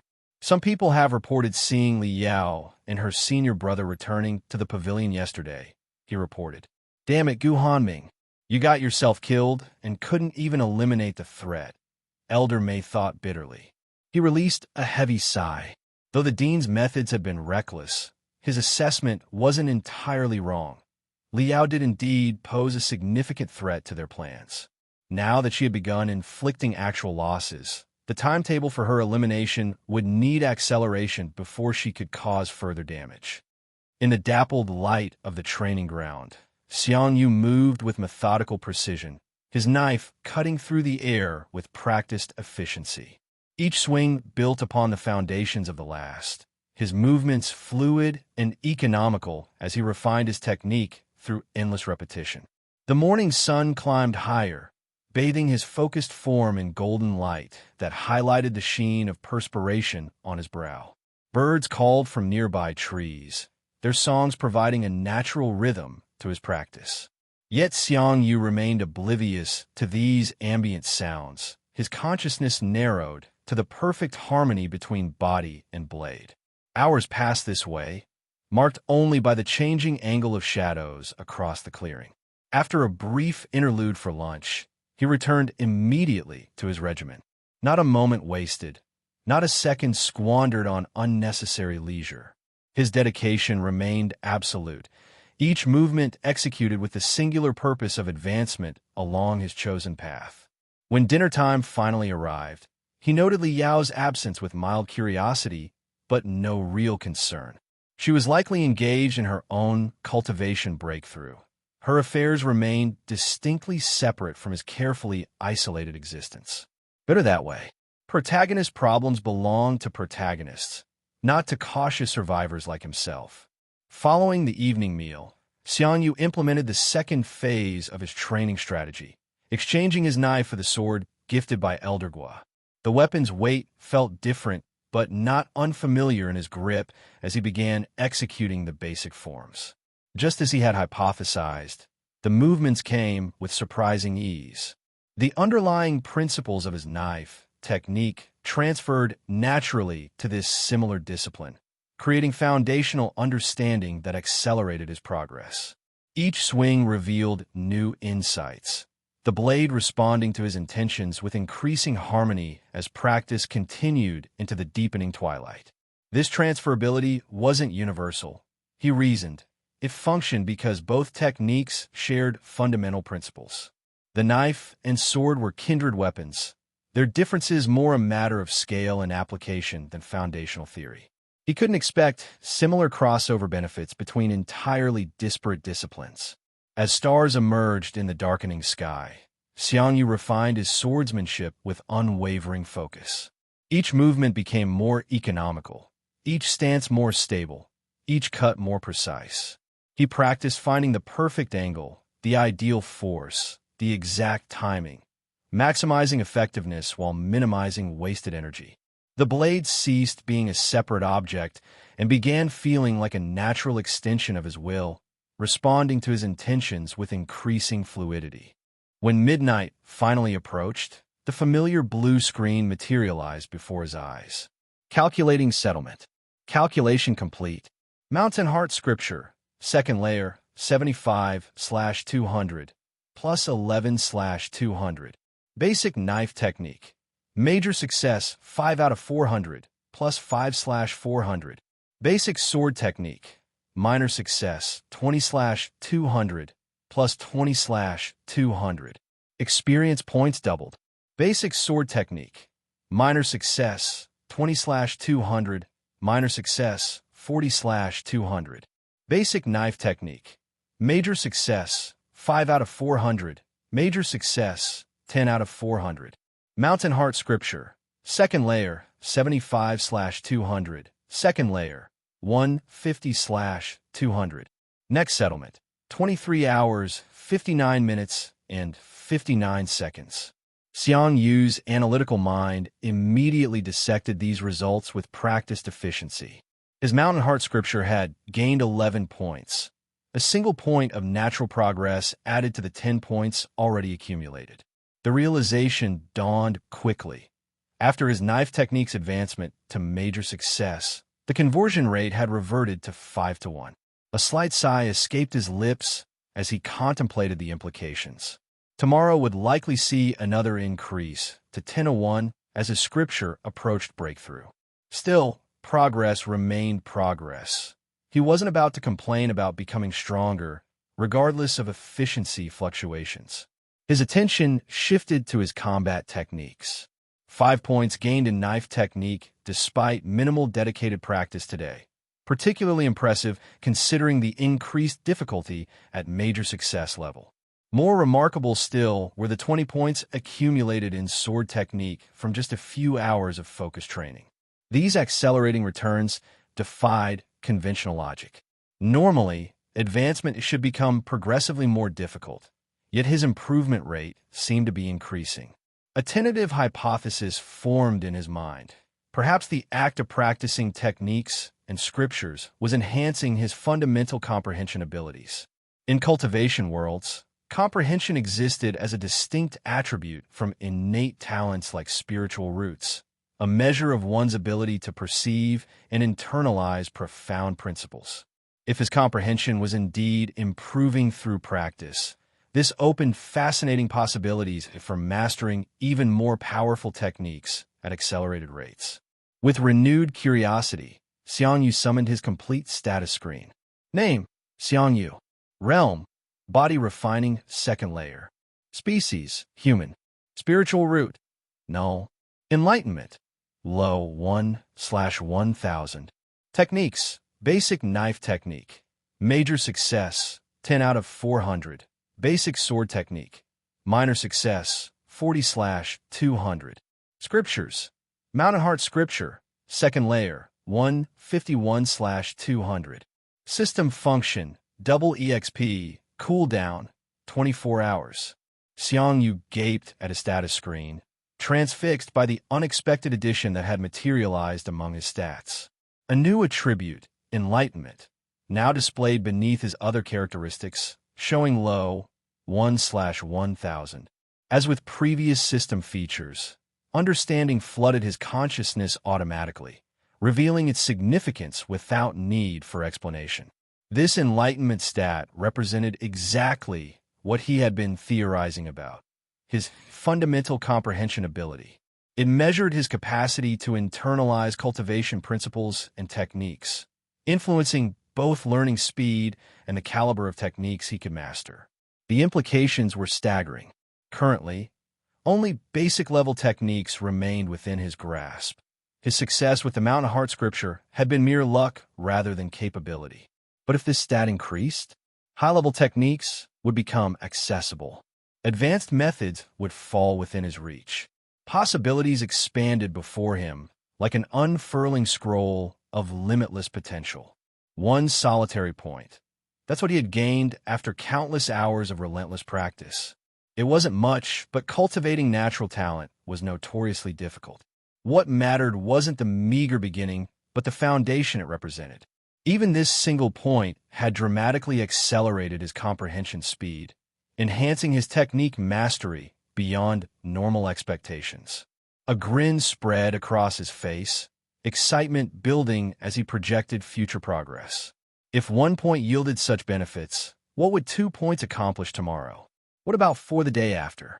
Or 1,000? What if his enlightenment advanced beyond low classification? His mind raced, mentally calculating exponential growth curves while saliva gathered at the corner of his mouth. The system would double this value just as it doubled all his other experience points, creating a progression that would eventually overcome even his lack of spiritual roots.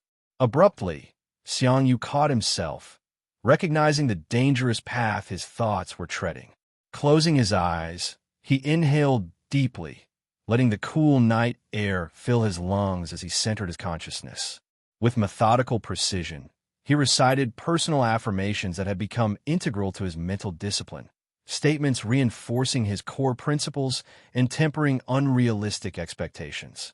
This self-correction ritual had evolved into a crucial habit, preventing him from straying into the reckless optimism that destroyed countless cultivators. Only after completing these mental exercises did true calm settle over him. With renewed focus, Xiang Yu decided adequate rest would optimize tomorrow's training.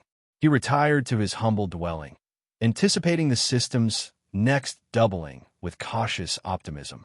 From his private chambers, Elder Gua observed his disciples' peculiar behavior with bewilderment. "What's that kid so happy about?"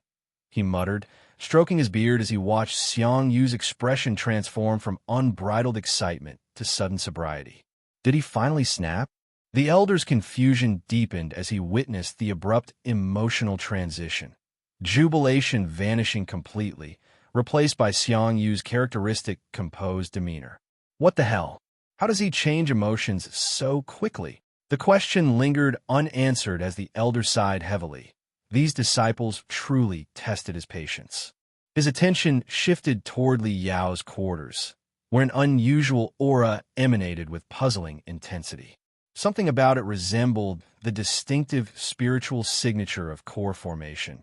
But surely that was impossible. Shaking his head, Elder Gua chastised himself for such absurd speculation. How could she possibly be forming her core when she had only recently broken through to foundation establishment? "I must be getting old," he concluded, dismissing the anomaly as imagination born from exhaustion. With another resigned sigh, the elder returned to his cultivation, unaware of the extraordinary developments unfolding under his very roof. Li Yao sat cross-legged in her chamber, maintaining the lotus posture with practiced precision as her face cycled through a kaleidoscope of expressions. Concentration, frustration, impatience, and determination flickering across her features in rapid succession. The spiritual atmosphere within the room felt charged, heavy with potential energy waiting to be unleashed. "Is it done yet?" she asked, her voice betraying her growing restlessness. A translucent figure hovered nearby, the spectral manifestation of the Empress's remnant soul. Her ethereal hands moved through complex patterns, fingers tracing arcane symbols in the air as she manipulated invisible energies throughout the room. "1 second," the Empress replied, her movements continuing uninterrupted despite the interruption. "How can you call yourself an immortal Empress when it takes you this long just to set up a formation?" Li Yao pressed, unable to contain her impatience as anticipation built within her. The Empress's spectral form flickered with momentary indignation. "What do you know? If I was at my full power, I could set it up just by thinking about it," she retorted, though her ethereal brow furrowed with concentration as she struggled with the intricate formation. "Besides, it's not that easy to set up a formation that can hide all the chi fluctuations that happen during core formation," she added defensively, her spectral hands continuing their delicate work. Then, with a final gesture that seemed to lock something invisible into place, she announced, "Done? Happy now?" Finally, Li Yao exhaled, her body relaxing visibly as she prepared for the momentous transformation ahead. Almost immediately, spiritual energy began converging within the room, streams of invisible chi flowing toward Li Yao like tributaries to a mighty river.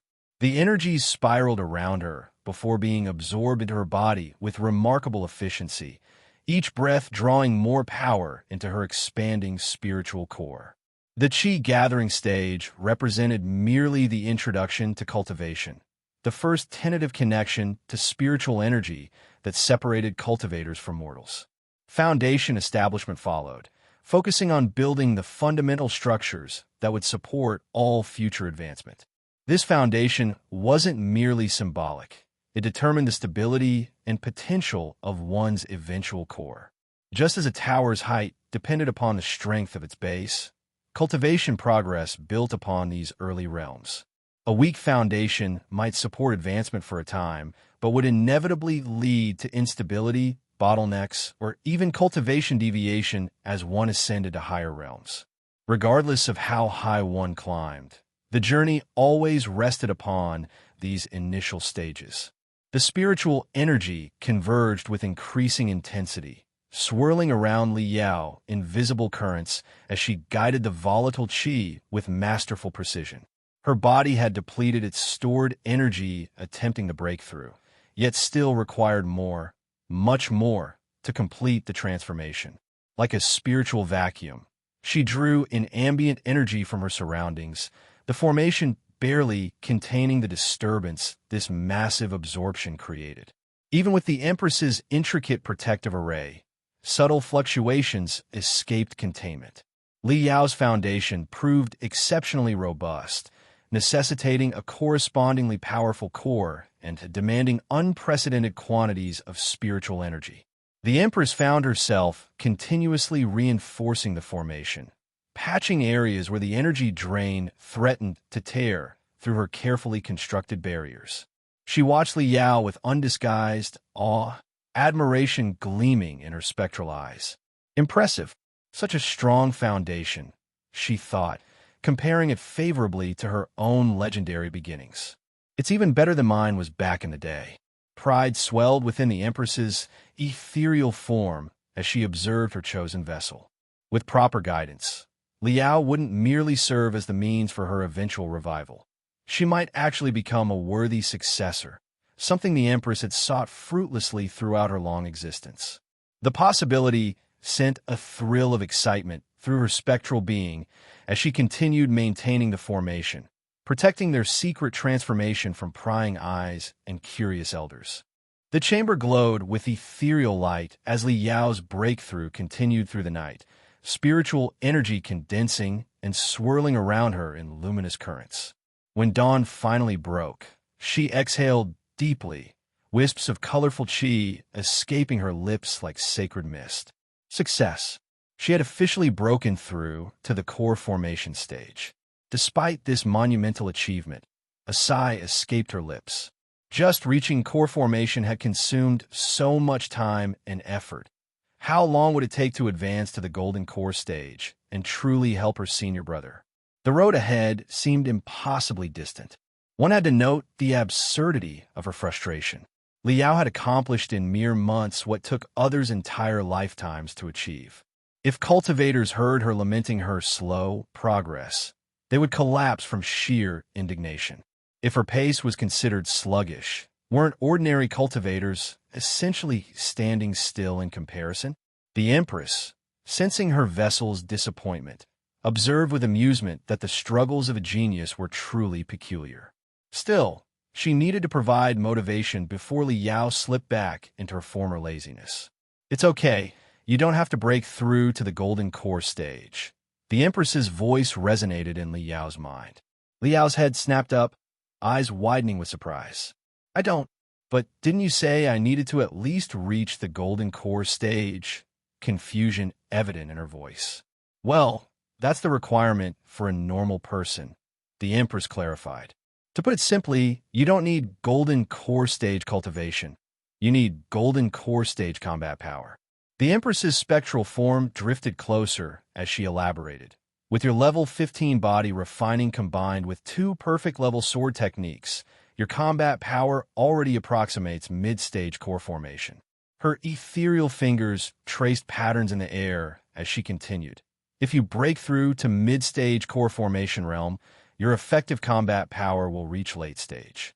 Add 16th level body refining, and you'll match peak core formation. Perfect a spell technique on top of that, and you'll be capable of confronting early stage golden core cultivators. Relief washed over Li Yao's features as understanding dawned. This meant she wouldn't need to wait until reaching golden core to help her senior brother after all. She merely needed to advance to mid-stage core formation. Child's play with her talent. Body refining might present challenges, but she could manage that too. As for spells, she understood their significance implicitly.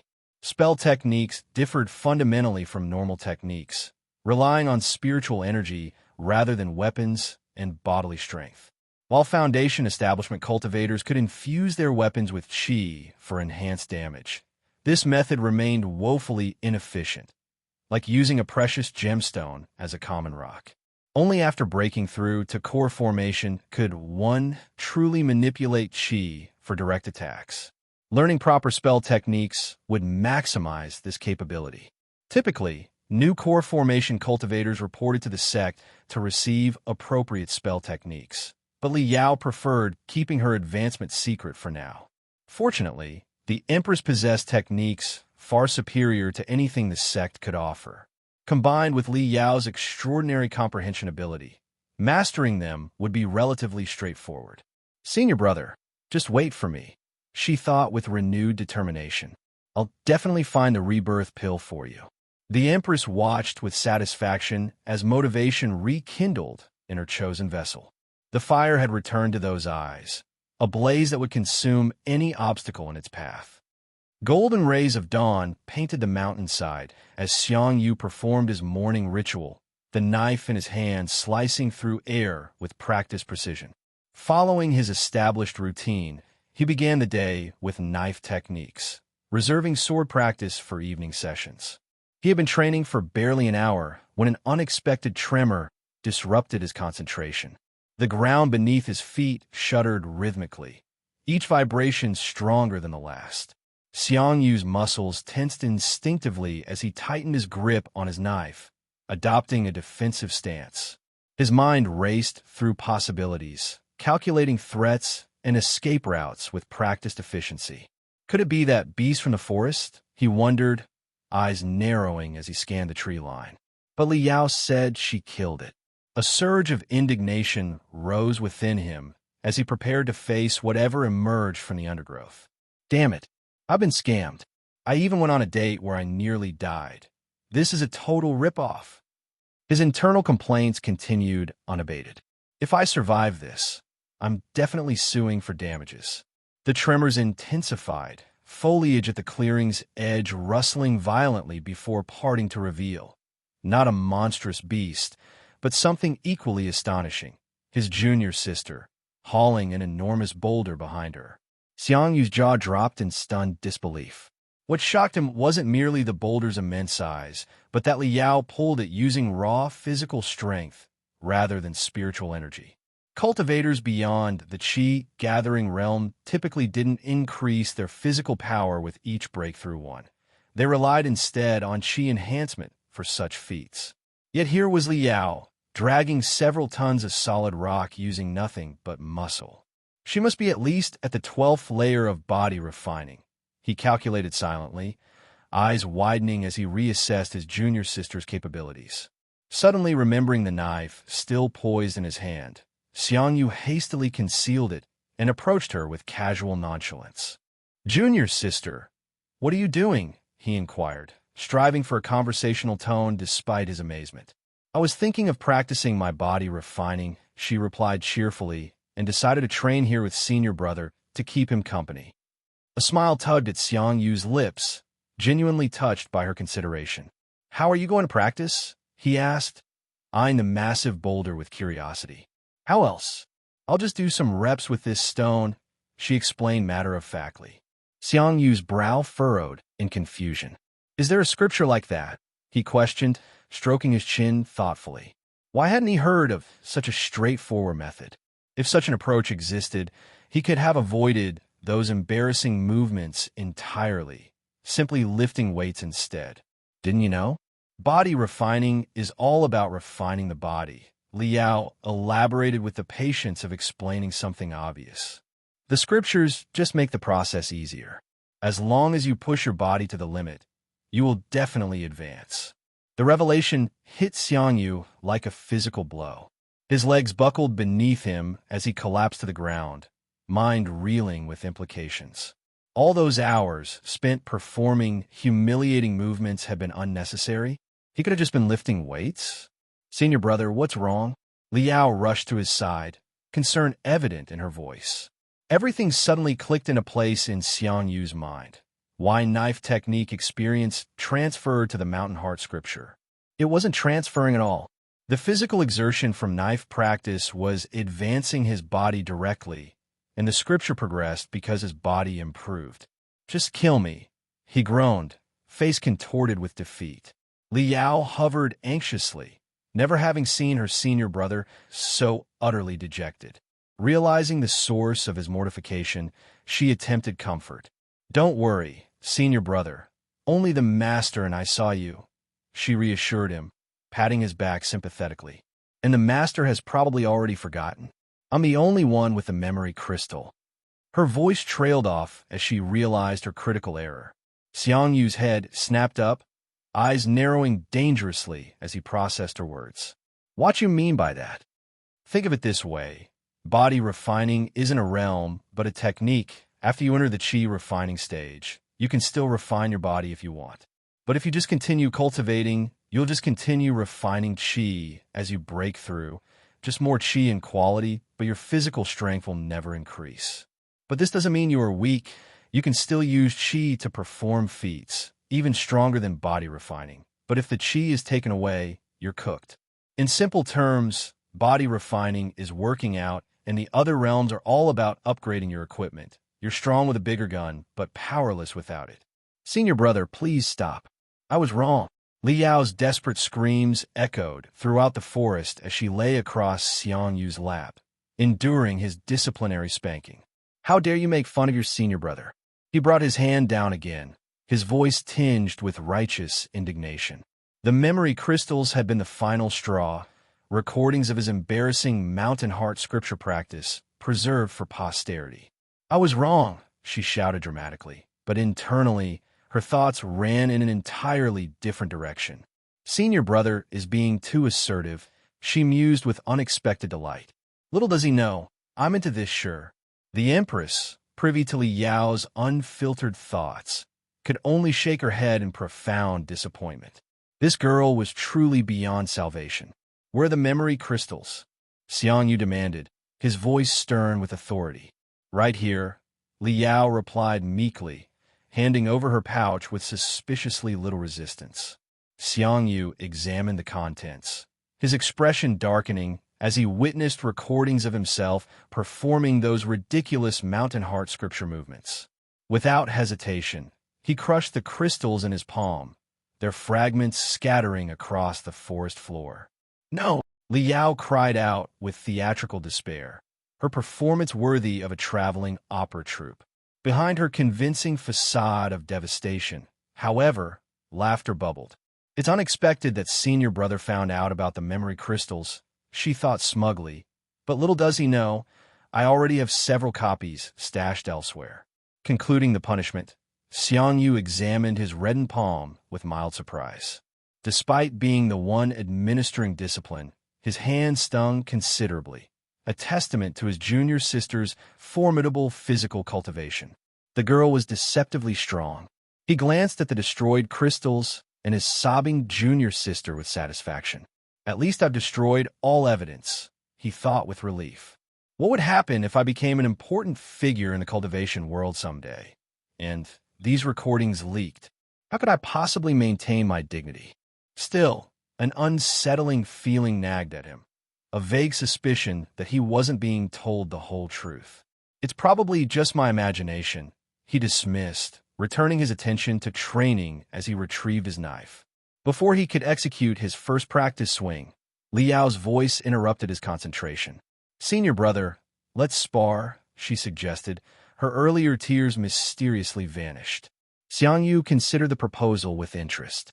Actual combat yielded substantially more experience points than solo practice, and sparring with his junior sister presented no real threat. A perfect opportunity for advancement without risk. All right, he agreed, completely unaware of the mistake he was making. Moments later, he found himself sprawled across the ground, struggling to rise after another punishing takedown. Li Yao wasn't using spiritual energy, but her technical mastery proved overwhelming nonetheless. She approached with mock concern, her voice dripping with false sympathy. Senior brother, should I stop? Xiang Yu couldn't bring himself to ask her to go easy on him. Is this revenge for spanking her earlier? He wondered bitterly as he pushed himself upright only to be knocked down again. Just you wait. When I'm invincible, I'll spank you daily. Mark my words. Li Yao stood triumphantly above him, admiring his angry expression with unexpected appreciation. Senior brother looks really cool when he's angry, she thought with satisfaction. This was rightful compensation for destroying her precious memory crystals.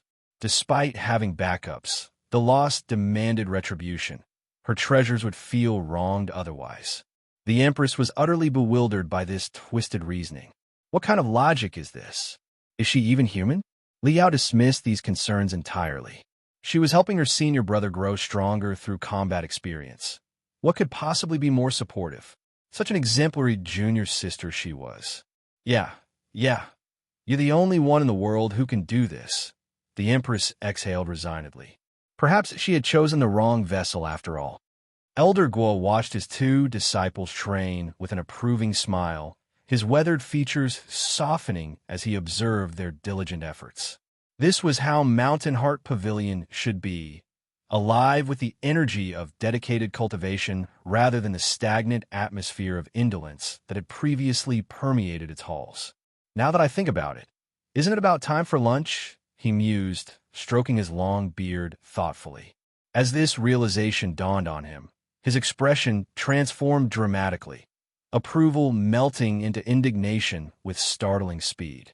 His bushy eyebrows descended like storm clouds over narrowed eyes. "Those brats!" he exclaimed, rising from his meditation cushion with unexpected agility. "How dare they play around all day, not even preparing a meal for their master? Where's the filial piety? Have I not taught them better?"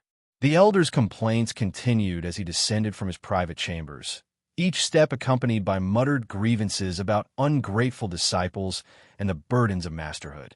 Several minutes later, the atmosphere in the dining hall had shifted considerably. Elder Guo sat at the head of the table, contentment radiating from him as he finished the last spoonful of soup with evident satisfaction. Across from him, both Xiang Yu and Li Yao sat in chastened silence, each sporting a small bump on their head, physical reminders of their master's displeasure at finding no meal prepared. Ahem! The elder cleared his throat deliberately, breaking the uncomfortable silence that had settled over their shared table. "It's okay if you play around occasionally, but don't go overboard and forget your duties." A faint blush colored his cheeks as he rose with affected dignity, clearly uncomfortable with the emotional display his hunger had provoked. Without waiting for responses, he vanished from his position, his departure as abrupt as his earlier appearance. "Humph, stupid old man." Li Yao seethed internally, rubbing the tender spot on her head with restrained anger. "If I didn't want to conceal my true cultivation level, I would have slapped you to death." "I'm not so sure about that." The Empress's voice resonated within her consciousness, carrying an undertone of amusement. "What do you mean?" Li Yao asked silently, her interest immediately piqued. "Is the old man also playing the pig to eat the tiger? Is he hiding his true strength?" "Well, not necessarily," the Empress replied cryptically, offering no further elaboration despite Li Yao's obvious curiosity.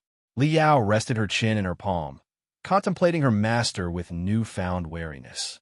She had always considered Elder Guo the laziest of them all, constantly admonishing his disciples against idleness while embodying that very quality. He rarely taught them directly, merely providing resources before retreating to his chambers for endless meditation.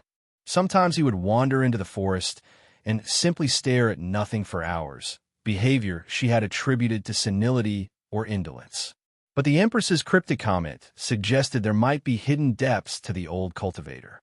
Perhaps he wasn't as simple as she had assumed. Regardless, it changed nothing in her determination. Even if he was truly powerful, even if he was concealing unfathomable strength, she would still exact revenge for this undeserved bump on her head. When she grew sufficiently powerful, she would definitely bonk on his head. When the Empress caught this petty thought, she couldn't help but chuckle at her vessel's stubborn nature. This girl truly was interesting, nursing even the smallest grudges with unwavering dedication. She seemed constitutionally incapable of accepting perceived wrongs, regardless of whether they came from loved ones or respected masters. The Empress's amusement gave way to wistful contemplation. If I had been the same back then, perhaps. After the lunch break concluded, Xiang Yu and Li Yao returned to their training ground, the afternoon sun casting dappled shadows through the forest canopy. The Empress's voice echoed in Li Yao's mind, offering a suggestion that made her eyes light up with excitement. "Since you want to help your senior brother train, Why don't you put on weight clothes when you spar with him? That way, you can both train simultaneously. Li Yao marveled at the brilliant simplicity of the idea. She hadn't even considered it herself. This was perfect. She could assist her senior brother while simultaneously advancing her own cultivation. It was the definition of efficiency, killing two birds with one stone. 3. If she counted practicing the new sword technique she was learning. Xiang Yu absorbed another powerful blow from Li Yao, his feet sliding backward across the packed earth. Unlike earlier encounters, he managed to stabilize his stance rather than tumbling helplessly to the ground. Though he couldn't muster a counterattack, the improvement was undeniable, progress worth celebrating in its own small way. As he regained his balance, a thought crystallized in his mind. His junior sister was truly a monster of talent. Even with weighted clothing hampering her movements and wielding a sword technique she wasn't yet familiar with, she still generated enough pressure to push him to his limits. She embodied everything a protagonist should be: extraordinary talent, unstoppable growth, and boundless potential. The realization settled over him like a comfortable truth. He was training with the main character of this cultivation world.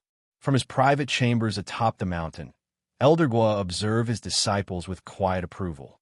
His weathered fingers stroked his beard thoughtfully as he watched their training unfold below. After a while, he rose from his seat and departed the room, his footsteps carrying him toward the forest's edge.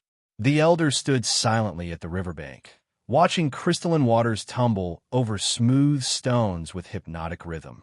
The azure cloud sect sprawled across an impressive mountain range, each pavilion occupying its own distinct peak. His gaze drifted upward, settling on the most imposing summit of all, Celestial Summit Peak, home to the sect leader and the highest point in the entire sect. As he contemplated the majestic scenery, a feminine voice broke through his reverie. "Are you still worried?" Elder Guo turned unhurriedly, his eyes meeting those of Huang Fengqi, the respected elder of Phoenix Ascension Pavilion, a branch of the sect specializing in bloodline exploration and martial physiques. "He's grown up now," she continued, approaching with measured steps. "He can take care of himself." "What are you talking about?" Elder Guo responded with feigned nonchalance. "I was just admiring the scenery." She studied him for a moment, her eyes narrowing slightly. "Is that so?" "Yes," he affirmed, his tone leaving no room for debate. "Uncle Master was—" she began, but before she could complete her thought, Elder Guo had already launched himself skyward. "I'm going to cultivate," he called back dismissively as he soared away. Huang Fengqi watched his retreating form with a resigned sigh. "This guy," she muttered before taking to the air herself, following in his wake. Soon after, the two elders sat together atop a secluded peak, sharing wine as they caught up on events. Huang Fengqi took a measured sip from her cup, appreciation evident in her expression. "Looks like your brewing skills have improved," she remarked. "Yeah, because someone keeps asking me to brew for them," he retorted dryly. "Does that mean I helped you improve?" she asked with unmistakable cheekiness. Elder Guo glanced at her, opened his mouth as if to issue a sharp retort, then simply sighed in defeat. "You." He shook his head, abandoning whatever protest he'd planned to make. "Are those your disciples?" Huang Fengqi inquired, gesturing toward the distant figures still training below. "Yes," he confirmed, a hint of smugness creeping into his voice. "Jealous?" Without warning, Huang Fengqi stood abruptly, her eyes widening. "Wait, is that—" Elder Guo's face broke into an unabashed grin. "So you realized. It's just as you thought. He has trained a technique to the major success level." Seeing Huang Fengqi's astonished expression, he couldn't resist adding, "And it's only been a week since he started." His laughter echoed across the mountaintop, unrestrained and triumphant. "It seems I have an eye for disciples.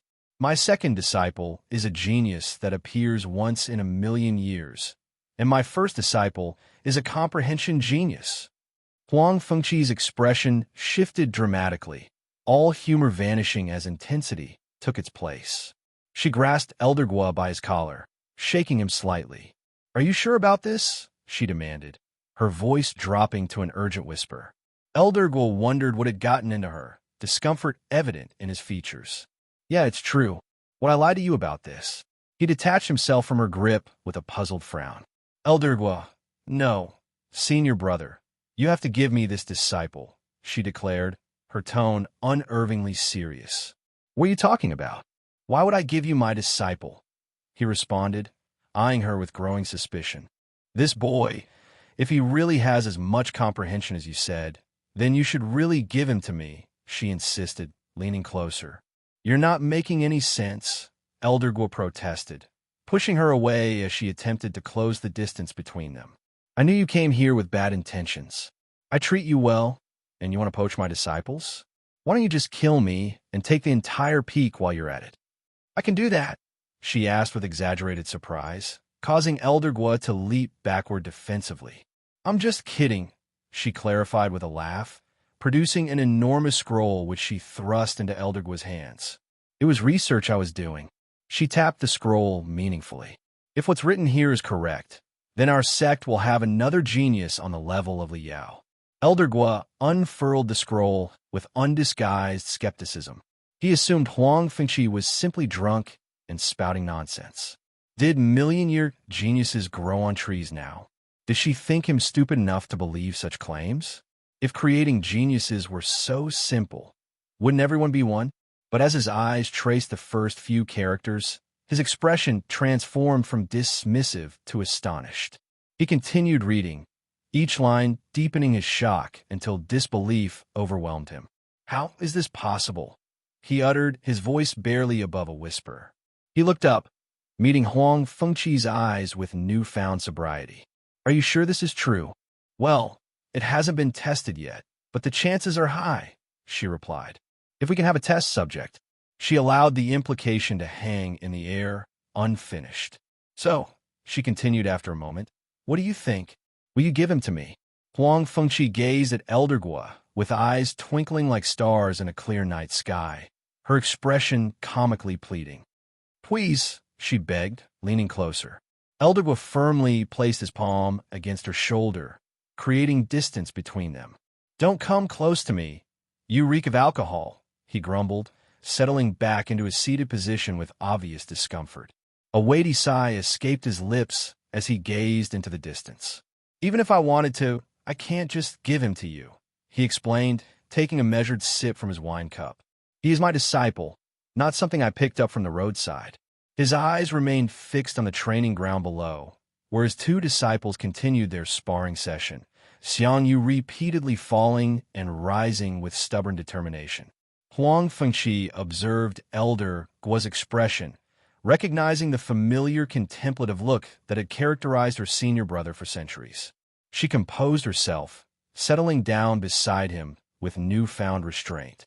Does that mean that you'll let me have him if he agrees? She inquired carefully, hope threading through her voice. Elder Guo's attention never wavered from the scene below.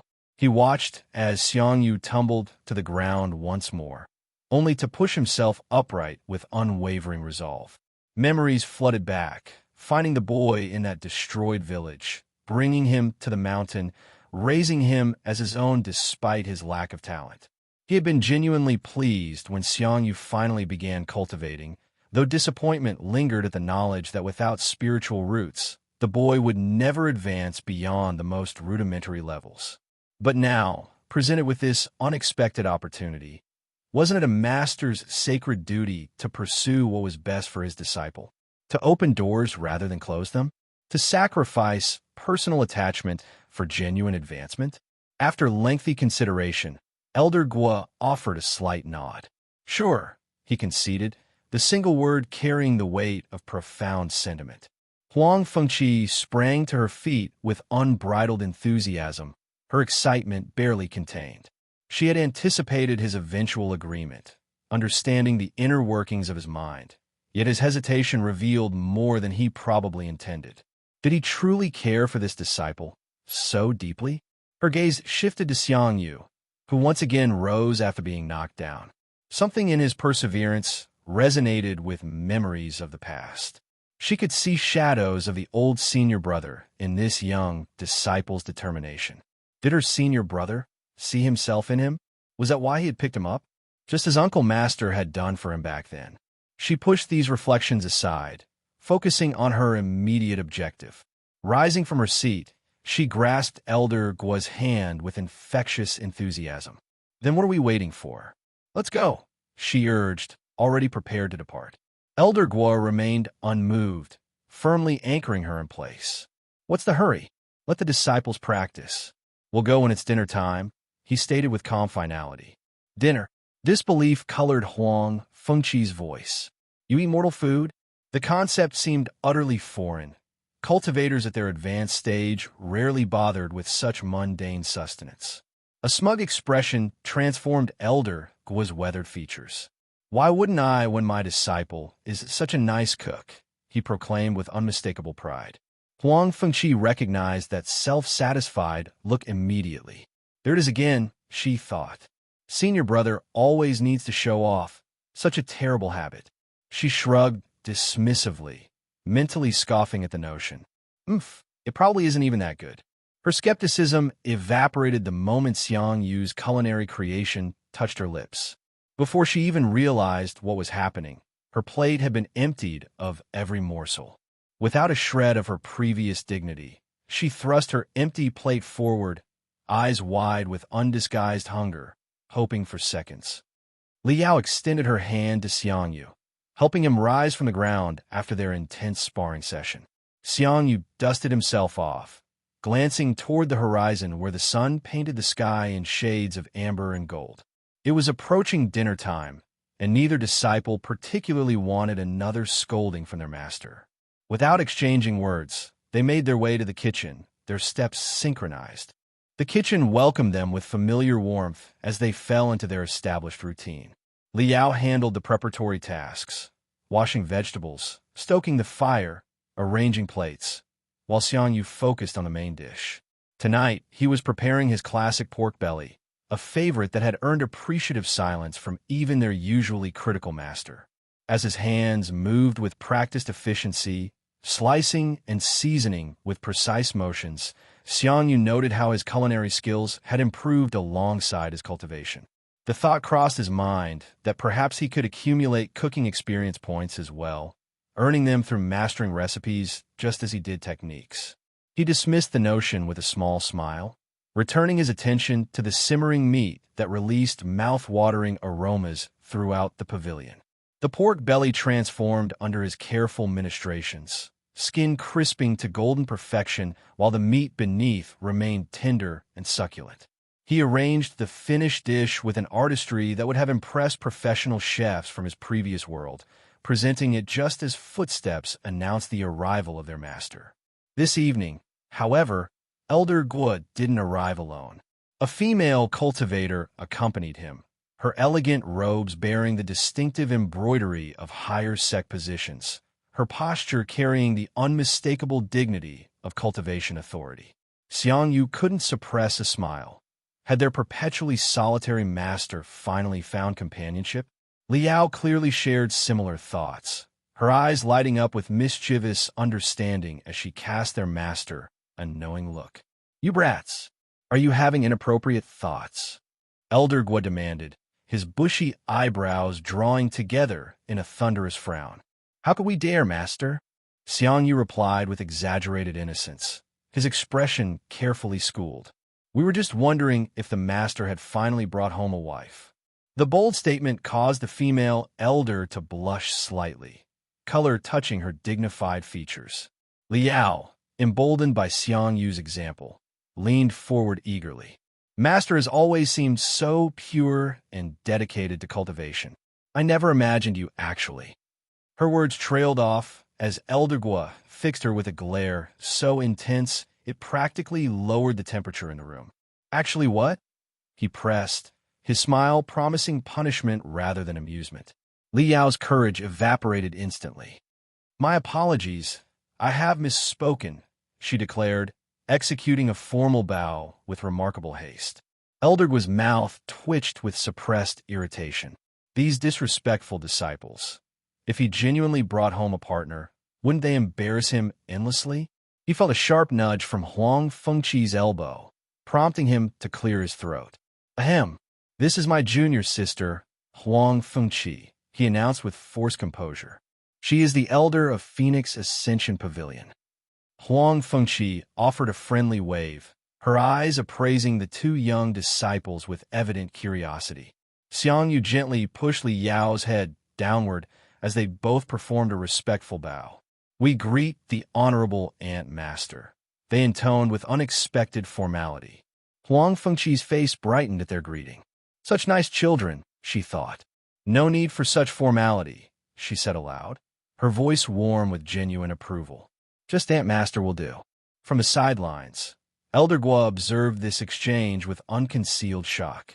Where had this discipline suddenly materialized from? His disciples had never shown him such respect, constantly teasing and testing his patience.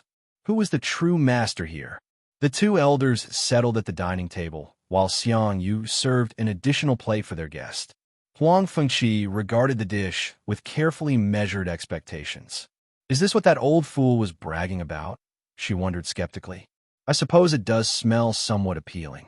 Taking her first bite with casual indifference, Huang Fengqi's expression transformed instantly.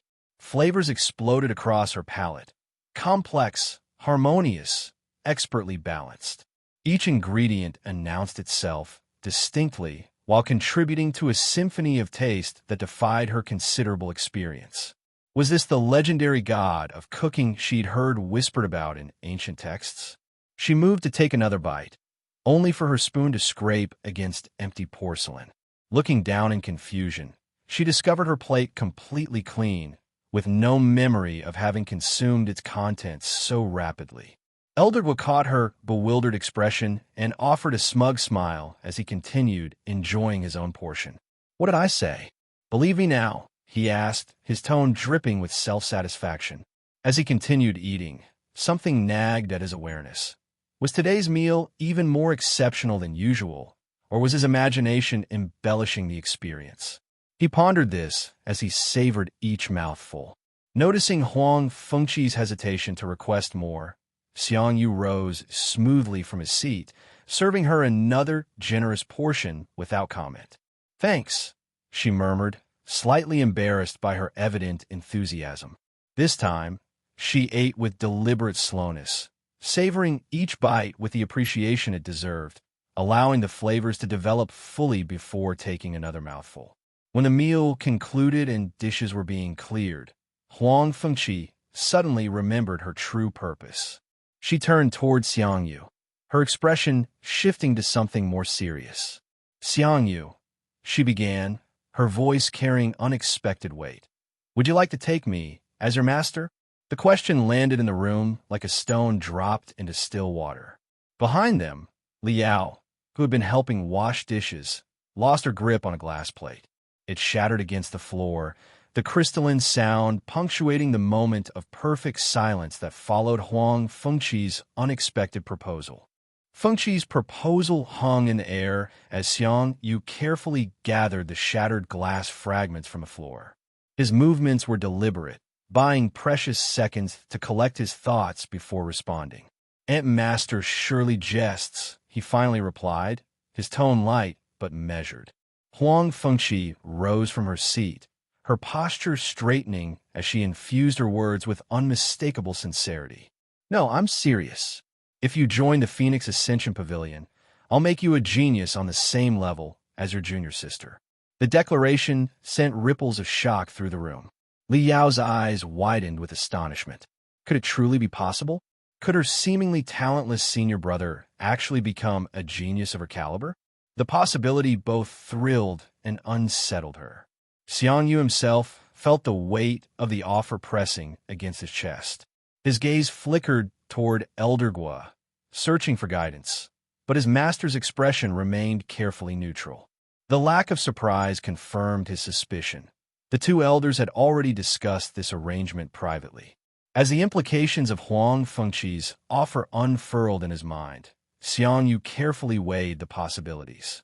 Becoming a genius of Li Yao's caliber would undoubtedly accelerate his progress.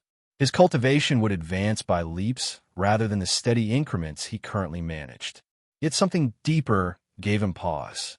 A heavy sigh escaped his lips as clarity emerged from his internal debate. His goal wasn't merely faster improvement. He already possessed the system for that purpose. What would accepting this offer truly mean? He would become like Li Yao, thrust into the spotlight, burdened with the sex expectations, obligated to defend its honor at every turn. Such prominence would inevitably attract jealousy, resentment, and challenges. He'd become a target rather than an observer, forever entangled in protagonist-centered plots he desperately wished to avoid. The mathematics of the situation revealed an unfavorable exchange, temporary acceleration at the cost of permanent freedom. Even with talent matching Li Yao's, immediate invincibility remained a fantasy. In the long term, his system would compensate for any initial disadvantage, rendering the offered shortcut ultimately meaningless when weighed against the sacrifices required. "I'm sorry, but I cannot accept this," he stated with unexpected directness, accompanying his words with a respectful bow. Huang Fengqi's composure faltered momentarily, genuine surprise flashing across her features. How could anyone reject such an extraordinary opportunity? Elder Guo appeared equally baffled. He had always attributed Xiang Yu's earlier reluctance to cultivate to his lack of talent, never imagining the boy would actively decline the chance to acquire it. Perhaps he didn't understand his disciple as thoroughly as he had believed. Li Yao stared at her senior brother, momentarily stunned before her expression softened with understanding. This response, while seemingly incomprehensible to others, aligned perfectly with the Xiang Yu she knew. "Is there a reason?" Huang Fengqi inquired, her tone suggesting she suspected Xiang Yu might be misinterpreting her offer as some form of test, perhaps playing hard to get to demonstrate loyalty.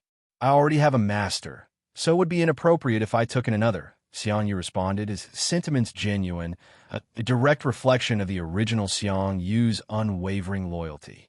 "Plus, I'm not that interested in cultivation, so it would be better if you gave this chance to someone who really wanted it." This latter justification was entirely fabricated. In truth, no one desired cultivation progress more desperately than he did. Yet he wanted advancement on his own terms, without sacrificing the precious anonymity that protected him from this world's dangerous narratives. Denying the opportunity represented a genuine loss, but one he would overcome through redoubled effort rather than compromise his fundamental survival strategy. Huang Fengqi stared at Xiang Yu. Disbelief etched across her elegant features. Her worldview seemed momentarily shaken. Wasn't cultivation the universal pursuit? Didn't everyone harbor fantasies of soaring through limitless skies, wielding immense power, and perhaps rescuing damsels in distress? Yet here stood this peculiar young man, genuinely disinterested in an opportunity that countless cultivators would commit unspeakable acts to obtain. His sincerity was unmistakable. The Phoenix Ascension Elder found herself genuinely perplexed by this anomaly standing before her, a contradiction to everything she understood about human nature and ambition within the cultivation world. Elder Guo observed his disciple with newfound curiosity. The boy's loyalty touched something within him, a sentiment he hadn't expected to feel so keenly. Nevertheless, practicality compelled him to intervene. Allowing such an opportunity to slip away seemed unconscionable, regardless of the boy's peculiar resistance. "Xiang Yu, why don't you listen to your Aunt Master?" Elder Guo urged, his tone measured but insistent. "Do you want to remain in your junior sister's shadow forever?" Xiang Yu's response came without hesitation, his voice steady and resolute. "If that's how it has to be, then so be it." He turned toward Li Yao, offering her a small smile that carried surprising warmth. "I'm sure junior sister won't mind me hiding from the sun in her shadow." Elder Guo released a heavy sigh. The boy's determination proved more substantial than anticipated. Perhaps a different approach might yield results? A more dramatic push seemed necessary to overcome this inexplicable reluctance. "It's because you already have a master, right?" Elder Guo proposed, his voice taking on a strategic edge. "Then if I'm no longer your master, will you take the offer?" Surprise flickered across Xiang Yu's features. The suggestion caught him entirely off guard, He hadn't imagined his master would consider such drastic measures. Was this actually possible? Could masters simply transfer disciples like commodities? The thought created immediate discomfort. This represented the worst possible outcome, severing his connection to Mountain Heart Pavilion while simultaneously thrusting him into the spotlight he desperately wished to avoid. His survival strategy would be thoroughly demolished from both directions simultaneously. Xiang Yu lowered himself into a formal bow, his voice carefully controlled despite his internal turmoil. If the master doesn't want me anymore, then that's that. Both Elder Guo and Huang Fengqi's expressions shifted, a momentary triumph quickly shattered as Xiang Yu continued. But even if that's the case, I still won't ever accept another master. The declaration landed like thunder in clear skies. Elder Guo and Huang Fengqi exchanged astonished glances, thoroughly confounded by such resolute rejection. What possible motivation could drive this extraordinary aversion? Elder Guo's weathered features softened as understanding gradually replaced his initial bewilderment. His posture relaxed as he nodded slowly. It's okay, I understand.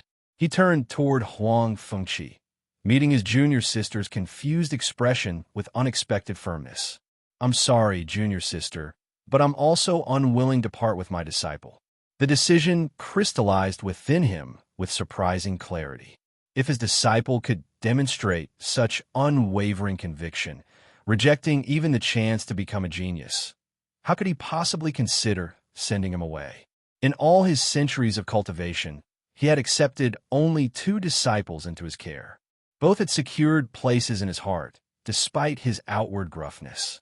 His philosophy remained steadfast. If a disciple wished to depart, he would offer no resistance, but if they chose to remain, he would never force them away. Huang Fengqi exhaled deeply upon hearing Elder Guo's words, her shoulders dropping slightly in resignation. It seemed this peculiar disciple would remain beyond her reach. Still, she refused to abandon such a perfect test subject entirely. Perhaps there was another approach. Although having him as her disciple would have made things easier, it could still work even if they weren't master and disciple. It's okay if you don't want to become my disciple, she said, her voice shifting to a more conversational tone. But I still believe you're the ideal candidate for this opportunity. Her posture straightened as she adopted the measured cadence of someone making a compelling business proposal. To be honest, there's a martial physique I've been researching for quite some time, she continued, leaning forward slightly. Unlocking this particular physique requires mastering numerous techniques to the perfect level. Her eyes fixed on Xiang Yu with unmistakable interest. I've heard from your master that you achieved major success in a technique in merely a week. Li Yao's eyes widened at this revelation, genuine surprise washing over her delicate features. You didn't notice? The Empress asked within her consciousness. Your senior brother's comprehension ability is truly exceptional, not inferior to yours in the slightest. The voice elaborated, causing Li Yao's astonishment to deepen further.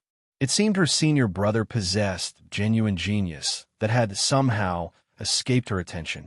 Is this martial physique actually real? Li Yao mentally inquired of the Empress. Well, it does exist in theory, but since no one has ever successfully obtained it, so it's difficult to say, came the measured response. Why has no one ever managed to acquire it? Li Yao pressed. Curiosity piqued. The ancient manuals specify that one must master numerous techniques to unlock the physique, but they're frustratingly vague about the exact quantity required, the Empress explained. Many cultivators have attempted this path only to abandon it in frustration. Most eventually conclude their time is better spent on conventional cultivation rather than endlessly practicing techniques for a physique that might prove mythical. I see, Li Yao thought, understanding dawning in her mind. This method hardly seemed reliable. How many years would her senior brother need to dedicate to technique mastery, with no guarantee of eventual success? The realization settled heavily upon her. Her initial hope that this opportunity might elevate her senior brother appeared misplaced. The responsibility remained hers alone. She would need to redouble her efforts, pushing her cultivation even harder to obtain that precious rebirth pill for him. With your remarkable comprehension abilities, you could master techniques at an extraordinary pace. Huang Fengqi continued, elaborating on the potential benefits with measured enthusiasm. After completing her detailed explanation, she fixed Xiang Yu with an expectant gaze. "So what do you think? Does this interest you?" she asked, her voice carrying a note of hopeful anticipation. Xiang Yu descended into deep contemplation, weighing the implications of Huang Fengqi's proposal with methodical precision. If her claims about this martial physique proved legitimate, the opportunity was undeniably enticing. With his system's exponential growth mechanism, mastering multiple techniques to perfect levels seemed entirely feasible. Though he had yet to achieve perfect mastery in any discipline, he calculated that his knife technique would likely reach that threshold within a month at most. The potential reward was extraordinary. A martial physique would fundamentally transform his cultivation journey, addressing his most critical limitation. Unlike his current mortal body, a martial physique could not lack spiritual roots. This represented a comprehensive solution, not merely an enhancement, but a complete rebirth as a cultivator capable of advancing through all realms. The two-in-one package would finally place true cultivation within his grasp. Despite the temptation, Xiang Yu maintained his strategic caution. Accepting without parameters would surrender control over his carefully constructed life. After several moments of calculated analysis, he raised his eyes to meet Huang Fengqi's expectant gaze. "I can agree, but with some conditions," he stated, his tone measured but resolute. Privately, he reasoned that rejection of his terms would be inconsequential. He had already identified the fundamental approach. If necessary, he could independently pursue technique mastery until unlocking the martial physique through his own efforts, albeit at a slower pace. Huang Fengqi's expression brightened perceptibly at his conditional acceptance. She had anticipated some form of bargaining. Resources, positions, privileges, typical requests she could accommodate despite their potential complications. "Of course. What conditions do you have in mind?" she inquired, barely concealing her eagerness. Xiang Yu spoke with deliberate clarity, enumerating his requirements. "First, complete confidentiality. No one beyond this room should know about this arrangement. Second, I maintain my status as Elder was disciple within Mountain Heart Pavilion. Third, no additional responsibilities will be assigned to me as a result of this undertaking. Fourth, I retain exclusive authority to select which techniques I'll practice. Fifth, I train independently without external supervision or assistance. Sixth, I will not leave the pavilion for this purpose." His expression remained resolute as he concluded, "These terms are non-negotiable and cannot be modified. If any cannot be fulfilled, I must regretfully decline this opportunity." Huang Fengqi's mouth fell open in undisguised astonishment. She had braced herself for extravagant demands, spirit stones, magical treasures, privileged positions, yet his requests were shockingly modest. A smile of understanding curved her lips as realization dawned. While countless disciples craved recognition and acclaim, this peculiar young man actively shunned attention. He likely feared that acknowledgement of his genius would burden him with responsibilities and expectations he had no desire to shoulder. How refreshingly contrary to the typical cultivation mindset. Her smile widened into genuine warmth. These conditions aligned perfectly with her own research interests. Maintaining secrecy would prevent external interference with their experiment. "Deal," she declared enthusiastically, extending her hand toward him. Xiang Yu accepted the gesture, sealing their arrangement with a firm handshake. From the sidelines, Li Yao observed the exchange with mixed emotions. While this avenue offered some promise, however remote, she remained committed to her own solution. The uncertain timeline of this experimental approach hardly suited her temperament. She would continue pursuing the rebirth pill with unwavering determination, unwilling to stake her senior brother's future on such theoretical possibilities.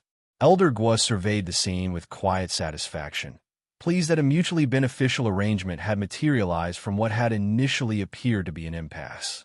"Does this mean I'll be visiting frequently?" Huang Fengqi inquired, her tone deliberately casual. Elder Guo snorted, "Humph. Don't think I don't know your true motives. You're simply angling for more opportunities to sample our cuisine," he accused with a penetrating stare. "What? How could you suggest such a thing?" she protested with exaggerated innocence. "I merely wish to monitor my martial nephew's progress." After finishing dinner, Xiang Yu and Li Yao returned to their training ground, the evening air cool against their skin. This time, Xiang Yu wielded his sword, its weight now familiar in his grip. His focus sharpened as Li Yao approached, her movements fluid and purposeful. She swung her blade in a graceful arc, forcing Xiang Yu to react quickly. He barely twisted away from the strike, the edge of her sword passing close enough for him to feel the displaced air. Seizing what seemed like an opening, he attempted a counterattack, lunging forward with determination, only to find himself promptly knocked to the ground. As he pushed himself back up, dust clinging to his robes, Xiang Yu reflected that despite accepting Ant Master Huang's offer, little had fundamentally changed. He still needed to master numerous techniques to reach the perfect level, a path he had already intended to follow given his lack of spiritual roots. The only meaningful difference was his newfound ability to request specific techniques from his Ant Master. As long as he demonstrated satisfactory progress, she would continue providing both techniques and resources. Of course, these offerings remained limited to what she could personally contribute. With the experiment's confidential nature, they couldn't access the sect's broader resources, but this hardly concerned Xiang Yu. With his system's doubling function, he'd become invincible regardless of external support. Resources were merely secondary considerations. He managed to push Li Yao back an inch during their exchange, a small smile of satisfaction forming on his lips. His moment of pride proved devastatingly premature as Li Yao simply grabbed his sword with her bare hand, halting his attack completely. "Is that even allowed?" he wondered, staring at her in disbelief. Can I give up?" he asked nervously. Li Yao's smile contained no mercy. "Of course not," she replied cheerfully. "If you give up now, you'll lose all your momentum." Without warning, she lifted him by his sword and threw him over her shoulder. Xiang Yu landed hard on his back, the impact knocking the breath from his lungs. He stared up at the stars scattered across the night sky, their distant light offering no sympathy for his predicament. Li Yao's face appeared above him, concern replacing her earlier playfulness. "Senior brother, are you okay?" she asked, extending her hand while examining him for injuries. "I'm fine," he assured her, accepting her assistance. "Let's continue." He rose to his feet, determination outweighing discomfort as they resumed their relentless training. Their sparring continued until the familiar blue screen materialized before Xiang Yu's eyes. Calculating settlement. Recognizing the timing, Xiang Yu suggested they conclude for the day. "Let's stop here," he proposed, receiving Li Yao's agreement. They sheathed their weapons and returned to their respective quarters. In his room, Xiang Yu stretched out on his simple bed, eyes fixed on the system notifications hovering before him. Calculation complete. Enlightenment. Low 1/1000. Mountain Heart Scripture. Second layer 157/200. Plus 8/200. Basic Knife Technique. Major Success 35/400. Plus 30/400. Basic Sword Technique. Minor Success 70/200. Plus 50/200. Cook. 9th grade 2 out of 100. Plus 2 out of 100. Experience points doubled. Cook. 9th grade 2 out of 100. 9th grade 4 out of 100. Basic Sword Technique. Minor Success 70/200. Minor Success 140/200. Basic Knife Technique. Major Success 35 out of 400. Major Success 70/400.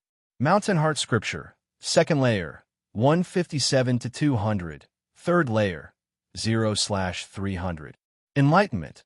Low 1/1000. Low 2/1000.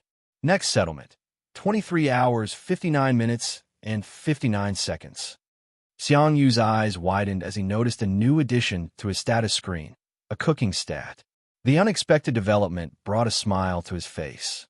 He had certainly felt his culinary skills improving with each meal he prepared, but hadn't anticipated the system would actually recognize it as a formal skill. In this cultivation world, professions extended beyond the path of the warrior cultivator. Pill refiners, artifact crafters, formations masters, all were respected paths in their own right. Cooking, too, held its place among these esteemed professions.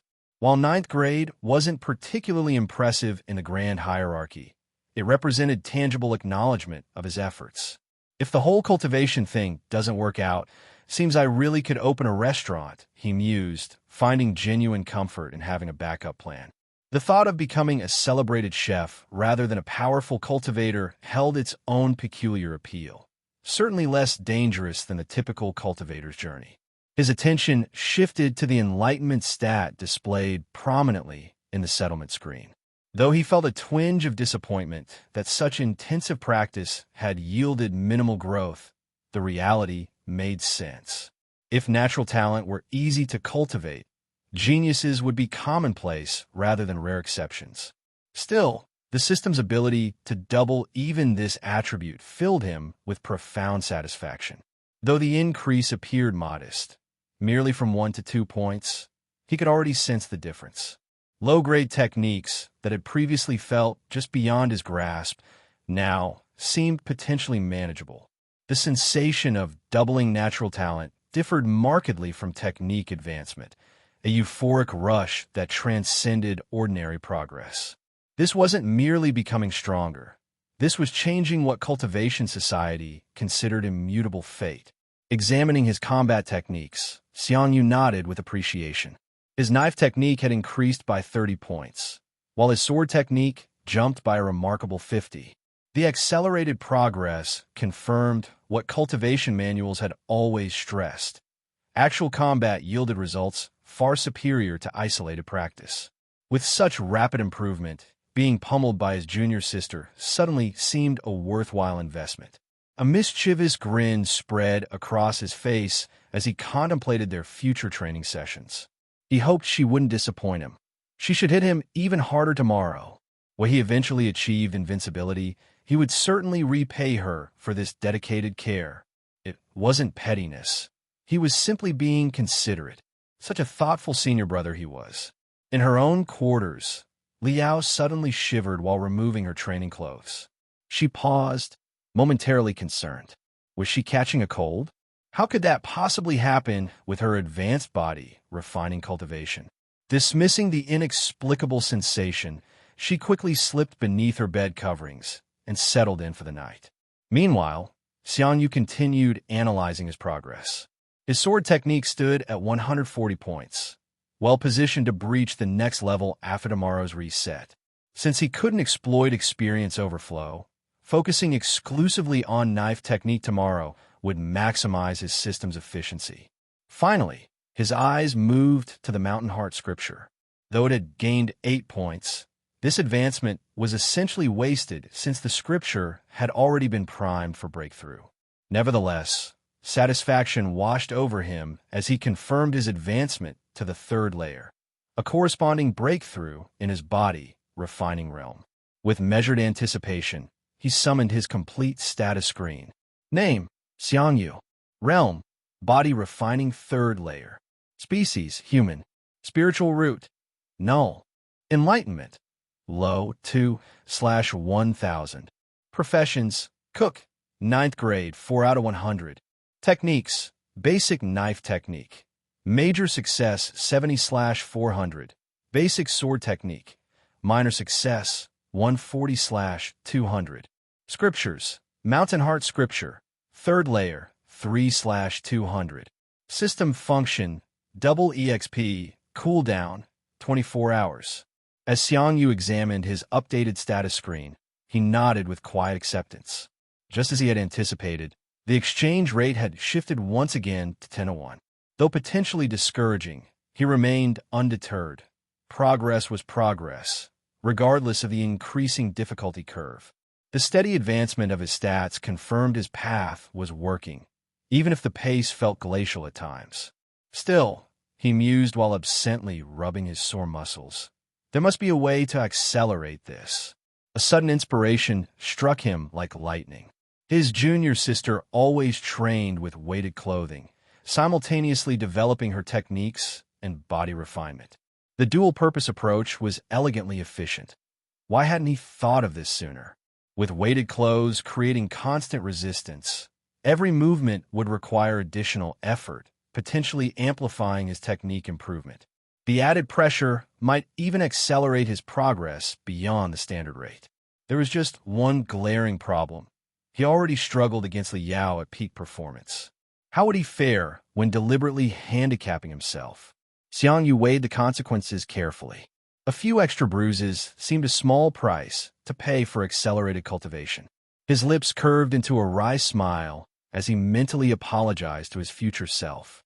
Sorry, this sacrifice is for the greater good of our survival. The decision made, he allowed himself to sink into his simple bed. Tomorrow would bring new challenges, but for now, rest was essential. Dawn broke with remarkable swiftness. The mountain air crisp and invigorating as Xiang Yu faced Li Yao in their training clearing. The weighted garments he'd acquired pressed against his frame, making even the simplest movements require conscious effort. Li Yao extended her hand, helping him rise after another punishing takedown. Her eyebrows lifted with genuine surprise. I hadn't expected senior brother to also put on weighted clothes, she remarked, curiosity evident in her voice. Xiang Yu dusted himself off, adjusting to the unfamiliar heaviness encumbering his limbs. Just thought it would be more convenient to train both body refining and techniques simultaneously, he explained, settling back into his stance as they resumed their sparring session. From his private chambers, Elder Guo observed his disciples with undisguised pride. Their dedication manifested in every movement, every strike, every moment of focused determination. Your disciples are really dedicated, Huang Fengqi commented, seated comfortably beside him as she watched the training unfold below. They are. Elder Guo nodded, satisfaction evident in his tone. His approval lasted only moments before suspicion crept in. Also, what are you doing here? He asked, eyebrows furrowing. Huang Fengqi's melodious laughter filled the chamber. Come on, senior brother, don't be like that. I just wanted to keep you company and watch my martial nephew's training, she explained, her eyes twinkling with mischief. Don't you have your own pavilion to look after? He pressed, skepticism clear in his weathered features. I do, but so boring staying there by myself all day, she replied with a casual wave of her hand. Don't think I don't know what you're planning, Elder Guo grumbled, closing his eyes to resume his cultivation. Huang Fengqi observed him with an amused smile before settling into her own meditative posture. In the training ground, Xiang Yu leaned heavily against a tree, sweat drenching his garments as he struggled to catch his breath. The weighted clothes transformed even basic movements into torture. How did his junior sister make it look so effortless? Despite the agony, he could feel improvements taking root within his body, subtle changes that promised future strength. The sensation alone made the suffering worthwhile. Wiping his brow, he pushed himself away from the tree and charged at Li Yao once more. He targeted her left leg, which he had carefully observed to be her least guarded area. Too late, he realized his mistake. What appeared to be vulnerability was merely bait in a well-crafted trap. Li Yao smiled as he took the bait, lifting her leg before stomping down with such tremendous force that the resulting wind pressure alone sent Xiang Yu stumbling backward. Senior brother, your movements are really easy to read, she observed, approaching to check on him as he struggled to rise. The criticism struck deeper than any physical blow. He wasn't a natural fighter and lacked fundamental battle instinct, relying instead on technical knowledge and basic intuition, a potentially fatal flaw when facing experienced combatants. Gratitude washed over him as he considered how fortunate he was to have such a genius junior sister as a training partner. She wasn't merely helping him refine techniques. She was forging true combat awareness that couldn't be developed through isolated practice. Battle instinct was something that could only emerge from actual confrontation. Without genuine combat experience, he might eventually reach tremendous power, yet still fall to a weaker but more experienced opponent, a tragic end to his journey toward invincibility.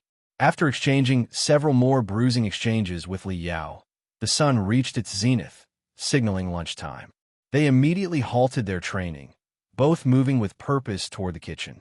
Even through the exhaustion, Xiang Yu felt a certain satisfaction. Every difficulty overcome brought him one step closer to his ultimate goal of survival. After Xiang Yu arranged the final dish on the table, completing the artfully prepared meal, his master entered the dining area. To no one's surprise, Elder Guo was once again accompanied by Huang Fengqi. The two disciples exchanged knowing glances, their eyes sparkling with poorly concealed speculation about the elder's relationship. Elder Guo immediately caught their suggestive looks. His bushy eyebrows furrowed in displeasure before he swiftly bonked both their heads with surprising accuracy, leaving them nursing small bumps and muttering apologies. "You brats and your wild imaginations," he grumbled, taking his seat with affected dignity. Huang Fengqi couldn't suppress a smile at the scene. There was something genuinely heartwarming about the dynamics between her senior brother and his disciples. Not the formal master-disciple relationship often seen in cultivation sects, but something more resembling a real family. The casual affection underlying even their disciplinary moments spoke volumes about their bond. As everyone began enjoying the meal, appreciative silence filled the room, interrupted only by occasional murmurs of approval. The flavors seemed to dance across their palates, each bite more satisfying than the last. Li Yao finally broke the comfortable quiet. "Senior brother, are you practicing in secret? Your cooking seems to be improving every time I taste it," she observed, savoring another mouthful with evident delight. Elder Gwyn nodded in agreement, stroking his beard thoughtfully. The boy's culinary skills were indeed advancing at a remarkable pace. If this trajectory continued, he might genuinely develop into a professional chef of significant renown. Xiang Yu merely smiled at the compliment, offering no hint about his newly recognized status as a ninth-grade cook. "I just improved by cooking for all of you," he replied modestly, diverting attention by serving another portion to Huang Fengqi, who accepted it with poorly disguised eagerness. When the meal concluded and dishes were cleared away, Huang Fengqi leaned forward with purpose. "Since we agreed to carry out the experiment, is there any technique you're particularly interested in?" she inquired, reaching into her spatial pouch. With a flourish, she produced numerous technique manuals, arranging them carefully across the table. The collection, while not extensive, represented a respectable variety of cultivation methods, each bound in different colored covers with intricate patterns denoting their various applications. "For now, I only have access to basic and low-grade techniques. You can select from these," she explained, gesturing toward the spread. "I'll find higher-level techniques for you soon," she added, her eyes gleaming with genuine anticipation for their experimental journey. Xiang Yu approached the table with measured steps, his eyes scanning over the array of technique manuals spread before him. Each leather-bound manual promised different paths to power, their covers embossed with distinct patterns that hinted at their contents. He methodically examined each one: low-grade iron body technique, basic tiger claw, low-grade stone breaking fist, basic cloud step, and many others. As he assessed the collection, Xiang Yu couldn't help but notice that many weren't particularly impressive. His fingers hovered over the basic cloud step, manual momentarily, appreciating its value. A movement technique would significantly enhance his primary survival strategy. Fleeing was, after all, his top priority. Yet the low-grade iron body technique caught his attention as well. While escape remained paramount, avoiding injury ranked nearly as high on his list of concerns. The technique classifications tipped the scales. Since iron body was classified as low-grade, while cloud step was merely basic, the former represented greater potential value.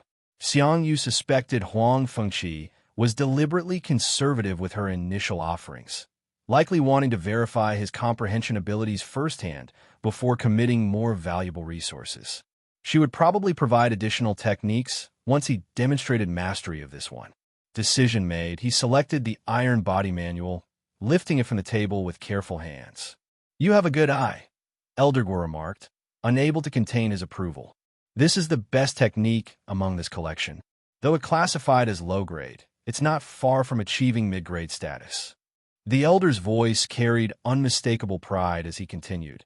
"If you master this technique to the perfect stage, combined with peak body refining, you should be able to withstand at least one punch from a cultivator at peak chi refining stage." Xiang Yu felt a surge of satisfaction. His assessment had been correct. The technique offered substantial defensive capabilities that aligned perfectly with his survival-focused approach. After the meal concluded, the elders departed, leaving the disciples to resume their training regimen. As they reached their familiar clearing, Li Yao paused before they could begin sparring. Her delicate hand disappeared into her pouch, rummaging intently for several moments before withdrawing another manual. "Here," she offered, extending the manual towards Xiang Yu. The cover displayed the title, Mid-Grade Phantom Footwork, in elegant script. "I noticed you were interested in that movement technique," she explained, a faint blush coloring her cheeks. "You can have this one instead. It's superior to what was offered. I obtained it from the dean after dealing with him." Her words carried a mixture of embarrassment and pride. Xiang Yu accepted the manual, a genuine smile warming his features. His junior sister truly looked out for him, even when he hadn't explicitly asked. He silently reflected that she probably misunderstood his capabilities, likely assuming his comprehension talent matched her own. She couldn't know about his system or its limitations. Still, he gratefully accepted her gift.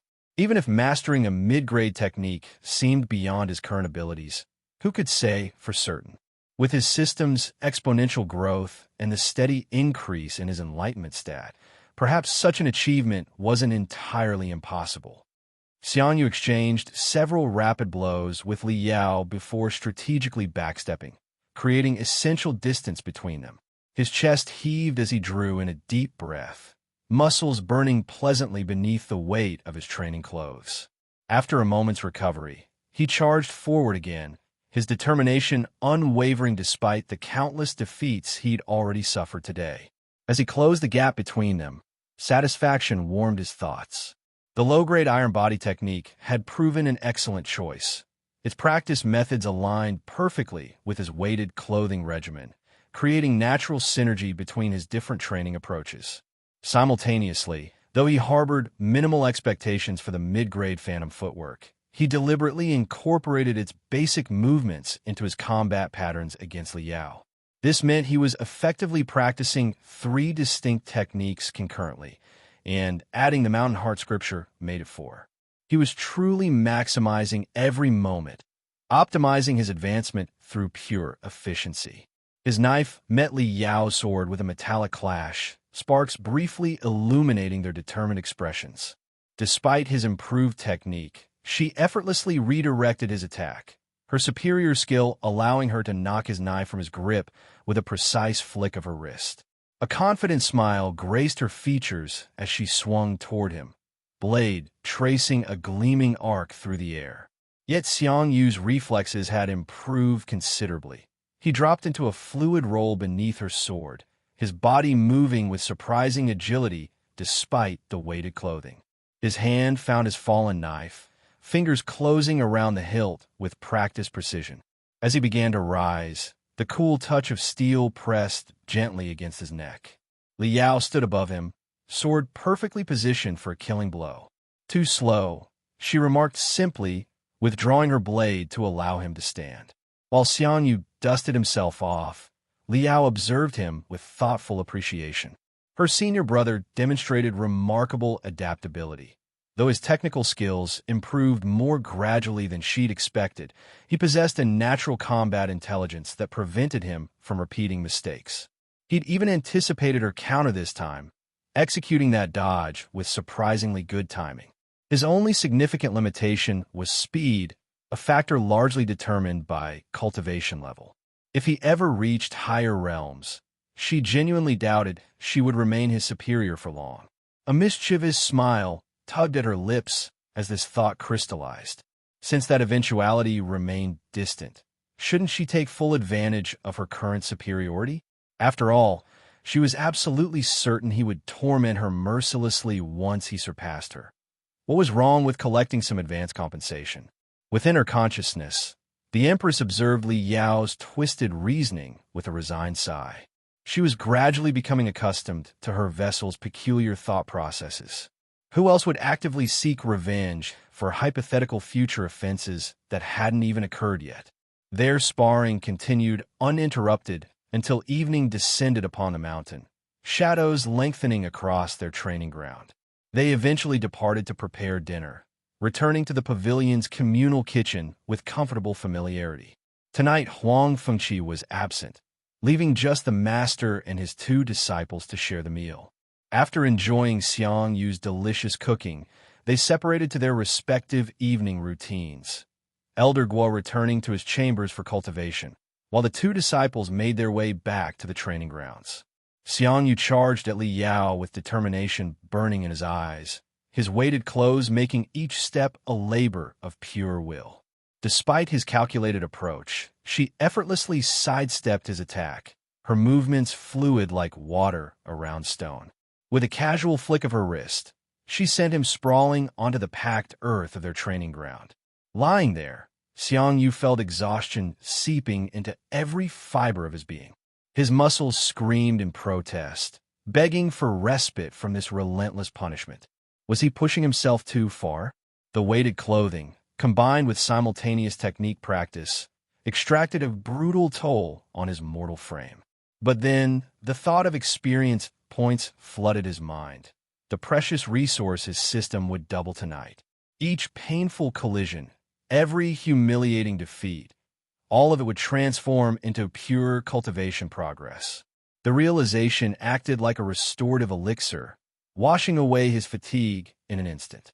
Li Yao watched with puzzled fascination as her senior brother sprang back to his feet, renewed vigor evident in his stance. What strange force drove him? Most would have remained down after such punishment, yet something sparked in his eyes that burned away weakness. Whatever internal fire fueled him seemed to grow stronger with each defeat, a paradoxical phenomenon she couldn't quite comprehend. She launched forward without warning, her sword cutting through air with lethal precision. Xiang Yu, operating on instinct rather than conscious thought, bent his upper body forward in a deep bow. The blade whistled overhead, disturbing his hair as it passed within millimeters of his scalp. Time seemed to slow as Xiang Yu recognized the precious opening before him. Li Yao's follow-through had momentarily compromised her defensive posture. Without hesitation, he drove his knife upward from his bowed position, blade angling toward her exposed midsection. Satisfaction bloomed in his chest as Li Yao's eyes widened slightly. He caught her off guard. A rare moment of genuine surprise crossed her delicate features. "I've got her this time," he thought, victory tantalizingly close. The triumphant smile had barely formed on his lips when blinding pain erupted across his temple. Li Yao's serene face greeted him as his vision refocused, her gentle smile belying the devastating counterattack she'd just executed. With masterful control, she'd redirected her momentum, using her sword's hilt to strike his head with pinpoint accuracy. "That was a nice one," she complimented, extending her hand to help him stand. Xiang Yu accepted her assistance, breathing heavily as he rose. "Yeah, nice one," he acknowledged internally, "but I wasn't even able to touch you." The outcome was understandable, though, he reasoned. Though Li Yao refrained from using spiritual energy, her body refining cultivation likely exceeded his by at least 10 layers. Every practitioner knew that beyond the 10th layer of body refining, each subsequent level brought exponential improvements in physical capabilities. Strength, speed, durability, and reflexes all increased dramatically. The gap between them wasn't merely skill, but fundamental physical development. Their sparring continued uninterrupted a dance of attack and defense beneath the watchful mountain sky, until the familiar system notification materialized before Xiang Yu's eyes. Calculating settlement. Let's call it a day, Xiang Yu suggested, noting the system's timing. Li Yao nodded in agreement, and they exchanged cordial goodnights before retiring to their respective quarters. Alone in his room, Xiang Yu studied the expanded notification hovering before him. Calculation complete. Enlightenment. Low 3/1000 plus 1/1000. Battle instinct 1/100,000. Mountain heart scripture. Third layer 20/300 plus 20/300. Low-grade iron body technique. Beginner 50/100 plus 50/100. Basic knife technique. Major success 120/400 plus 50/400. Basic sword technique. Minor success 140/200. Cook. 9th grade 8 out of 100 plus 4 out of 100. Experience points doubled. Cook. 9th grade 8 out of 100. 9th grade 16 out of 100. Basic sword technique. Minor success 140/200. Intermediate 0/300. Basic knife technique. Major success 120/400. Major success 240/400. Low-grade iron body technique. Beginner 50 out of 100. Minor success 0 out of 200. Mountain heart scripture. Third layer 20/300. Third layer 40/300. Battle instinct 1/100,000. 2/100,000. Enlightenment. Low 3/1000. Low 6/1000. Next settlement 23 hours 59 minutes and 59 seconds. A wave of euphoria washed over Xiang Yu as his enlightenment doubled, the sensation even more intense than the previous night. The rush of expanded comprehension flooded his consciousness, bringing with it subtle insights that sharpened his understanding of cultivation principles. Each doubling seemed to intensify the pleasurable sensation, as if his mind was being remolded into something greater than its original design. I could definitely get addicted to this, he thought, savoring the lingering mental clarity. His attention focused on the enlightenment stat, noting with satisfaction that it had increased by 1 point before the doubling effect. What had triggered this natural growth? He hadn't specifically trained comprehension today, not that he knew how to. After a moment's reflection, realization dawned. He had attempted to study the mid-grade phantom footwork technique Li Yao had given him, though the technique hadn't appeared in his status screen, suggesting he couldn't yet effectively practice it. The mere act of studying advanced material seemed to stretch his comprehension capabilities. This discovery opened intriguing possibilities. Perhaps he could accelerate his enlightenment growth by regularly exposing himself to techniques beyond his current level, even if actual mastery remained temporarily beyond reach. Shifting his analysis to the Mountain Heart scripture, he noted the impressive 20-point increase. Accounting for the 3 points already present before today's training, he gained 17 new points. 5 had transferred from his knife technique through the established conversion mechanism, but the remaining 12, those had come purely from training with weighted clothing. The evidence confirmed his theory that weight training directly contributed to body refining progress. His knife technique had improved dramatically, 50 entire points in a single day. The weighted clothing had transformed standard practice into accelerated advancement. Even more remarkable was his newly acquired iron body technique, which had also gained 50 points before doubling to achieve minor success in just 1 day's practice. Such rapid mastery of a low-grade technique suggested his comprehension ability was functioning at peak efficiency. With his knife technique already at 240 points out of 400, it would certainly break through after tomorrow's reset. This realization shaped his training strategy for the coming day.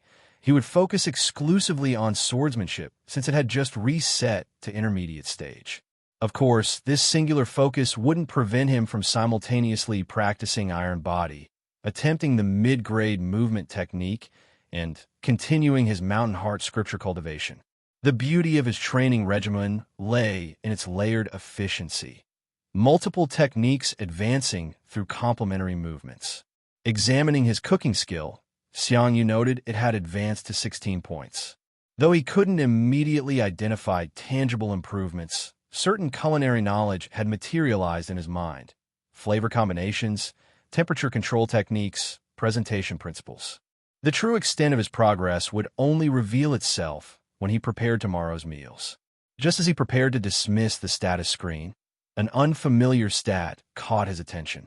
Battle instinct had appeared, an entirely new attribute he hadn't possessed before. Unlike his other stats, this one displayed no distinct levels, merely a single progression bar with a staggering cap of 100,000 points. Did this represent pure combat intuition? The ability to instinctively choose optimal actions during confrontation without conscious calculation? A grin spread across his face as he contemplated the implications. Without level thresholds to reset progress, this stat would compound continuously through his system's doubling function. Though the current value seemed minuscule compared to its potential maximum, exponential growth guaranteed rapid advancement once momentum built. Even now, having doubled from 1 to 2, he couldn't perceive any tangible difference in his capabilities. "I'll test it properly tomorrow," he thought as exhaustion finally claimed him, his body sinking into the simple bed. Despite the day's grueling exertion, satisfaction permeated his consciousness as he drifted towards sleep. Name: Xiang Yu. Realm: body refining third layer. Species: human. Spiritual root: null. Enlightenment: low 6/1000. Battle instinct: 2/100,000. Professions: cook, 9th grade, 16 out of 100. Techniques: low-grade iron body technique. Minor success, 0/200. Basic knife technique. Major success, 240/400. Basic sword technique. Intermediate, 0/300. Scriptures: Mountain Heart Scripture. Third layer, 52/300. System function: double EXP. Cooldown: 24 hours. I made some errors in calculation, but it's fixed now. The mountain dawn painted the training ground in hues of gold and amber as Xiang Yu and Li Yao faced each other, their silhouettes sharp against the rising sun. As always, both disciples had risen with the first light, drawn to their daily ritual of combat with unwavering dedication. Xiang Yu adjusted his grip on the sword, its weight now familiar in his hands. As he moved through his forms, he noticed something different, a subtle shift in his awareness. His movements flowed with newfound fluidity, each stance transitioning into the next with improved precision. More remarkably, he found himself anticipating Li Yao's attacks moments before they came, his body reacting to signals his conscious mind barely registered. Li Yao lunged forward, her blade tracing a deadly arc through the morning air. Xiang Yu pivoted, his body responding to some primal instinct rather than calculated thought. He avoided the main force of her strike, a feat that would have been impossible just days ago. Though he still couldn't match her overwhelming skill and physical superiority, Li Yao couldn't help but notice the changes in her senior brother's combat awareness. His movements contained fewer openings, his reactions came faster, and occasionally, his eyes would track her intended strikes before she executed them. His improvement wasn't in raw power or speed, but in the fundamental understanding of combat itself. "He's reading my movements," she realized with a flash of pride, even as she exploited a minor opening to sweep his legs from beneath him. Xiang Yu landed hard on his back, but rose immediately, a satisfied smile playing across his lips. The battle instinct stat was proving its worth already. Though still in its infancy at merely 2 points, it granted him insights that technique mastery alone couldn't provide. He understood now why Li Yao could overwhelm his major success knife technique with her beginner-level sword skills. Still, the potential thrilled him. With sufficient growth in this attribute, he might eventually compensate for differences in technique level or even cultivation base. The thought energized him as he resumed his stance, ready for another exchange. Their training continued uninterrupted, the rhythmic clash of weapons punctuating the morning quiet as the sun climbed higher. Only when it reached its zenith did they finally pause, both acknowledging the arrival of lunchtime with unspoken agreement. In the pavilion kitchen, Xiang Yu moved with practiced efficiency, his hands dancing between ingredients with remarkable precision. Each slice, each seasoning, each adjustment of heat reflected his growing mastery of culinary arts. Li Yao watched in undisguised amazement. Her senior brother worked with the confidence and skill of a professional chef, transforming simple ingredients into something extraordinary. The enticing aromas had barely begun to permeate the pavilion when Elder Guo appeared, accompanied once again by Huang Fengqi. "This time I must eat a lot," Fengqi declared without preamble. "I missed last night's portion." Elder Guo snorted dismissively. "So what if you missed? Since when were you entitled to our food?" "Umph. Since when was it your food?" she countered before turning toward Xiang Yu with a winning smile. "Martial nephew, you don't mind, right?" Xiang Yu responded with warm hospitality. "Of course not. I even prepared an extra portion for you." I knew my martial nephew would agree. Fengqi beamed triumphantly. "You're so nice. Don't become grumpy like your master in the future." "Who are you calling grumpy?" Elder Guo began, his bushy eyebrows drawing together in annoyance. But as the fragrant steam wafted toward him, his protest dissolved into appreciative silence. All four settled around the table, anticipation building as they awaited Xiang Yu's culinary creation. When he finally served the meal, conversation ceased entirely. Each bite commanded complete attention, the flavors more nuanced and harmonious than ever before. Fengqi savored each mouthful with growing amazement. His cooking had been exceptional previously, but today's meal transcended even those standards. Had his skills truly advanced so dramatically overnight? The meal concluded in reverent silence, empty plates testament to its quality. Though everyone secretly wished for seconds, every morsel had been consumed. They exchanged slightly embarrassed glances, none willing to voice their desire for more, silently consoling themselves with thoughts of the evening meal to come. As Xiang Yu and Li Yao returned to their training ground, a satisfied warmth lingered in Xiang Yu's chest. The subtle differences in his cooking hadn't gone unnoticed. Even he could perceive the enhanced harmony of flavors, the improved texture, the more precise balance of seasonings. His cooking skill was advancing steadily, perhaps one day reaching heights where he might prepare spiritual foods that nourish cultivation directly. Of course, that possibility remained distant without spiritual roots, but the path was becoming clearer. They resumed their positions across from each other, swords raised in practice stances. Li Yao moved first, her blade cutting through air with lethal grace. Xiang Yu responded, his movements increasingly refined as the sword became an extension of his will rather than a mere tool in his hands. Each exchange built upon the foundations of the last, his technique growing more polished with every strike and parry. A surge of confidence warmed his chest as his instincts guided a particularly smooth countermaneuver. At this pace, true invincibility felt like an achievable goal rather than a distant fantasy. The thought had barely formed when Li Yao's blade found an opening, sending him sprawling onto the packed earth once again. "First, I need to get up," he thought wryly, pushing himself from the ground with renewed determination. He reclaimed his stance, sword raised and ready to continue despite the growing collection of bruises beneath his training clothes. They practiced relentlessly throughout the afternoon, the sun tracing its arc across the azure sky as their blades clashed in rhythmic harmony. Only when twilight painted the mountain in deepening purple did they pause, acknowledging dinner time with unspoken agreement. The evening meal passed swiftly. Both disciples focused more on replenishing energy than savoring flavors. Without lingering, they returned immediately to their training ground, utilizing every precious moment of remaining daylight before continuing under the silver glow of moonlight.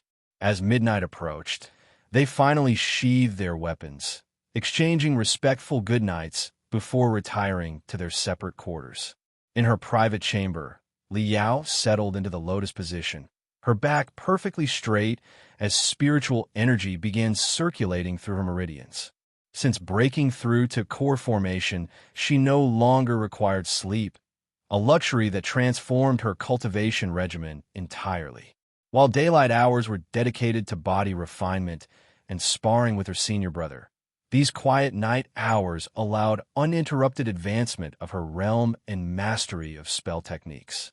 Her lips curved into a satisfied smile as energy pulsed through her core. Even this limited cultivation time was more than sufficient given her extraordinary talent. Within a month, perhaps sooner, she would achieve her goal and finally retrieve the rebirth pill for her senior brother. The thought fueled her determination as she guided spiritual energy through increasingly complex paths within her body. Meanwhile, in his humble dwelling, Xiang Yu lay on his simple bed, focused entirely on the system notification hovering before his eyes. Calculating settlement. Calculation complete. Enlightenment. Low 6/1000. Battle instinct. 2/100,000. Mountain Heart Scripture. Third layer. 72/300. Plus 32/300. Low-grade iron body technique. Minor success. 50/200. Plus 50/200. Basic knife technique. Major success. 240/400. Basic sword technique. Intermediate. 100/300. Plus 100/300. Cook. 9th grade. 20 out of 100. Plus 4 out of 100. Experience points doubled. Cook. 9th grade. 20 out of 100. 9th grade. 40 out of 100. Basic sword technique. Intermediate. 100/300. Intermediate. 200/300. Basic knife technique. Major success. 240/400. Completion. 0/500. Low-grade iron body technique. Minor success. 50/200. Minor success. 100/200. Mountain Heart Scripture. Third layer. 72/300. Third layer. 144/300. Battle instinct. 2/100,000. 4/100,000. Enlightenment. Low 6/1000. Low 12/1000. Next settlement. 23 hours, 59 minutes, and 59 seconds. Author's Corner. I noticed that the stats are starting to get out of hand, so I'll find a way to take care of that. For now, we'll have to keep up with it. Should we go slower or faster? I wanted the MC to have at least decent cultivation before I start advancing the main plot, but it feels like it's taking so long, so what to do. What do you guys think? I wanted him to have at least a month to cultivate. It's been about 2 weeks now, I think, but I'm not too sure. I made some errors in calculation, but it's fixed now. The wave of enlightenment crashed over Xiang Yu like a tsunami, flooding his mind with newfound understanding. His techniques, once murky waters, now seemed crystalline in their clarity. The doubling effect had granted him 6 additional points, a small number on paper, but the sensation was overwhelming. Xiang Yu exhaled slowly, deliberately, trying to steady himself against the mental tide. If this is what 6 points feels like, he pondered, what will happen when it doubles again? The thought both thrilled and terrified him. He mentally shifted focus to his battle instinct, noting with slight disappointment that it remained unchanged. Increasing this attribute clearly required more than diligent practice. Still, Xiang Yu's lips curved into a small smile. With his system's exponential growth, even the most stubborn stats would eventually yield. Time was on his side. His culinary insights had blossomed unexpectedly, new cooking techniques and flavor combinations materializing in his mind like perfectly timed inspirations. Tomorrow would be an excellent opportunity to test these revelations in the kitchen. Turning his attention to the Mountain Heart Scripture, Xiang Yu noted the improvement. The scripture had gained 32 points total, with 20 being new growth beyond the previous 12. An impressive achievement, considering this represented pure bodily cultivation without the knife technique's conversion assistance. Speaking of which, his knife technique had transcended expectations, breaking through to the completion stage after settlement. His path forward was clear. Beyond completion lay great completion, followed by perfect mastery. Each milestone now seemed within reach rather than distant fantasies. His other techniques showed equally promising development. The sword technique had surpassed its halfway mark and would soon break through to major success after the next reset. Similarly, the iron body technique was progressing steadily through minor success, poised to reach the intermediate stage after the next settlement. The mid-grade technique remained elusive, but Xiang Yu could sense his grasp of it strengthening daily. A pattern had emerged regarding the Mountain Heart Scripture's experience translation. Practicing the intermediate sword technique hadn't contributed any experience conversion, confirming Xiang Yu's suspicion about limitations. He theorized the exchange rates followed specific rules. An intermediate technique could supply experience to the first layer at a 5:1 rate and the second layer at 10:1, but proved useless for the third layer and beyond. This pattern extended across realms. Major success techniques would offer a 1:1 exchange for the first layer, 5:1 for the second, 10:1 for the third, and nothing beyond. With his knife technique now at completion stage, it would likely provide third-layer experience at a 5:1 rate, then 10:1 when he finally broke through to the fourth layer. After that, it would become obsolete until he achieved great completion. Xiang Yu sighed, realizing his system exploitation had limits after all. No perfect loopholes existed, even in this strange cultivation world. The endless calculations were beginning to wear on him. His eyelids grew heavy as mental fatigue set in. These complex theorizations could wait until tomorrow. For now, rest called to him like a siren's song impossible to resist. Name, Xiang Yu. Realm, body refining third layer. Species, human. Spiritual root, null. Enlightenment, low, 12/1000. Battle instinct, 4/100,000. Professions, cook, 9th grade, 40 out of 100. Techniques, low-grade iron body technique. Minor success, 100/200. Basic knife technique. Completion, 0/500. Basic sword technique. Intermediate, 200/300. Scriptures, Mountain Heart Scripture. Third layer, 160/300. System function, double EXP. Cooldown, 24 hours. As dawn painted the mountain with gentle brushstrokes of amber and gold, Xiang Yu rose from his bed, made of leaves with practiced discipline. His first action, now habitual, was checking his status. The knife technique's progress bar had reset to 0 while his other techniques remained untouched. This observation shaped his day's focus. The knife technique demanded priority. The sword technique had already progressed halfway to breakthrough, meaning it wouldn't matter whether or not he practiced it. Decision made, Xiang Yu gripped his knife with renewed purpose. The weapon felt like an extension of his arm now, familiar and responsive. He settled into his stance, feet planted firmly on the training ground's worn soil, body aligned with practiced precision. Each movement, each breath synchronized with an efficiency that hadn't existed mere weeks ago. Across the training yard, Li Yao observed her senior brother with analytical eyes. So, it's the knife today, she thought, her gaze tracing the clean lines of his form. There was something different about him. His knife stance possessed a confidence and stability she hadn't noticed before.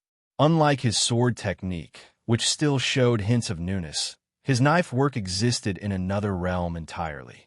His posture spoke volumes about his progress.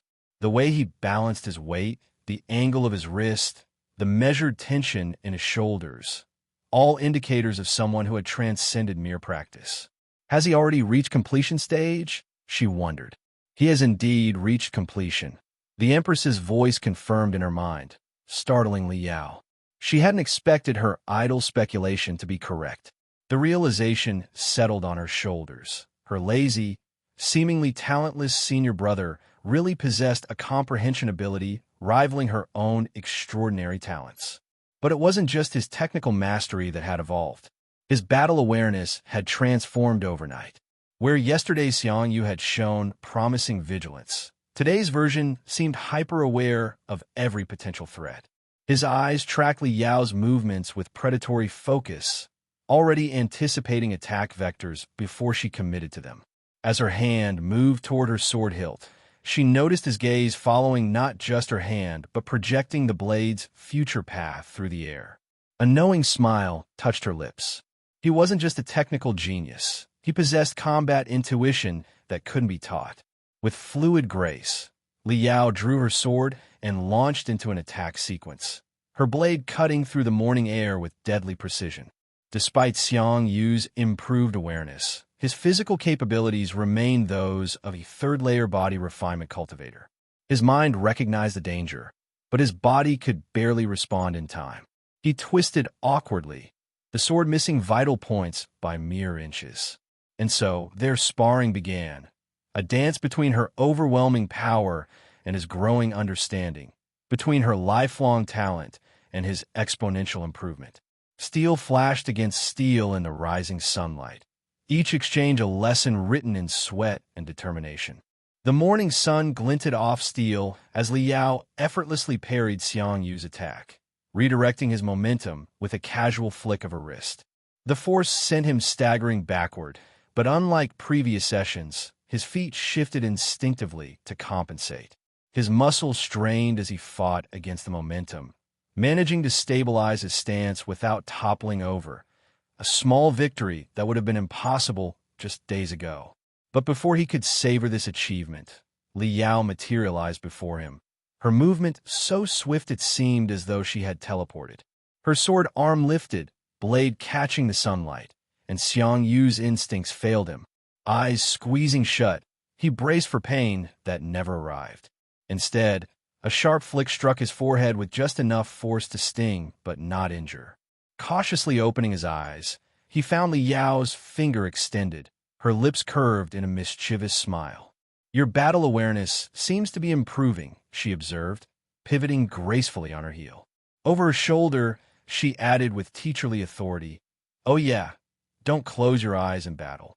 She flowed back into her combat stance, limbs positioned with perfect precision. Xiang Yu nodded silently as he settled into his own stance. This time, he initiated the exchange, charging forward with deliberate intent. His eyes locked onto Li Yao's left leg, a tantalizing vulnerability in her otherwise flawless defense. Li Yao sighed inwardly. He had been progressing so well, yet here he was still falling for the most obvious trap. As he closed the distance, she lifted her foot and brought it down with controlled force, sending a cloud of dust billowing outward. "I told you to stop falling for these traps," she chided into the obscuring haze. "And I listened," came Xiang Yu's voice from within the cloud, closer than she expected. "What?" Confusion flickered across her face, and in that momentary lapse of focus, "Ow!" The surprised yelp escaped her lips as a sharp pain bloomed on her forehead.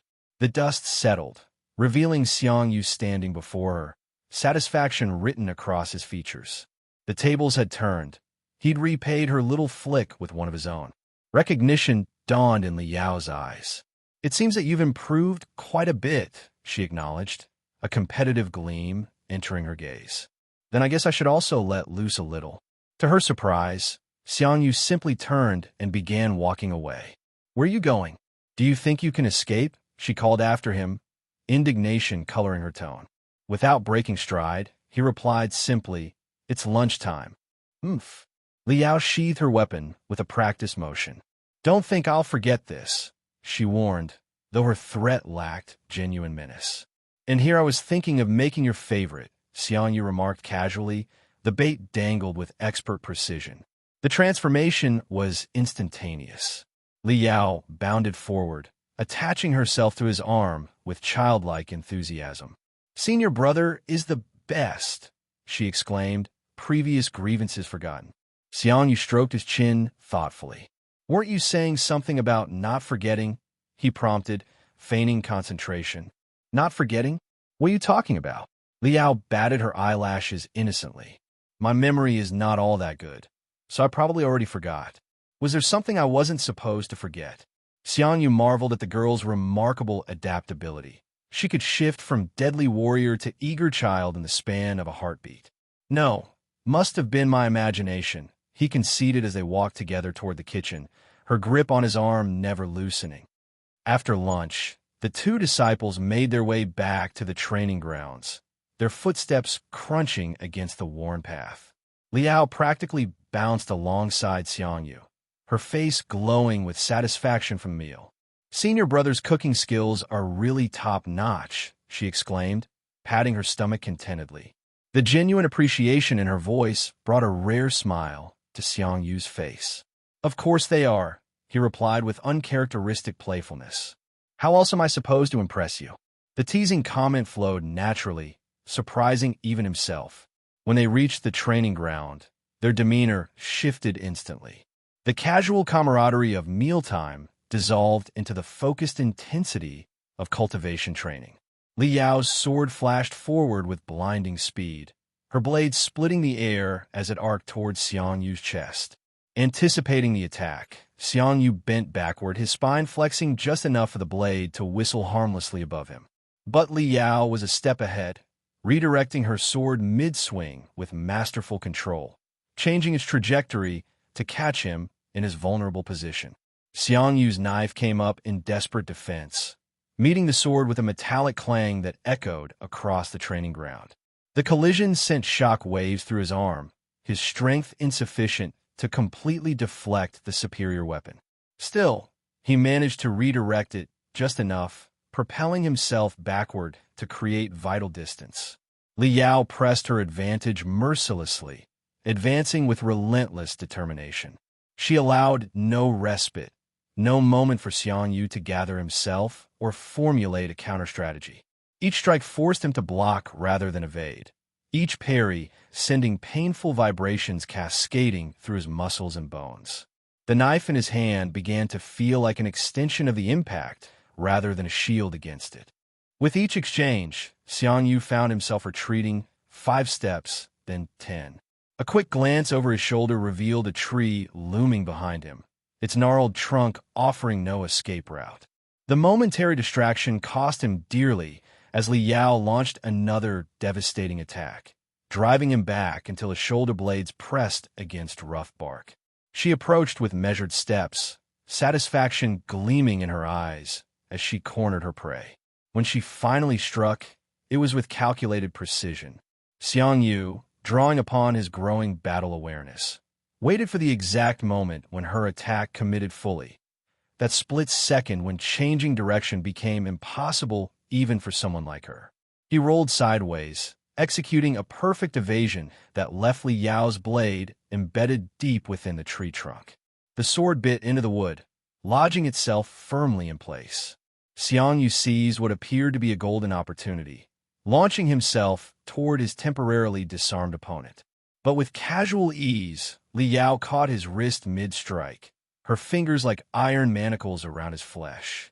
Before he could process what was happening, she had pivoted and thrown him to the ground, the impact driving air from his lungs. While he lay staring at the azure sky above, she calmly retrieved her sword from the tree with a single powerful tug. Coming to stand over him, Li Yao extended her hand, helping him to his feet. "Your battle awareness is great, but you still have some bad habits," she observed, brushing dirt from his robe with sisterly concern. "When my sword got stuck, you hesitated to attack." Xiang Yu nodded, inwardly acknowledging the truth of her assessment. In a real life-or-death struggle, his instinct would have been to flee the moment his opponent was disadvantaged. Survival, not victory, was always his primary objective. He had only attacked because this was training, not combat. And even then, caution had made him hesitate, suspecting a trap. Perhaps he needed to adjust his thinking, though privately he maintained that running would still be his preferred option in any genuine confrontation. They continued their rigorous practice until sunset painted the sky in vivid oranges and purples, signaling dinner time. After sharing another meal, showcasing Xiang Yu's culinary talents, they returned to the training grounds, pushing their limits until midnight finally forced them to separate. Alone in his quarters, Xiang Yu lay on his simple bed as he observed the system screen before him. Calculating settlement. Calculation complete. Enlightenment. Low, 12/1000. Battle instinct. 4/100, 000. Mountain heart scripture. Third layer. 184/300, plus 40/300. Low-grade iron body technique. Minor success. 150/200, plus 50/200. Basic knife technique. Completion. 20/500, plus 20/500. Basic sword technique. Intermediate. 200/300. Cook. 9th grade. 45 out of 100, plus 5 out of 100. Experience points doubled. Cook. 9th grade. 45 out of 100. 9th grade. 90 out of 100. Basic sword technique. Intermediate. 200/300. Major success. 0/400. Basic knife technique. Completion. 20/500. Completion. 40/500. Low-grade iron body technique. Minor success. 150/200. Intermediate. 0/300. Mountain heart scripture. Third layer. 184 to 300. Fourth layer. 0/400. Battle instinct. 4/100, 000. 8/100, 000. Enlightenment. Low. 12/1000.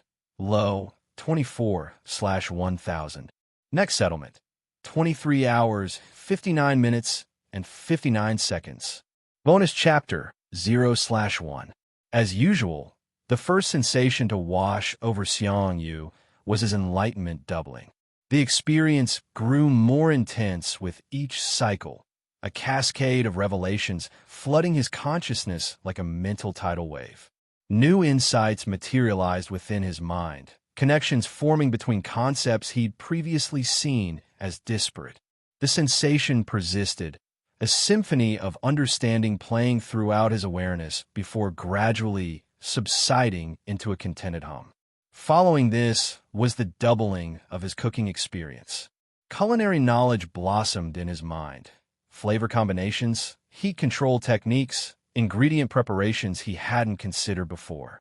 The insights arrived like scattered puzzle pieces slotting perfectly into place, enhancing his already considerable skill. When the feelings suddenly ceased, he recognized that his cooking abilities teetered on the precipice of advancement. Though slightly disappointed he couldn't immediately cross this threshold, he accepted that the next doubling would likely trigger this breakthrough. Shifting his awareness to battle instinct, Xiang Yu noted with mild frustration that the day's rigorous training had also yielded no perceptible improvement to the stat. The metric remained stubborn, resisting conventional advancement methods. Still, he took comfort in his system's inevitable progression. Even without personal improvement, the doubling effect didn't let him down. His attention moved to the Mountain Heart scripture. While it had accumulated additional points, they hardly mattered given its position past the halfway mark. More significantly, the system's doubling had propelled him beyond the threshold, breaking through to the scripture's fourth layer. This advancement corresponded directly to his body cultivation, elevating him to the body refining fourth layer. He could feel newfound strength coursing through his muscles and bones. Though he couldn't tell by how much exactly his strength had increased, he knew that he was still leagues behind his prodigious junior sister. The gap between them remained a chasm, albeit a slightly narrower one. Examining his other techniques, he noted the iron body had likewise crossed its halfway point.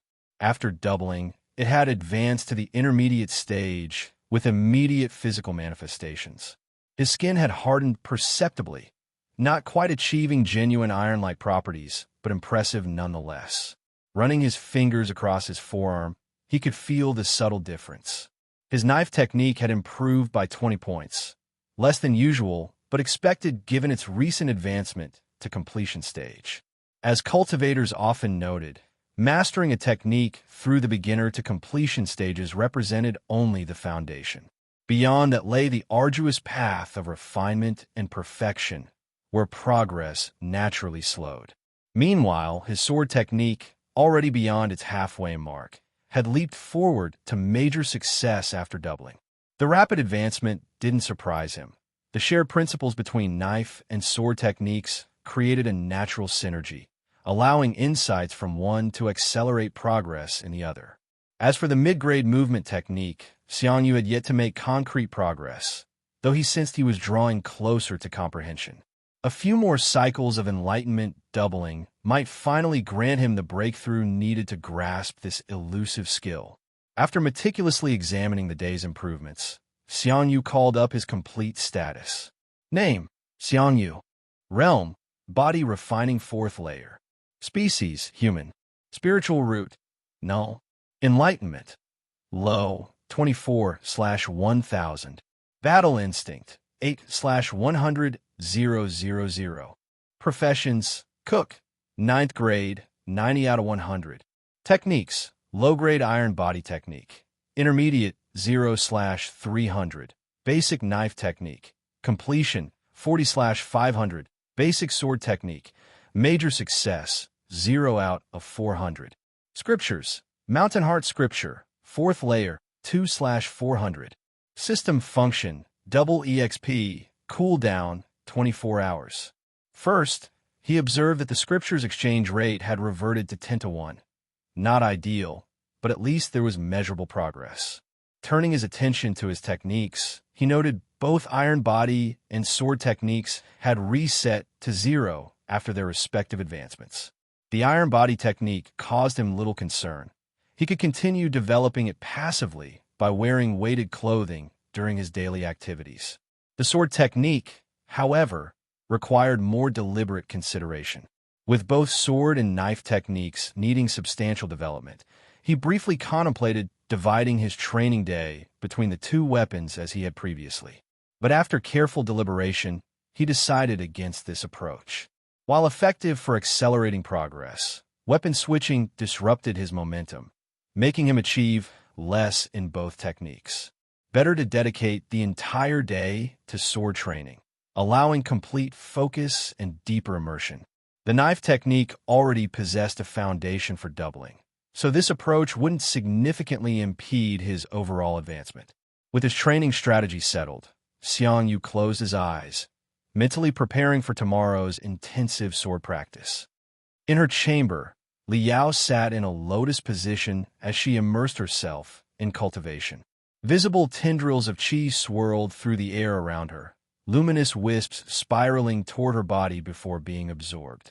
The ethereal energy flowed into her meridians, circulating through her pathways before finally settling in her core, enriching the concentrated power stored there.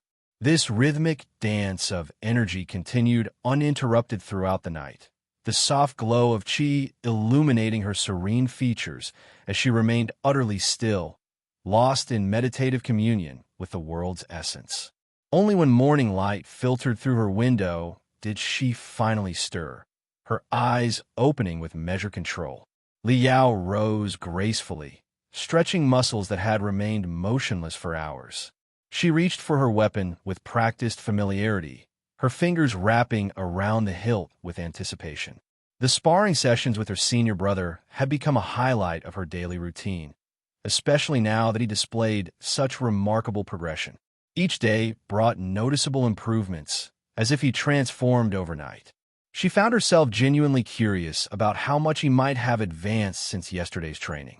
When they met at their usual training ground, Li Yao immediately noticed the sword in Xiang Yu's grip rather than the knife he'd used the day before. So it's the sword today, she thought with interest as she charged forward, her own blade describing a deadly arc through the morning air. From his private chamber overlooking the training grounds, Elder Gua observed his disciples with pride. The elder stroked his long beard contemplatively, his experienced eyes narrowing as he tracked Xiang Yu's movements. Was he seeing correctly? The boy's swordsmanship displayed signs of having reached the major success stage. The elder shook his head in quiet amazement. Xiang Yu had begun practicing the sword technique mere days ago, yet his progress defied conventional expectations. Perhaps his junior sister wasn't merely indulging in fanciful theories, The boy might indeed possess the potential to unlock that ancient physique she was so enthusiastic about. As the sparring intensified, Elder Gua noted another promising development. Xiang Yu's battle awareness had notably sharpened, his defensive movements and positioning reflecting growing tactical acumen. With each passing day, he seemed to embody more qualities of a true fighter, his instincts refining themselves through these repeated encounters. Yet one disappointing trait persisted. Even when presented with clear counterattack opportunities, Xiang Yu remained reluctant to press his advantage, preferring defensive maneuvers over offensive strikes. The elder sighed deeply. It seemed the disciple's cautious, some might say cowardly, nature remained deeply ingrained, resistant to change despite his technical improvements. With a subtle gesture, Elder Gua reached toward his spatial ring. A flash of light preceded the appearance of a weathered manual in his palm, its edges frayed and its cover worn by the passage of countless years. "It seems I'll have to use this," he thought, examining the ancient text with contemplative eyes. "I don't know if the boy can learn it, though." Bonus Chapter 1/1. The clash of steel against steel echoed across the training ground as Xiang Yu and Li Yao engaged in their daily sparring session. Unlike previous days, Xiang Yu felt a profound difference in his combat awareness. The doubling of his battle instinct had manifested in tangible improvements. Where once he perceived only vague shadows of incoming attacks, now he could discern clearer trajectories. The blurry prediction lines that had guided his defenses before had sharpened, becoming thinner and more defined, allowing for precision that had previously been impossible. Each feint from Li Yao registered in his mind with newfound clarity. Traps that would have ensnared him yesterday now seemed transparent, their purpose revealing itself before they could be sprung. His eyes tracked her movements with heightened accuracy, body responding with improved synchronization. Li Yao, for her part, noticed the transformation immediately. This wasn't the same senior brother she had sparred with just a few hours ago. His combat awareness had undergone a startling evolution, as though years of training had been compressed into a single night. Though still far from matching her formidable skills, he was undeniably closing the gap in battle awareness with alarming speed. Their blades met in a fierce collision, sparks cascading around them before they separated, creating distance between them. Li Yao couldn't help but furrow her brow slightly. That last impact had carried more force than expected. While she had already deduced that her senior brother wasn't the first-layer cultivator he pretended to be, the strength behind his strikes seemed to be getting greater with each day. And now, she felt that he seemed to have had a breakthrough. Although she couldn't tell his exact level, she could tell from the force behind his strikes that he was at least at the 5th layer of body refining. She refrained from questioning him about it. After all, she too concealed her true cultivation level. Instead, she quietly adjusted her approach, gradually increasing the intensity of her attacks. Holding back too much would only hinder his growth. She needed to provide the right level of challenge to continue pushing his capabilities. Xiang Yu braced himself as another powerful strike landed against his blade, his feet digging into the earth beneath him. Confusion flickered across his features momentarily. Despite breaking through to the 4th layer, the pressure hadn't diminished. If anything, it had intensified. His junior sister was clearly matching his advancement with increased force of her own. Still, he embraced the challenge without complaint.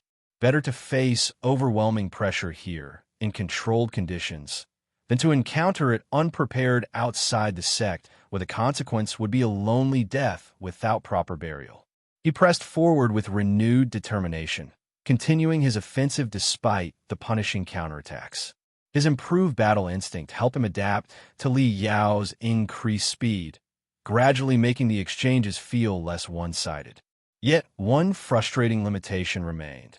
Though his mind could now recognize opportunities, his body often lacked the physical capability to capitalize on them. His awareness might identify the perfect counterattack, but his muscles couldn't execute it with sufficient speed or power. Xiang Yu accepted this temporary limitation for now. His system's exponential growth promised rapid improvement. At his current rate of advancement, Who could say where his strength might reach in just a month's time? The gap between mind and body would eventually close. As the sun reached its zenith, both disciples seemed to recognize the time simultaneously. With practiced movements, they sheathed their weapons in perfect synchronization, a silent agreement passing between them. Training could wait. Lunchtime had arrived. The dining area fell into a reverent silence as everyone focused entirely on their meals, savoring each exquisite bite with undivided attention.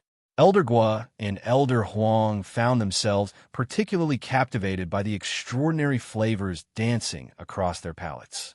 They could discern that Xiang Yu's cooking stood at the precipice of becoming true spirit cuisine. The subtle gathering of ambient qi around the dishes created a refreshing sensation with each mouthful. Elder Gua contemplated this phenomenon with growing appreciation. In his estimation, Xiang Yu's culinary skills had clearly ascended to professional levels. If only the boy possessed spiritual roots, he would undoubtedly be capable of producing genuine spiritual foods. The elder couldn't help but shake his head in disappointment. Yet almost immediately he caught himself. There remained hope. His gaze shifted toward his junior sister. He wondered when she would finally help Xiang Yu unlock his theoretical martial physique, potentially granting him the ability to infuse his creations with qi. The thought sent a pleasant shiver down Elder Gua's spine. If Xiang Yu's cooking could be this good, even without spiritual infusion, just how good would it be once it contained genuine qi? Wouldn't he ascend instantly? Across the table, Elder Huang noticed her senior brother's penetrating stare with mounting alarm. Though she admitted the food was exceptional, surely he wouldn't stoop so low as to try claiming her portion? True, she occasionally teased him, but did that warrant such treatment? No matter his seniority or ownership of the pavilion, she refused to relinquish her meal. In a sudden, decisive movement, she opened her mouth and channeled her qi, creating a vacuum-like force that pulled her entire portion inside in one swift motion. The hasty action left her regretting the loss of slowly savoring each bite, but at least she had secured her food from potential theft. With her mission accomplished, she shot Elder Gua a smug, victorious smile. Elder Gua observed this bizarre behavior with complete confusion. Why was this strange woman looking at him like that? A troubling thought suddenly hit him. Could she want to marry him just to eat his disciples' cooking forever? No, that couldn't be right. He realized the amazing food had made his thoughts wander too far. With a deep breath, he dismissed the silly idea. His junior sister had always been odd. There was no point in trying to figure her out. Meanwhile, Huang Fengqi kept staring at him, bothered by his dismissive look. Why do I feel like the old man is looking down on me? She wondered, feeling slightly annoyed. The contemplative silence was finally broken when Elder Gua cleared his throat. Xiang Yu, he announced, immediately capturing everyone's attention despite addressing only his disciple. I've observed that your battle awareness has improved considerably, he continued, his tone measured and thoughtful. But there remains one significant problem. With deliberate movements, he extracted an ancient manual from his sleeve, extending it towards Xiang Yu. Senior brother, this is... Elder Huang's voice trailed off as she covered her mouth in shock, instantly recognizing the weathered text in his hand. Daily chapter, 1/2. You haven't reached the target yet, but I'll take pity on you guys. Bonus chapter, 0/1. Senior brother, this is... Elder Huang's voice trailed off as she covered her mouth in shock, instantly recognizing the weathered text in Elder Gua's hand. Elder Gua continued, undeterred by her reaction. This is the Mountain Heart Sutra, the other half of the Mountain Heart scripture, he explained, his tone measured yet carrying an unmistakable weight. The Mountain Heart scripture tempers the body, while the sutra tempers the heart and mind. His gaze fixed on Xiang Yu with sharp discernment. Although your battle awareness has improved considerably, you will still fall behind others, he stated firmly. It's not because you lack talent, but rather because of your mentality. The elder stroked his beard thoughtfully before continuing. Your reason for cultivation seems to be survival rather than domination. Since your nature is survival, when you fight, you are attempting to dominate, which makes you go against your nature. When this happens, you won't be confident in the fight and will always be looking for ways of survival rather than winning.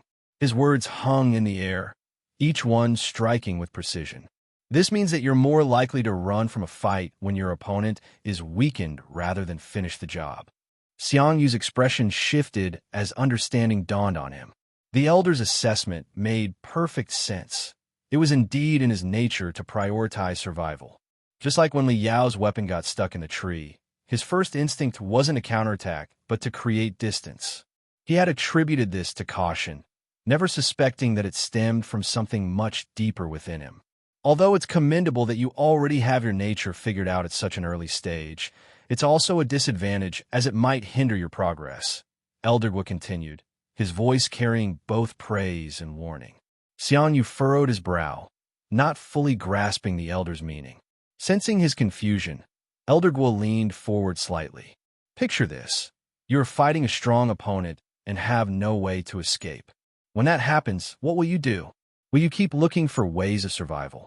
Xiang Yu nodded without hesitation. If his opponent was stronger than him, of course he would seek escape.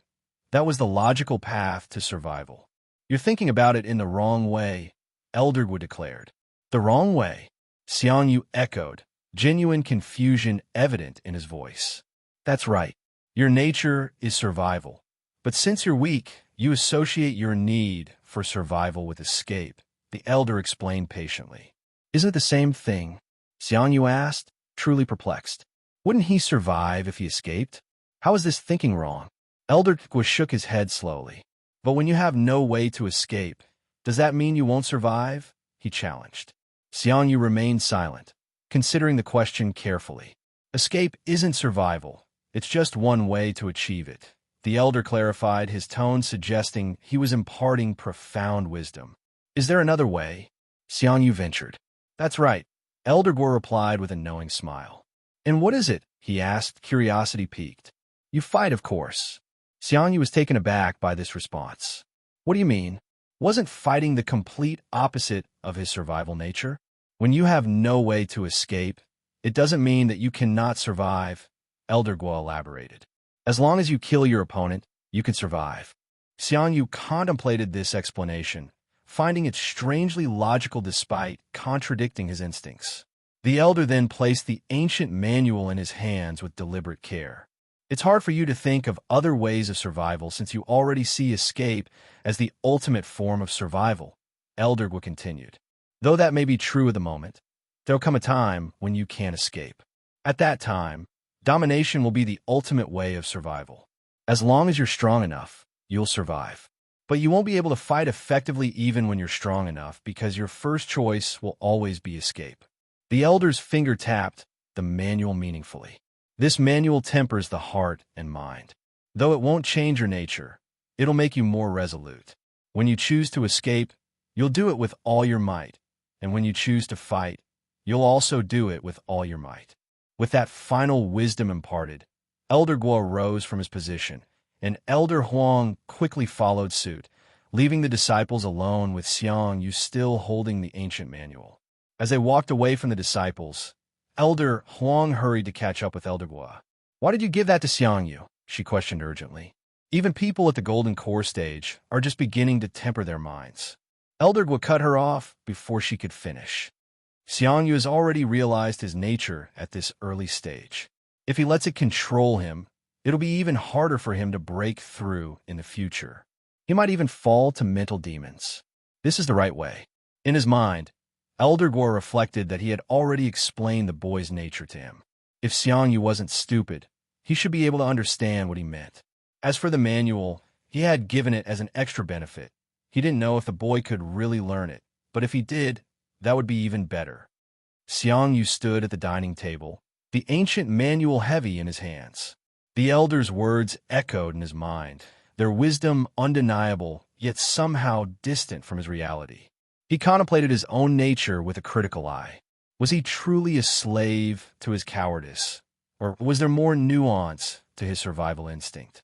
Though he acknowledged his cautious nature, he wasn't convinced the elder's assessment fully applied to him. After all, when cornered during the ambush by Dean Gu's disciples, He hadn't hesitated to eliminate his opponents. But that was different. He had calculated his odds and found them acceptable. What would happen if he genuinely faced an opponent he couldn't defeat or escape from? The thought sent an uncomfortable chill down his spine. With a deep sigh, he pushed these troubling questions aside. There would be time later to examine the manual's teachings and their implications for his cultivation path. For now, training called the steady, reliable rhythm that had propelled his exponential growth. "Let's go," he said, carefully stashing the weathered text in his robe. He gestured to Li Yao, and together they made their way toward the training grounds, their footsteps crunching against the worn path. As they walked, Li Yao's expression remained neutral, but her mind was far from quiet. "Is it true what the old man said?" she asked internally, directing her thoughts to the ancient presence that resided within her. The Empress's voice resonated with its customary confidence. "Well, it's true what he said. As long as your senior brother isn't dumb, he'll understand what the elder was trying to say." Li Yao felt the Empress's assessment shift to something more analytical. "As for the mind-tempering manual, he probably thinks that your senior brother's cowardice comes from trauma and thinks he can overcome it by tempering his mind. But knowing him, he'll probably become even more resolute in his caution." The Empress paused briefly before adding, "Still, it's not a bad thing. You should also start your mind tempering early. I'll make a manual for you." The day's training unfolded against the backdrop of the Mountain Heart Pavilion's grounds, the rhythmic clash of steel against steel echoing through the air like a metallic symphony. Xiang Yu and Li Yao moved across the training area with increasing fluidity, their forms casting long shadows that stretched and contracted with the arc of the sun. The afternoon breeze carried the sounds of their exchange, blade meeting blade, footsteps shifting against packed earth, and the occasional grunt of exertion when a particularly powerful strike connected. Hours melted away as they continued their relentless practice. Sweat glistened on their brows, dampened their robes, yet neither suggested a break beyond what was absolutely necessary. They persisted until the western sky blazed with amber and crimson hues, signaling the dinner hour's approach. When they finally paused, the two made his way to the kitchen.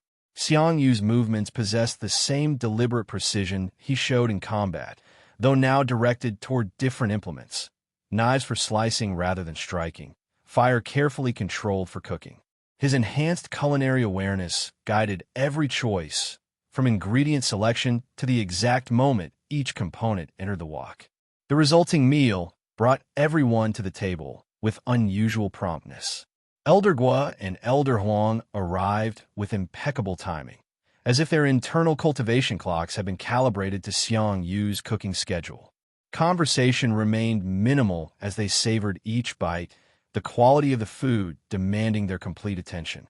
After the rapid but appreciative meal, Xiang Yu and Li Yao returned to the training grounds. Even as darkness descended, they continued their practice. When midnight finally arrived, they exchanged goodnight wishes, their voices tinged with exhaustion but also satisfaction at the day's progress. Alone in his quarters, Xiang Yu settled onto his simple bed, the familiar blue glow of his system interface materializing before his eyes. He studied the status update with focused attention. Calculating settlement. Calculation complete. Enlightenment. Low, 24/1000. Battle instinct. 8/100,000. Mountain Heart Scripture. 4th layer. 22/400 plus 22/400. Low-grade iron body technique. Intermediate. 50/300 plus 50/300. Basic knife technique. Completion. 40/500. Basic sword technique. Major success. 100/400 plus 100/400. Cook. 9th grade. 95 out of 100 plus 5 out of 100. Experience points doubled. Cook. 9th grade. 95 out of 100. 8th grade. 0 out of 200. Basic sword technique. Major success. 100/400. Major success. 200/400.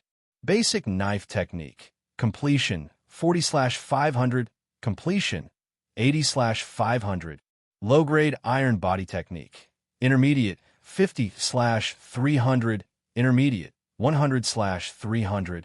Mountain Heart Scripture, 4th layer 22/400, 4th layer 44/400. Battle Instinct, 8/100,000, 16/100,000. Enlightenment, low 24/1000, low 48/1000. Next settlement, 23 hours, 59 minutes, and 59 seconds. The exhilarating sensation of enlightenment increase washed over him like a mental tidal wave. This time, the feeling lingered longer than before, bringing crystalline insights into his various techniques. The connections formed in his mind with greater clarity than ever, pathways of understanding illuminating previously obscure concepts. Based on its current rate of improvement, Xiang Yu calculated he would likely grasp the elusive mid-grade movement technique once his enlightenment reached 100 points, just 2 settlements away. He filed this realization away without dwelling on it excessively. His attention shifted to his cooking skills. Since experience didn't overflow when crossing advancement thresholds, his cooking had only increased by 5 points before breaking through to 8th grade. Yet those final 5 points had yielded more insights than all previous improvements combined. Most significantly, he now possessed the theoretical knowledge to create genuine spirit foods.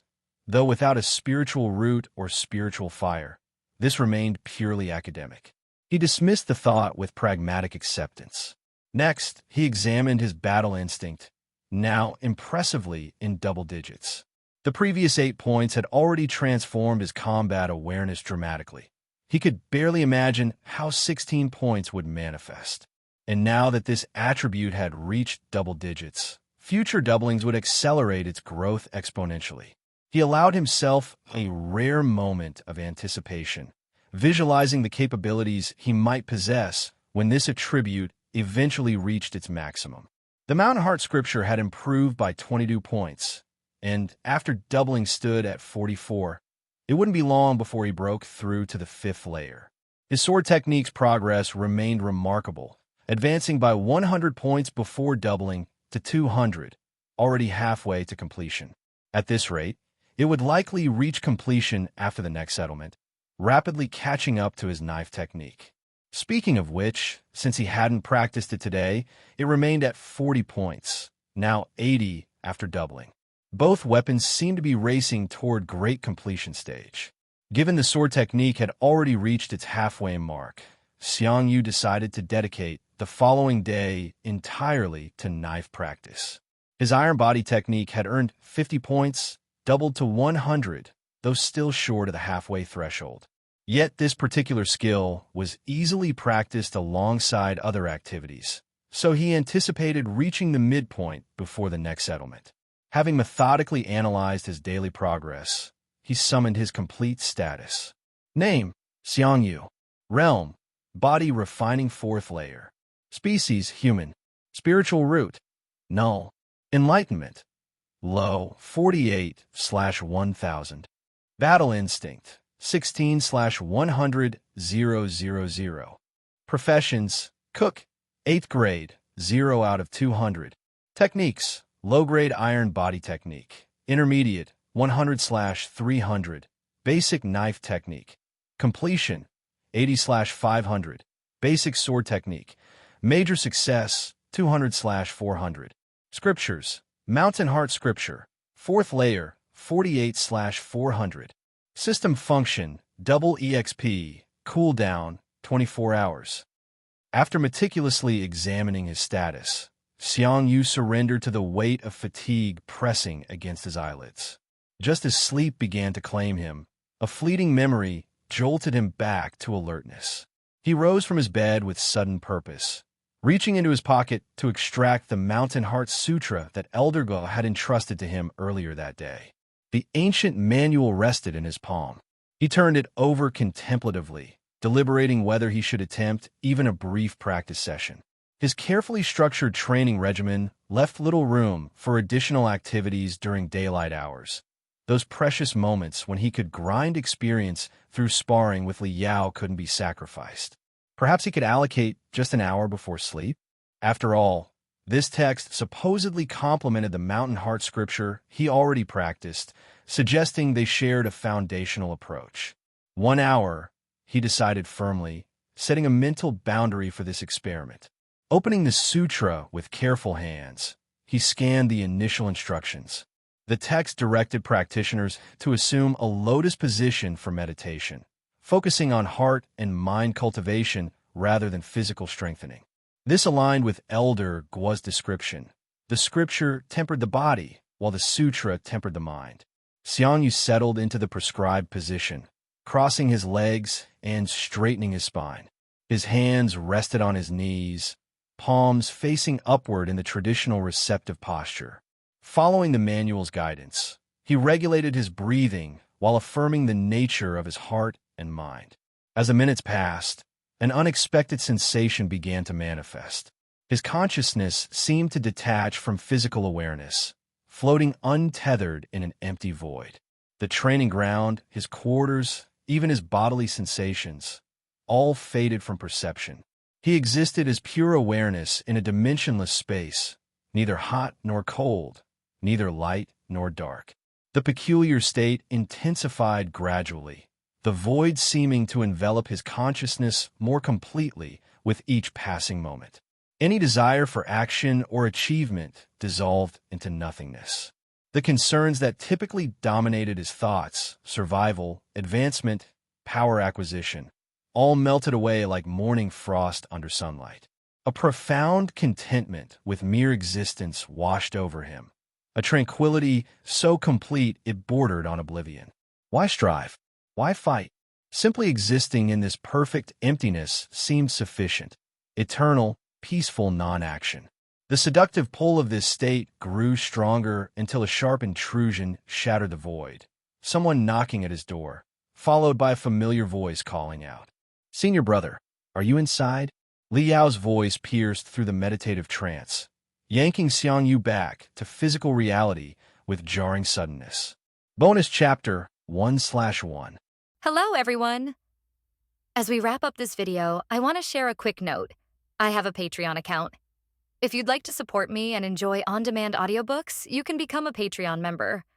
Alternatively, you can check out my Google Drive link, which has 500-plus novel audiobooks available through my Ko-fi or Patreon shop. I appreciate your support.